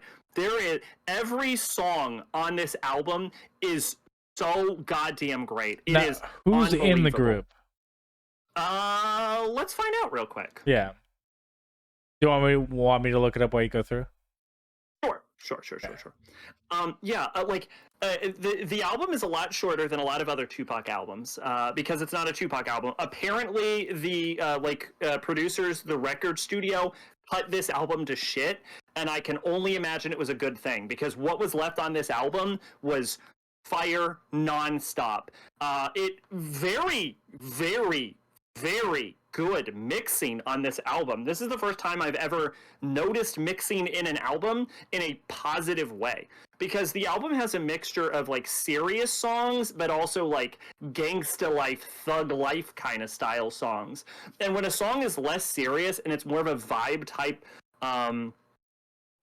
like song, it'll mix the audio of the background instrumentals upward so that the rap blends into the actual instrumentals. So it creates this like I'm just going to say thug life a bunch throughout this entire review. It creates this thug life vibe throughout the whole thing. But whenever it talks about a serious subject, it mixes the audio downward so that it instead of having like a more complex beat and instrumentals, like the more like vibe based songs, the serious songs have a simpler, more stripped down beat, and then the lyrics are played at a higher volume so that you can pay more attention to the lyrics themselves. First time I've ever noticed good mixing. Usually it's just like, this is mixed like garbage, and especially in the 90s. Yeah. Yeah, especially in the 90s. The 90s was a weird time for music because they switched like everything. They started switching everything into digital, and like digital still wasn't where it is like today. So like a lot of shit in the 90s, like you can tell it like sounds shit, like just really bad, because they should have just kept on doing analog until like everything like kind of like got better. So that's like a huge thing. You can tell that in like all the earlys, like it didn't really get good until like 98, 99. That's when it started getting better. But like everything between like I think 93 and like 97 that was like recorded, you can hear that like kind of like garbage audio recording quality until it started getting like really good. Like when stuff like I'm gonna say it, like NSYNC, Backstreet Boys and stuff came out. Linkin Park was a good example of that. Like if you listen to Hybrid Theory, like Hybrid Theory is like one of the best like 90s mix albums that's out there. And I'm not even a huge Linkin Park fan, but like it's so well produced. Like I think that's it's really also just a great album all around. Yeah, like that's when it really started like taking off, like mix wise and stuff like that.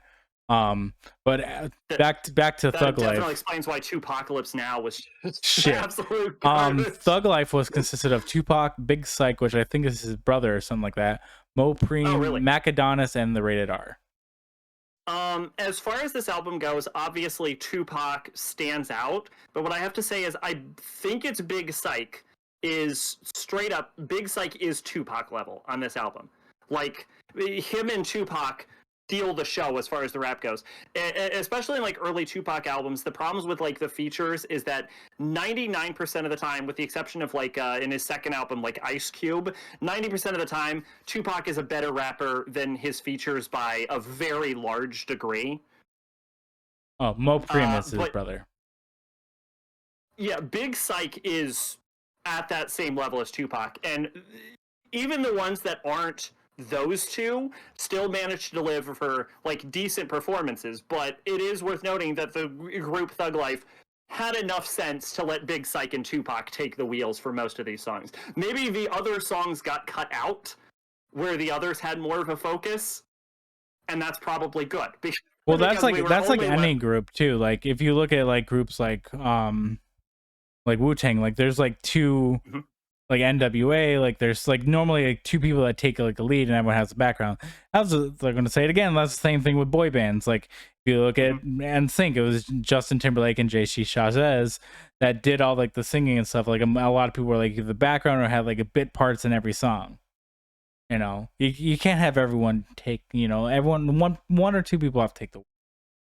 Yes, and they chose the correct two people for Thug Life.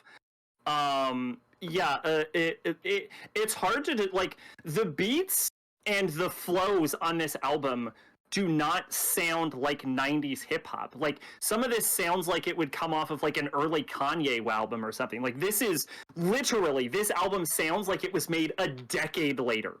Well, a lot of people say that because Tupac is still alive and is actually a future man. So future Tupac came back in time to make Thug Life. Like the Dave Chappelle skit where it's like him in like the club, like listening to Tupac music, and it's like That's like still to this day one of my favorite sketches of all time, because it's just like Tupac basically saying everything that's going on in the club or whatever. It's so good. Yeah, there's some heartfelt songs on this album. One of them was about like a dead friend they all shared. But then there's also like I'm a gangster, don't mess with me, I'll shoot you up, but like way cooler because this is a great album. Kind of thing, like something to like you'd really vibe and thug out to.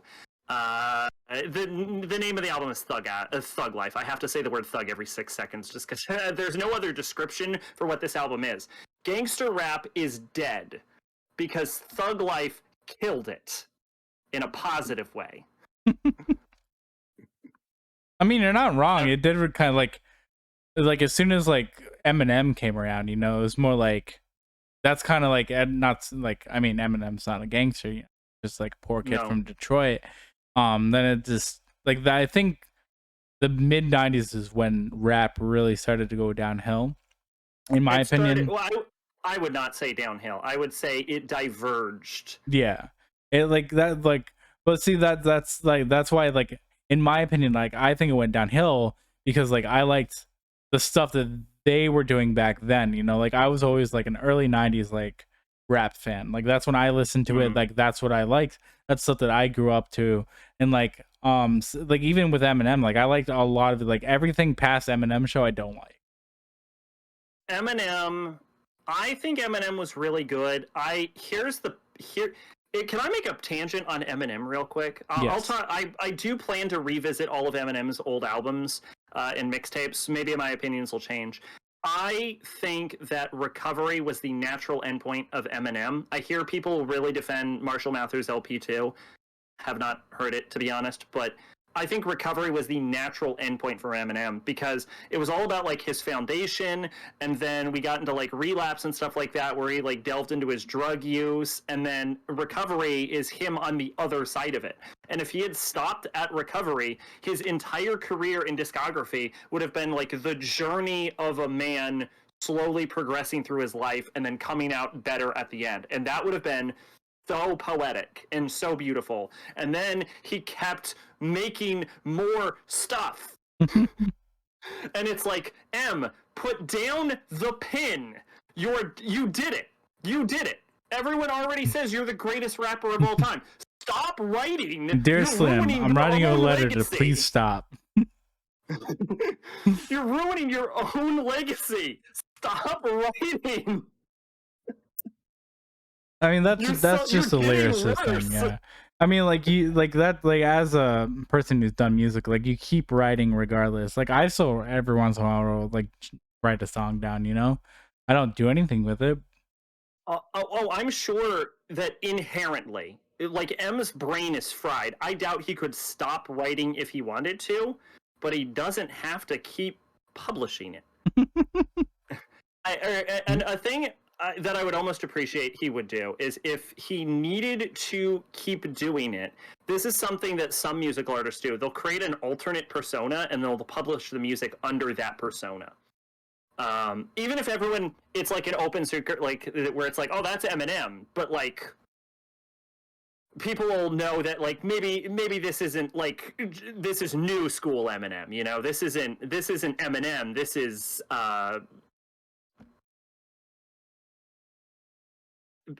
P&M, P&P, I don't know. Skittles. Yes, thank you. You're welcome. This is Skittles.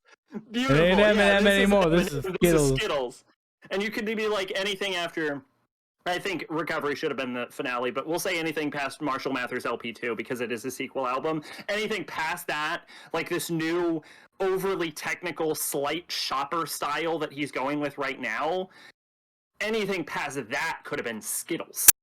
Yeah. And then people will know, well, I'm a big Eminem fan, but his Skittles persona, keep me away from Skittles. Because I have to say, like, modern Eminem, we'll call it Skittles right now. Skittles is technically, Eminem is reaching technical rap levels that have been unseen before, but it sounds like shit. And I care more about it sounding good than the technical skill that goes into it.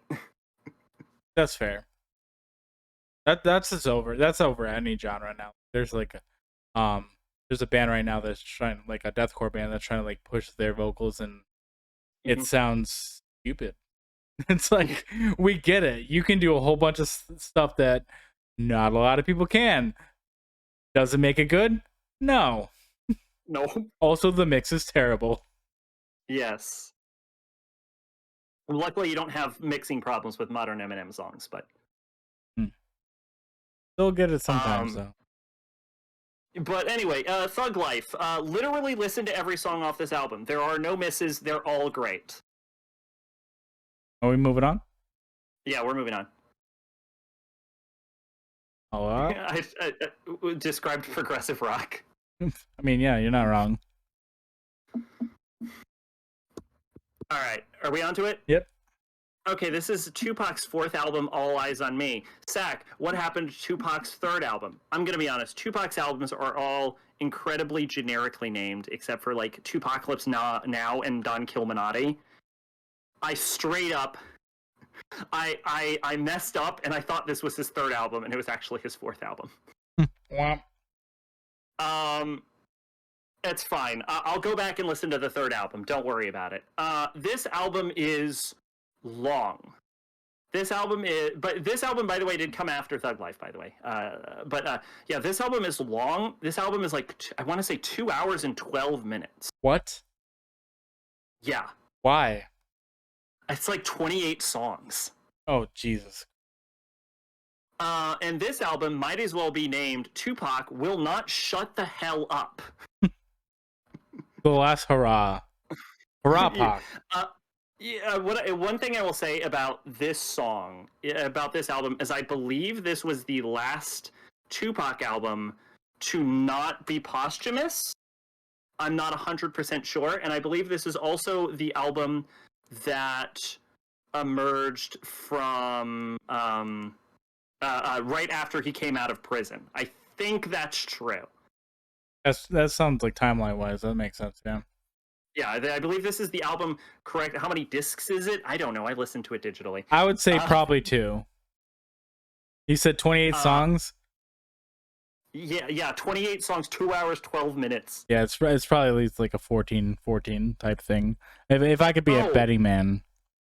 Oh, I'm sorry. It's 130. No, it's 100. Yeah, it's 132 minutes and 20 seconds. So yeah, it's long. That is 2 hours and that's 2 hours and 12 minutes. Yeah, I was right. That's 2 hours, 12 minutes and 20 seconds. He had a lot to say. He didn't. And that's my problem with this album. This album is fucking terrible. Oof. But more infuriated. Oh, I'm sorry. I forgot to make my disclaimer.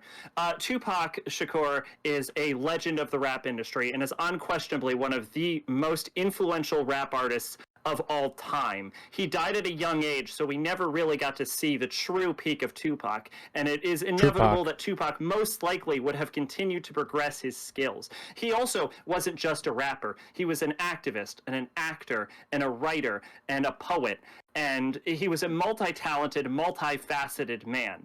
And none of that has anything to do with his musical talent, but anytime anyone criticizes Tupac, they always say exactly that. So I just threw it out there to head it off, because I don't disagree with any of it, but he wasn't a very good musician. My mom said I like Tupac's acting more than his music. The most infuriating thing, let me give you what it feels like to listen to All Eyez On Me by Tupac. No, real quick, before I do that, a prevalent theme in All Eyez On Me is death and impending death and the death of Tupac. Yeah, because he's a man from the future. I'm telling you, bro. Album, actually, because he talks about dying a lot on this album, and I believe this is the last album he made before he died. I'm pretty sure, yeah. But I'm actually more willing to bet that it's not that prophetic, because he just came out of prison. So I think he probably just got the shit scared out of it. That's fair. He's also from the future. That's conjecture, but that's what I assume actually happened. I don't think he was like, I'm gonna get shot. I'm gonna get shot by Suge Knight. Probably tonight. Your experience listening to All Eyez On Me. I actually had to listen to this album in 2 pieces, because I could not physically force myself to listen to this all in one go. Yeah, that's fair. That's fair. It's the first time I've ever listened to an album and be like, okay, I'm gonna come back to this. This is too long. This is like a fucking movie. It's literally movie length. But yeah, so here's your experience listening to All Eyes on Me. You are bored for like 30 minutes. And then a genuinely great and memorable song comes on, and you are jamming so hard because it is super good. And then the song ends. And then you're bored for another 30 minutes. And then another great song comes on until eventually the album stops.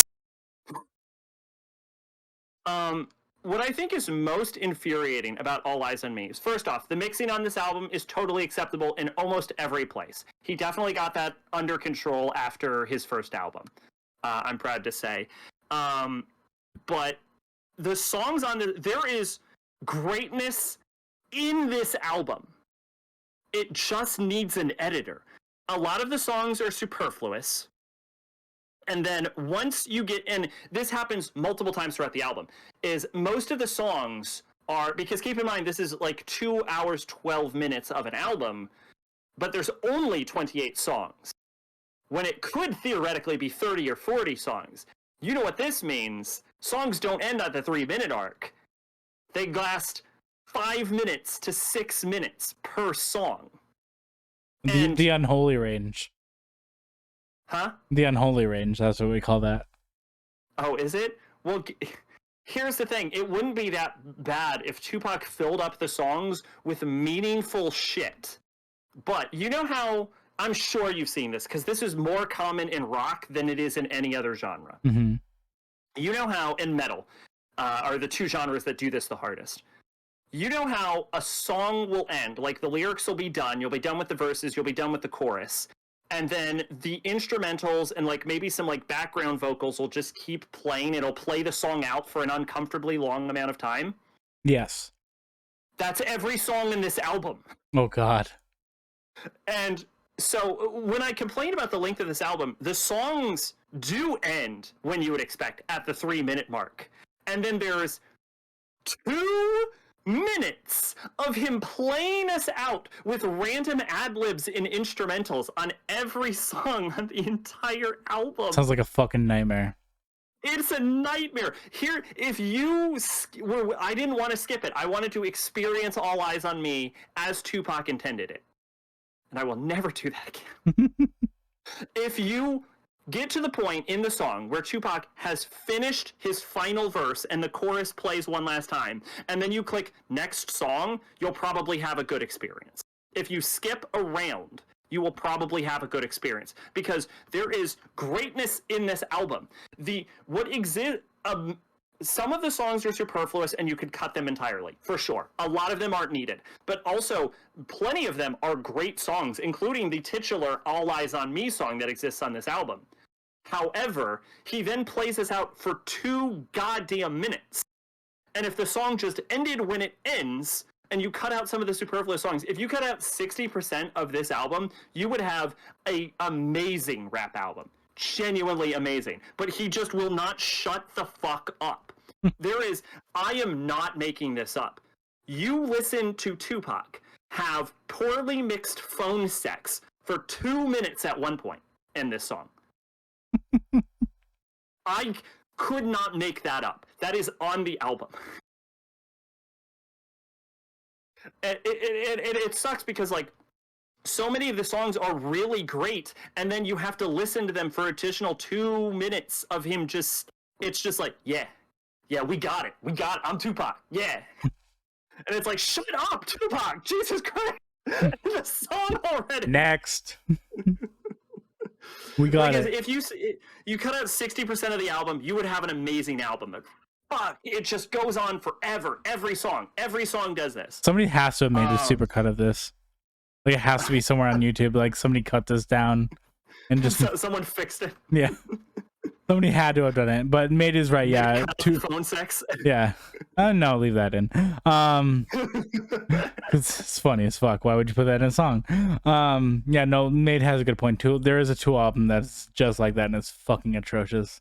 I also don't like Tool. That's also a hot take, but I think Tool is good for what they are, but I just don't like them.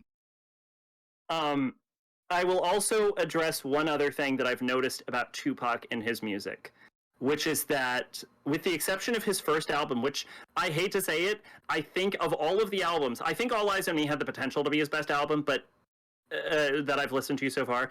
But I still prefer his first album, Tupacalypse Now, because it's the one that feels like it had the most heart behind it. Every other album feels kind of generic or phoned in or just goes on forever for no reason. But Tupac's delivery in this album, the way he delivers his lines, it sounds like you're working at a gas station and your manager is explaining to you how to properly load the cups for the soda dispenser. Where he's serious, but he's not aggressive, he's not angry, but he's talking you into a tone where he genuinely feels like what he is saying is important and profound, but he's not talking about anything meaningful. It sounds like that. It sounds like your manager is explaining how to load cups properly. And that is his delivery on the entire album, with the exception of whenever Tupac mentions Hennessy, he goes, Hennessy! And it is consistently the most animated he is on the album, with the exception of one really good song, which also cuts at an appropriate time. Garo Gege had phone sex on it, but Garo Gege intentionally tried to make the worst music they can think of because they think their words artists did get fucked. What I will say is that a lot of Tupac albums feel like Tupac is like, okay, I managed to get this person in the studio, let's make an album. That's what a lot of Tupac albums feel like. He managed to find someone was walking through the studio and he was like, yo, we got to make some songs together. And in his second album, it was Ice Cube. And in this album, it was Snoop Dogg. And in both instances, I think we run into an immediate issue, because both Ice Cube and especially Snoop Dogg in this reveal one important fact about Tupac, which is that as far as an actual rapper, he's not that good. And he's from the future. And he's from the future. And every time you hear Tupac's like boring, slightly serious but not too serious delivery, just general monotone throughout the whole album. And then you'll hear fucking Snoop Dogg come in and just swag it up. And like every time your ears just perk up, you're like, ooh, Snoop Dogg on the beat again. Hell yeah. If anything, this album made me want to listen to more Snoop Dogg. Because every time Snoop Dogg came on the album, it was like the best part of the album. That's fair. This album also has two versions of California Love, which is actually a legitimately good song. Except for Tupac played it out for 1:30. Oh, jeez. And what I will say about this album is that I could reliably count on it, because whenever I became a thing over time where I could feel when a song would end, and I'd be like, all right, sounds like the song just finished. Now I'm going to look over at my phone and see that the song continues on for between 1 minute to 2 minutes. And every time I looked over, I'd be like, yup. Whoa. Every time. Oh, there we go. That's All Eyez On Me, Tupac. There's greatness in it, but my God, does it need to be cut down? That's fair. On to the next, which is another music one, but this one is for me. And This album is from one of my favorite bands that have been around since 2003, Silverstein. On their new CD. I believe this is the second Silverstein review we've done on the podcast, maybe? No. Yes, because I didn't talk about their last album, because that came out 3 years ago. Oh, okay. Yeah. Yes, this is their new album, Misery Made Me. It is fucking fantastic. That's a weird cover. I like it. It's there. I had just seen them a couple weeks ago with the Devil Wears Prada as well. They played 2 songs from this album live, and I was sold on it after those 2. If you can play a song live and it sounds good, I'm gonna like the album, hands down. Also shout out for music, live music again, because that has been fucking awesome. That was a really good show. Oh, we won't go into that. Fun show. Got very drunk. This is 11 tracks.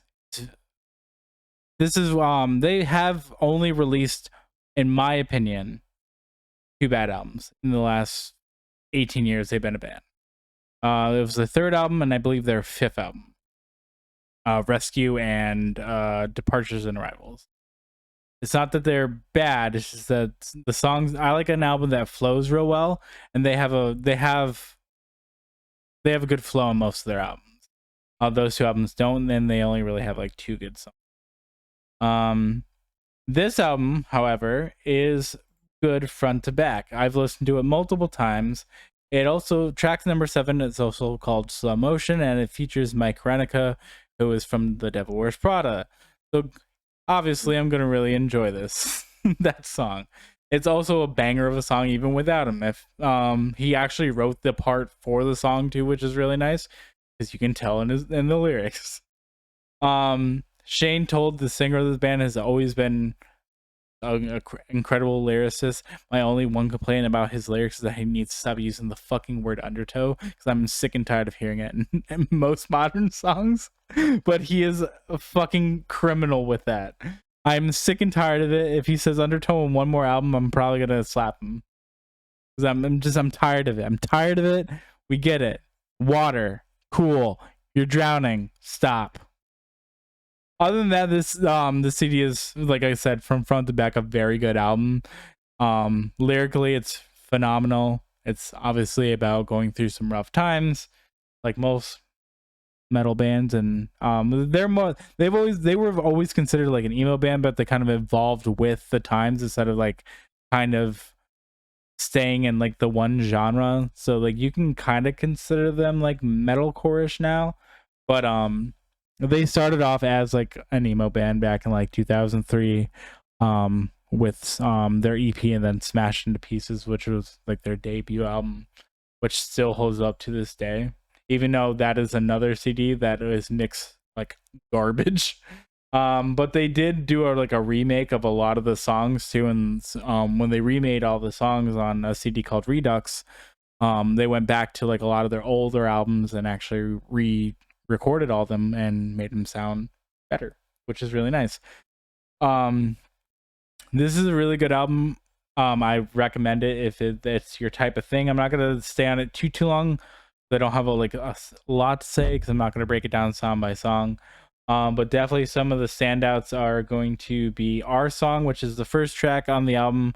Which if your CD does not start off with a banger, it's probably not gonna be great.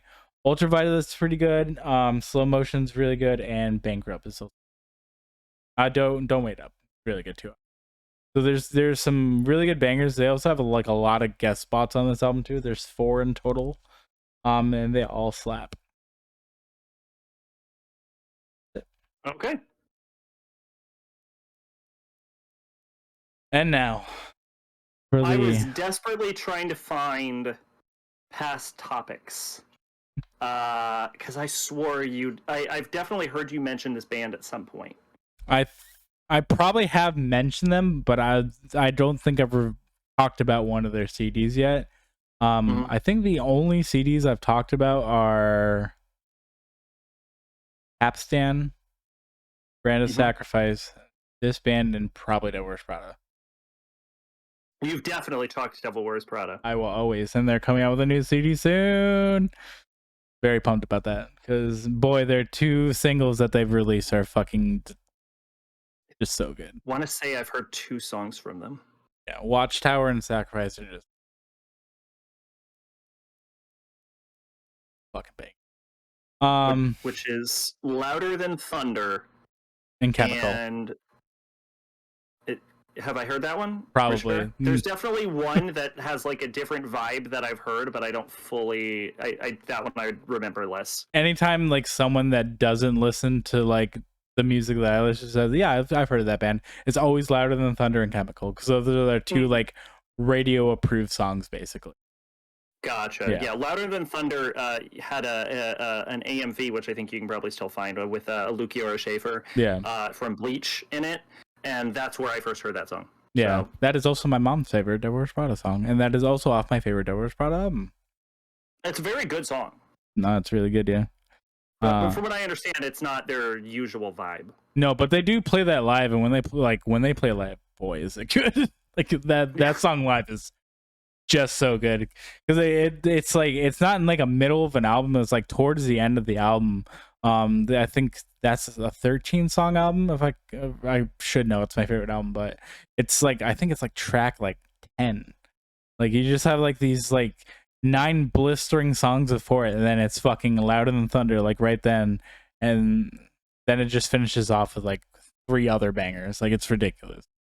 Yeah. There through some album covers. Also with Roots Above Branches Below, my favorite album is also my favorite album cover, and it will always be my background on my lock screen on my phone.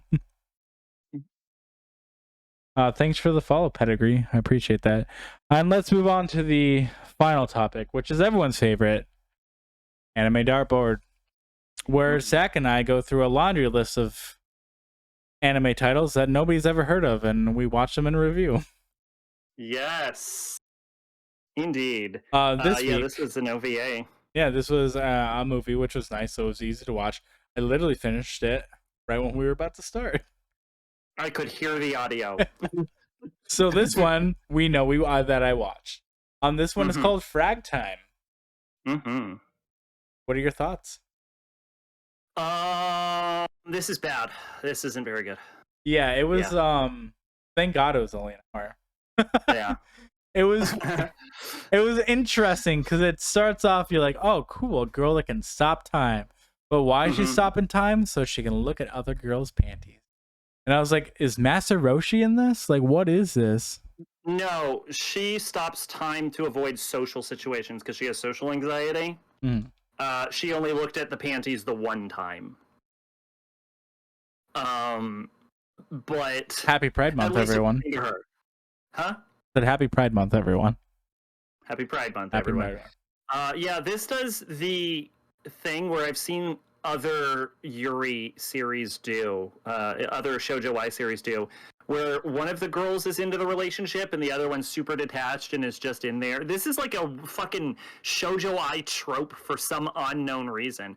And the other girl's just in the relationship because why the hell not? It doesn't create a very good relationship dynamic, and it makes it very hard to invest yourself in the characters' relationships. I would actually almost argue that the time-stopping aspect being used as a sort of like a metaphor for withdrawing into your own world for social anxieties is actually the more interesting aspect than the romancing. Yeah, which they didn't really explore. Yeah, they didn't explore that at all. It was more of just like a thing that happened. Yeah. Which was annoying. If it explored it better, like the concept, I feel like it could have been a more interesting OVA, but it's really like it presents the theme and then says what it is, and then it explores a very haphazardly handled romantic plot. Yeah.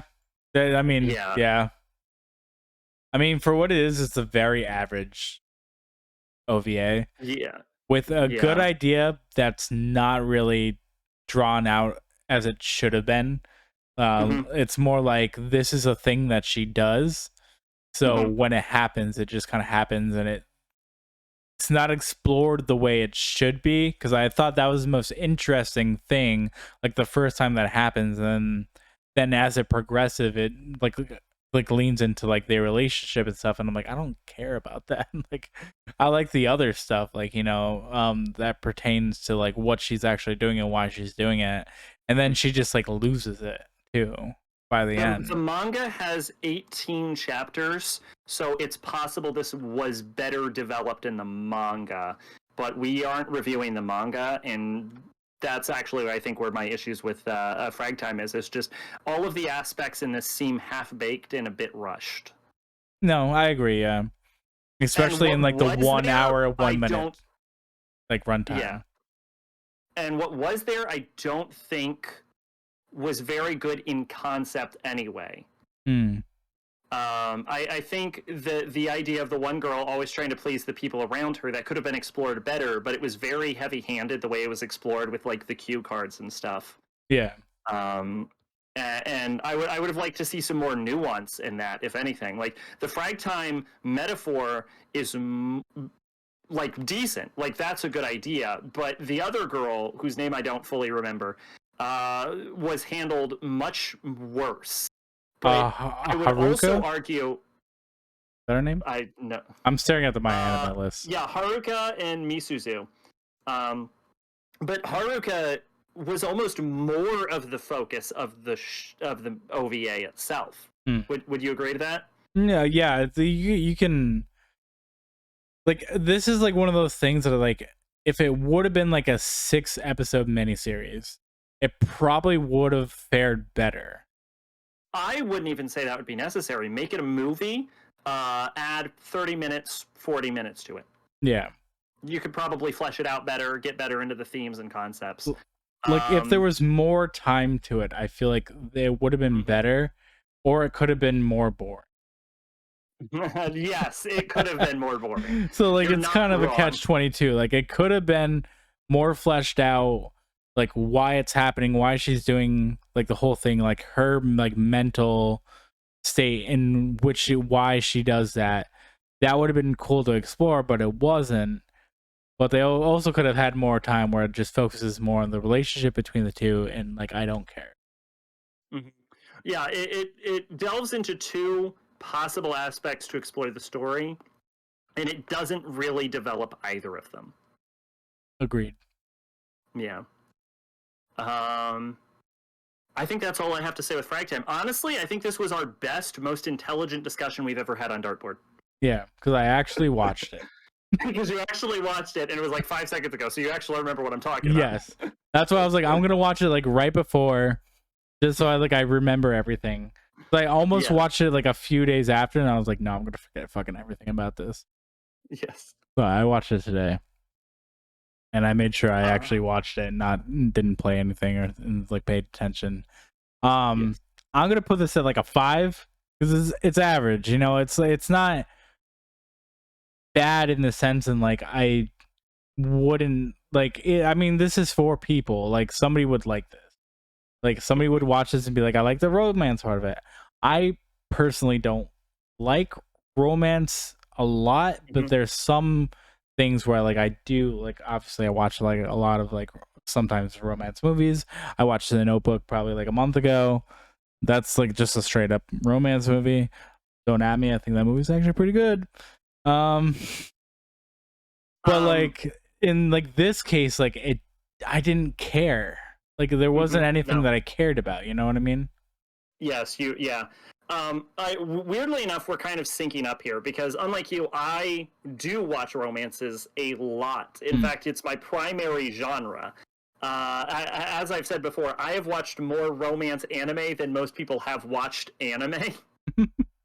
Like over I think it's pushing the like 230s at this point, right? Yeah.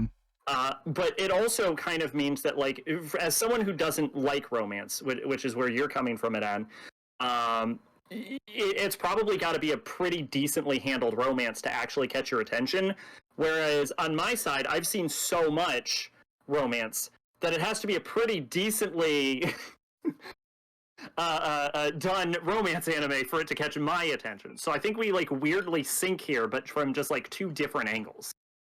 Correct. Yeah. Which I mean, like somebody out there will like this. Like this is made for people that like this type of stuff. But unfortunately, I'm not one of those people. But I'm not saying it's bad, but I'm also saying it's in the realm of like, I don't like this. So like it's, somebody would be like, this is like this is good. You know, it may not be the best thing I like, but it has its moments. one thing I will say about what you're saying right now, because I feel like you kind of do this and it makes your ratings very unreliable and inconsistent. You're welcome. Would you genuinely give this a 5? Don't worry about other people. That's not relevant. That's not your job as someone who is like giving a review and breaking it down. Is this a 5 to you? So yes, I did not hate this. Okay. I just thought it was boring and it could have been fleshed out more with the stuff that I cared about. Okay, that's fair. Yeah, because we end up in weird scenarios where you're like, Guardians of the Galaxy is the best game of all time. I was thinking your Eternals review, actually. That's also fair too. A glowing review and a high score, and then like the next time you talked about it, you're like, oh, complete dog shit.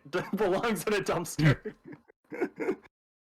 And I'm like, I'm so confused. That's why it's sometimes better for me to watch something and then have a little bit of time to think about it.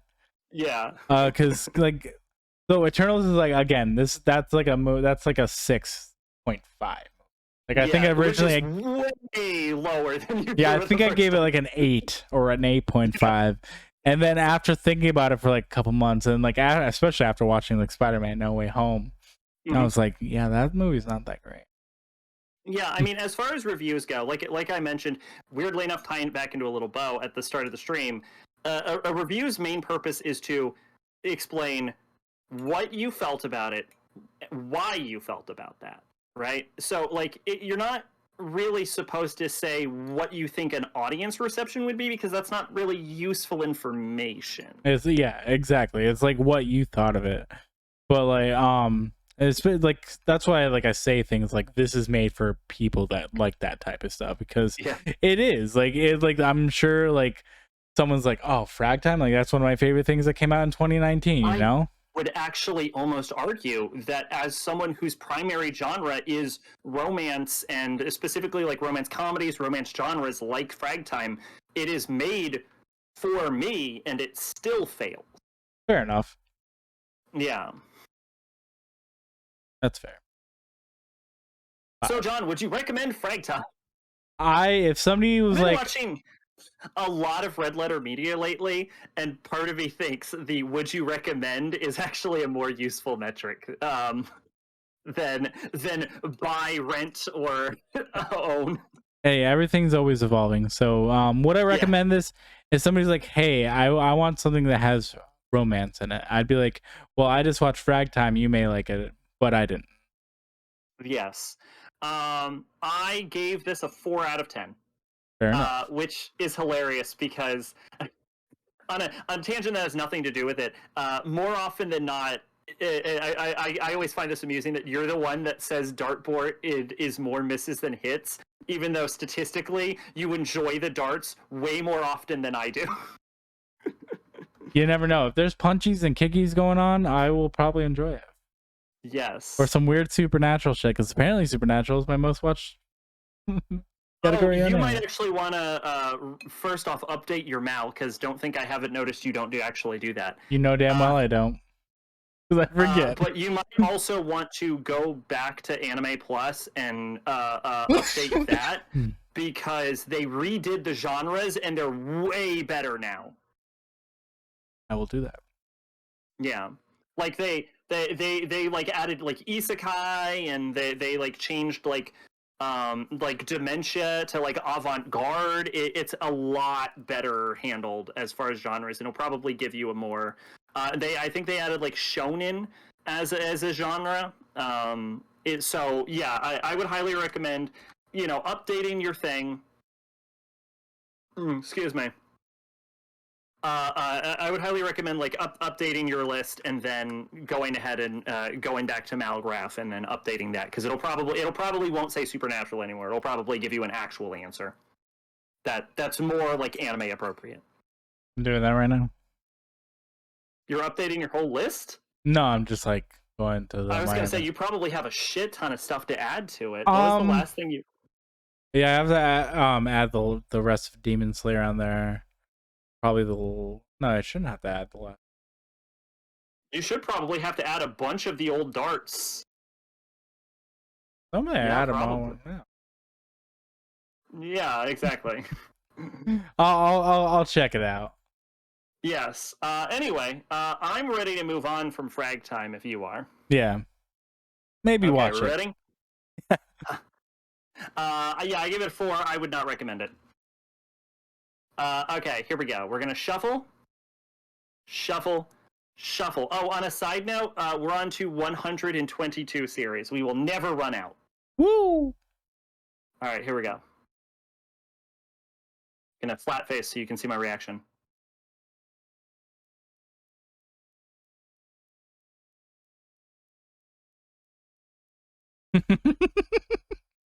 All right. What the fuck is this? I like that. That's always a good sign. It's either gonna be a hit or a miss. Coincidentally, you know how last time I said we almost got Kinotabi? Mm-hmm. We almost got it again. Someday we'll get it. This is Tsukete Nioh. Say I love you. Okay, interesting. All right. Let's see. This is a fall 2022 anime, animated by Studio Zex. Its tags are drama and romance and shoujo.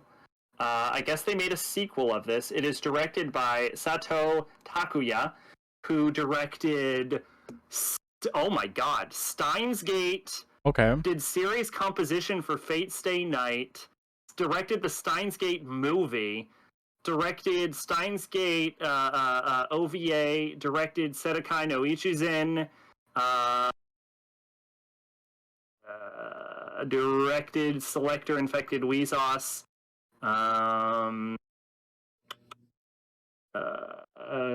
directed Ichigo Marshmallow. Ew, he did Rewrited. Ugh. It was all hits until Rewrited.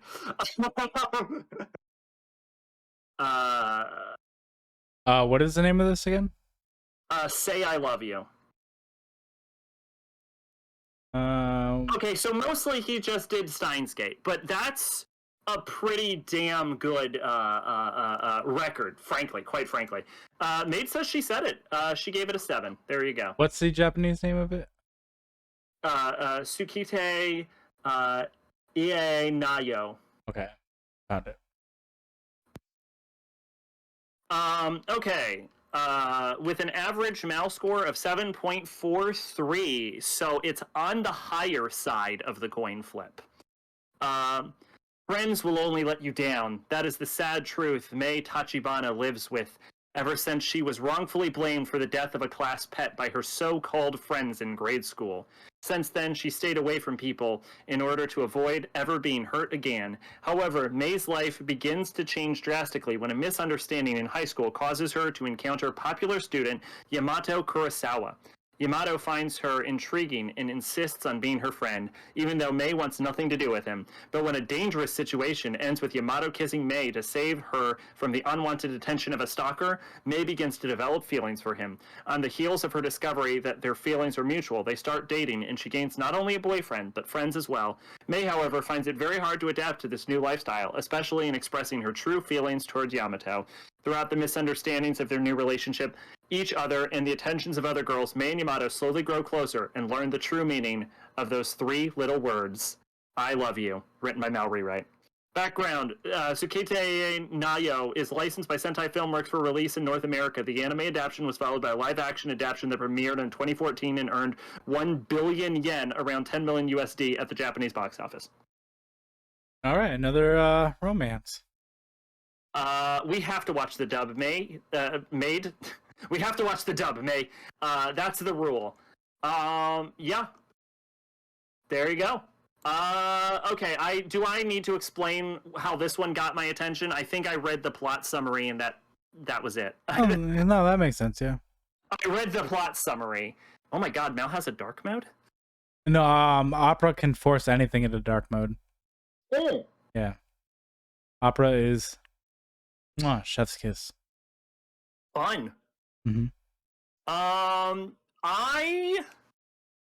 This could either go one way or 2 ways. Either it's going to be very shitty and generic, or I'm going to love it. There is no in between. That's fair, yeah. It is on High Dive. It did say it was on High Dive, and I had to sign up It for is on high. Well, because it's Sentai, yes. I had to sign up for High Dive today, so For Fragtime. yep. Yep. I was like, where That's can I okay. watch this? If you have High Dive and Crunchyroll, that's everything. High Dive is not on Crunchyroll anymore. No, if you have High Dive and Crunchyroll, Oh yeah. you have everything. Yeah. Oh, I believe you can also, by the way, John, I found this out. There's a legal streaming site, I believe, called Tubi. You can watch like Naruto and Hunter x Hunter and shit on Tubi. Oh. Yeah. I have Funimation. I found it very recently. I saw it as like an advertisement on like some YouTuber's channel. Yeah, even like yeah, but you can't watch all the Shippuden like legally. Oh well. Well dubbed. I don't know what to I don't know what to tell you about that, but yeah, they have like a lot of old shit. Oh, they even have some of the movies. It's probably with ads, obviously, but yeah, okay. They have like a lot of like old shit on there, so you might want to check that out. I'm also put me onto like Retro Crush. Retro Crush is also a pretty decent streaming site. I'm pretty sure Tubi is legal. I don't know. No, there's two. I have a Tubi app on my TV. Yeah. Oh, do you? Okay, yeah, there you go. Yeah, so yeah, Tubi and like Retro Crush are two like legal streaming sites that you can watch a lot of the older shit that sometimes show up on Dartboard. So I would recommend either of those. But also with those, you also have like Crunchyroll and like High Dive. That's almost anything you could ever want to watch. Yeah, I'm officially subscribed to every anime streaming site that you can pay for. Hell yeah! Well, Funimation's gonna die soon, so yeah, it's all gonna be one app. They gave me a year of Crunchyroll because of my 1 year of Funimation, so I actually ended up with more Crunchyroll than I did Funimation, but shh, don't tell them. I felt like they knew. I feel like they didn't do it on accident. All right, well, that's what we're watching next for next month. Oh yeah, what are your feelings on Say I Love You? I guess. I mean, it's a romance, so I'm gonna go into it with an open mind and an open heart. Mm-hmm. Maybe I'll make. Stay tuned for next episode where John gives it the most glowing review of all time. Maybe. I'm gonna make my lady friend watch it. Oh, okay. And then you get really uncomfortable during the aggressive rape scene. I mean, she's like, "What's Berserk?" And I'm like, "You're not ready." Yeah. You're not ready for that. That's why you got to get a girl and be like, "Hey, I'm gonna watch Berserk," and she's like, "Berserk? What are you, a pussy?" Get on that gyno cyber shit. And I'm like, you know what? You might be too much woman for me. Hold on. Like, I might have to reach Fred real quick. Like so much like an idol. You ever read Dead Tube? I'm a big Mai-chan's Daily Life fan. Do not look that up. I'm not going to. No, you aren't ready for Mai-chan's Daily Life. I'm all set. They'd seen Geno Cyber, so it was the first thing that came to my mind. All right, closing statements. Stop describing me. Let's see. Sundays now, right? Yes. Should be Sunday the 3rd of whatever the hell month is next month. July 3rd. You're gonna have to deal with my neighbor's fireworks. Yeah, I'm just gonna warn everyone, there will be fireworks. Don't worry, I'm not being shot. I hope. I'll probably have to deal with that here too, so. Yes, because 4th of July is an event where I live. It's a whole week event. The neighbors acquire fireworks, and then that's the rest of the next 2 weeks. That sounds about right. That sounds like anywhere. Especially because they're illegal here, so everyone just goes up to New Hampshire and just buys a fuck ton. I almost threw up reading Mai-chan's Daily Life. Jeez. I didn't. Fact that it's straight faced. Look, we don't talk about this, but Sack can go real dark, and that's why I always warn people. A good warning. I'm like, look, you don't understand the depths I've delved. My Chan's is tame compared to some of the shit I've seen.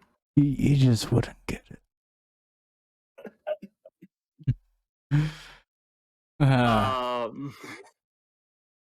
They made a movie. Here's the thing that only Made gets, because you don't know what Mai-chan's is. They made a live-action movie of Mai-chan's daily life. You can look the trailer up on YouTube.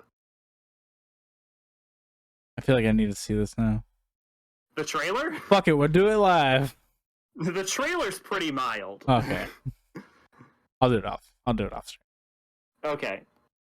Yeah, they made a live action Mai-chan. I don't know how it works, but they did it. You can say that with any live action anime adaptation. I know, I don't know how they got away with showing it on screen. Fair.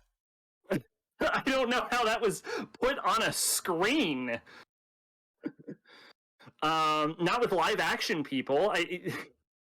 Well, I mean, if you can... They had to have changed so much, it cannot be legal to show.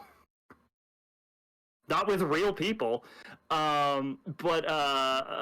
What the hell was I going to say? Oh, yeah, we're going into Walking Dead. That's going to take forever. I don't know if I'm going to do episode by episode to break up the streams a little bit more, or maybe we'll try and get through. I don't know if I'm going to break it up by episode for Walking Dead, or if we're going to try and get as much done in one stream as possible. I like the idea of each episode being its own stream, but I'm not. But then it would take like 100 weeks to finish Walking Dead, because that's like 5 episodes. So it would be 5 episodes for season 1, 5 episodes for season 2, 5 episodes for season 3. That's 15, and then 5 episodes for 400 Days and Final Frontier. So that's 20 streams, which I've done in the past. So it's possible, but it's so much. So I'm not sure how I'm going to stream Walking Dead, but no way in hell we get through Walking Dead before next stream. So I'm going to be doing Walking Dead. I made my notes. Guess how many notes in pages my Walking Dead notes take up? Guess. 17. That's cute. Try like 33. I was almost there. Anyway, that's what I'm doing. What are you doing, John? Either Monster Hunter Rise or something else. I don't know. I'm hoping for Tuesday, because tomorrow I get out at 8 and I'm not going to feel like streaming when I go. Gotcha. When's the podcast anniversary? When is that? In August? Yes. Can I make a pitch for you live on stream? We'll talk about it. Okay, we'll do it live. Here's my pitch for you. Cold Topic Game Awards. Okay. We create categories, and here's the rules. It has to be a game that we discussed. It had its own segment. We discussed on the podcast, and let's say that we played for the first time or completed for the first time that year specifically. Okay. So from the last anniversary onward, any game we completed for the first time through categories we'll arbitrarily decide. And then for an additional rule, I think it would be a good idea if one game can only win one award. Yeah, so Guardians of the Galaxy would be best game ever. So Guardians of the Galaxy wouldn't be able to sweep, obviously. And we would both have our own sides. Like, I'd be like, this is my game of the year, and you'd be like, this is your game of the year. But yeah, I don't know. It sounded like a good idea in my head. What do you think? Yeah, we could do that. Game Awards. Game Awards. Yeah. Game Awards. And maybe I'll go through the old podcast, and I'll be like, here's your options from everything you talked about, and we'll talk about categories. I think soundtrack's a good idea. I think obviously game of the year. Maybe gameplay is a good one. Maybe best story, something like that. I like that. That's 4 categories. I don't know what else you rate games by. Boy, there's going to be a lot of FromSoft titles in this. Did you play a lot of FromSoft titles for the first time this year? Not this year. Since last anniversary? Oh, we're just okay from the previous year. Okay. From the previous year's anniversary. Yep. I think the only one would be actually Elden Ring, Bloodborne, Sekiro, and I think 3. That's 3 right there then. But I feel like there should be 5 categories. I don't know if we need to do character categories. I feel like that's a little dicey. But I think those 4 categories are good though, like gameplay, story, soundtrack, and game of the year. But I feel there needs to be a 5th one because 4 is an awkward number. So I guess if anyone has an idea.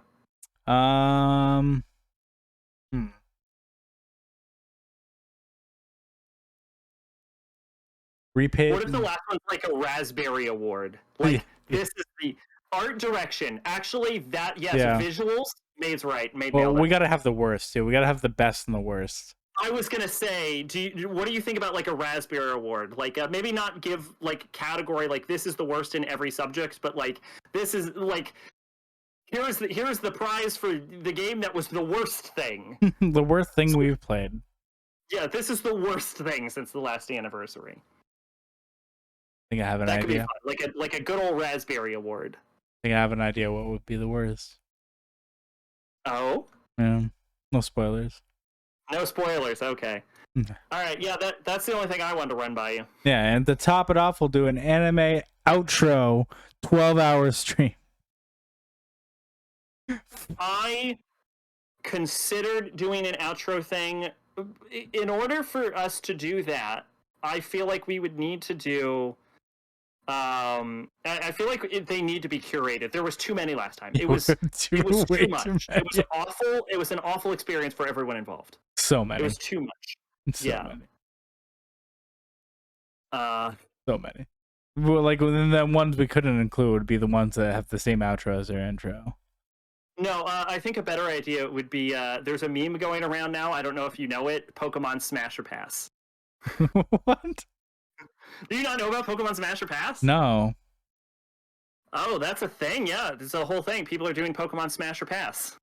For like the Pokemon? All Pokemon, yeah. So like, would you fuck them or not? Yeah. Do you know what Smash or Pass is? Yeah, I know what Smash or Pass is. I just didn't know what it was for Pokemon. Smash or Pass, Pokemon. I feel like it would be easier with Digimon. I mean, you could. We'll save that one. We'll put that one in our back pocket. Digimon Smash or Pass. Angelamon, come here. I'm gonna get dirty with this angel bitch. What's going on, Lilithmon? What's happening? Exactly. Yeah, you could fuck a lot of them. What's the poop one? Numamon. Yo, let's get dirty. Oh no, Sukamon. Sukamon's the yellow one with the It doesn't matter, dog. You take them both same time. Get nasty. Megami Tensei. Get that Gucci stuff. Yo, Megami Tensei is the only problem is you would need a definitive list of every demon in Megami Tensei, and there's like 800,000 of them. All right. Anyway, yeah, we did it. Another one down. 21. Yeah, 21. Old enough to drink now. Old enough to drink and old enough to fuck. Hell yeah. We had something for 30, I think. I don't remember what, but luckily we're a ways away from that. Got a while. Yeah. Anyways, where can we find you? Oh, yes. You can find me on twitch.tv.sacrabalic. You can find me in your heart. I am always in your heart at all times. And of course, you can find me on Discord, which is probably the better place to locate me. And also youtube.com/sacrabalic, The Forbidden Archives, and Shouting Through the Chorus, which is probably the more attractive of the options. As for the Sacrabalic one, it is the profile image that is not Junko Enoshima. It is not that one. It is the other one. And you can find The me. Junko Enoshima one is older, but it also has no videos on it. You can find me anywhere at ConquertheJohn, Twitter, fucking everywhere. You name it, it's ConquertheJohn there. Mm-hmm.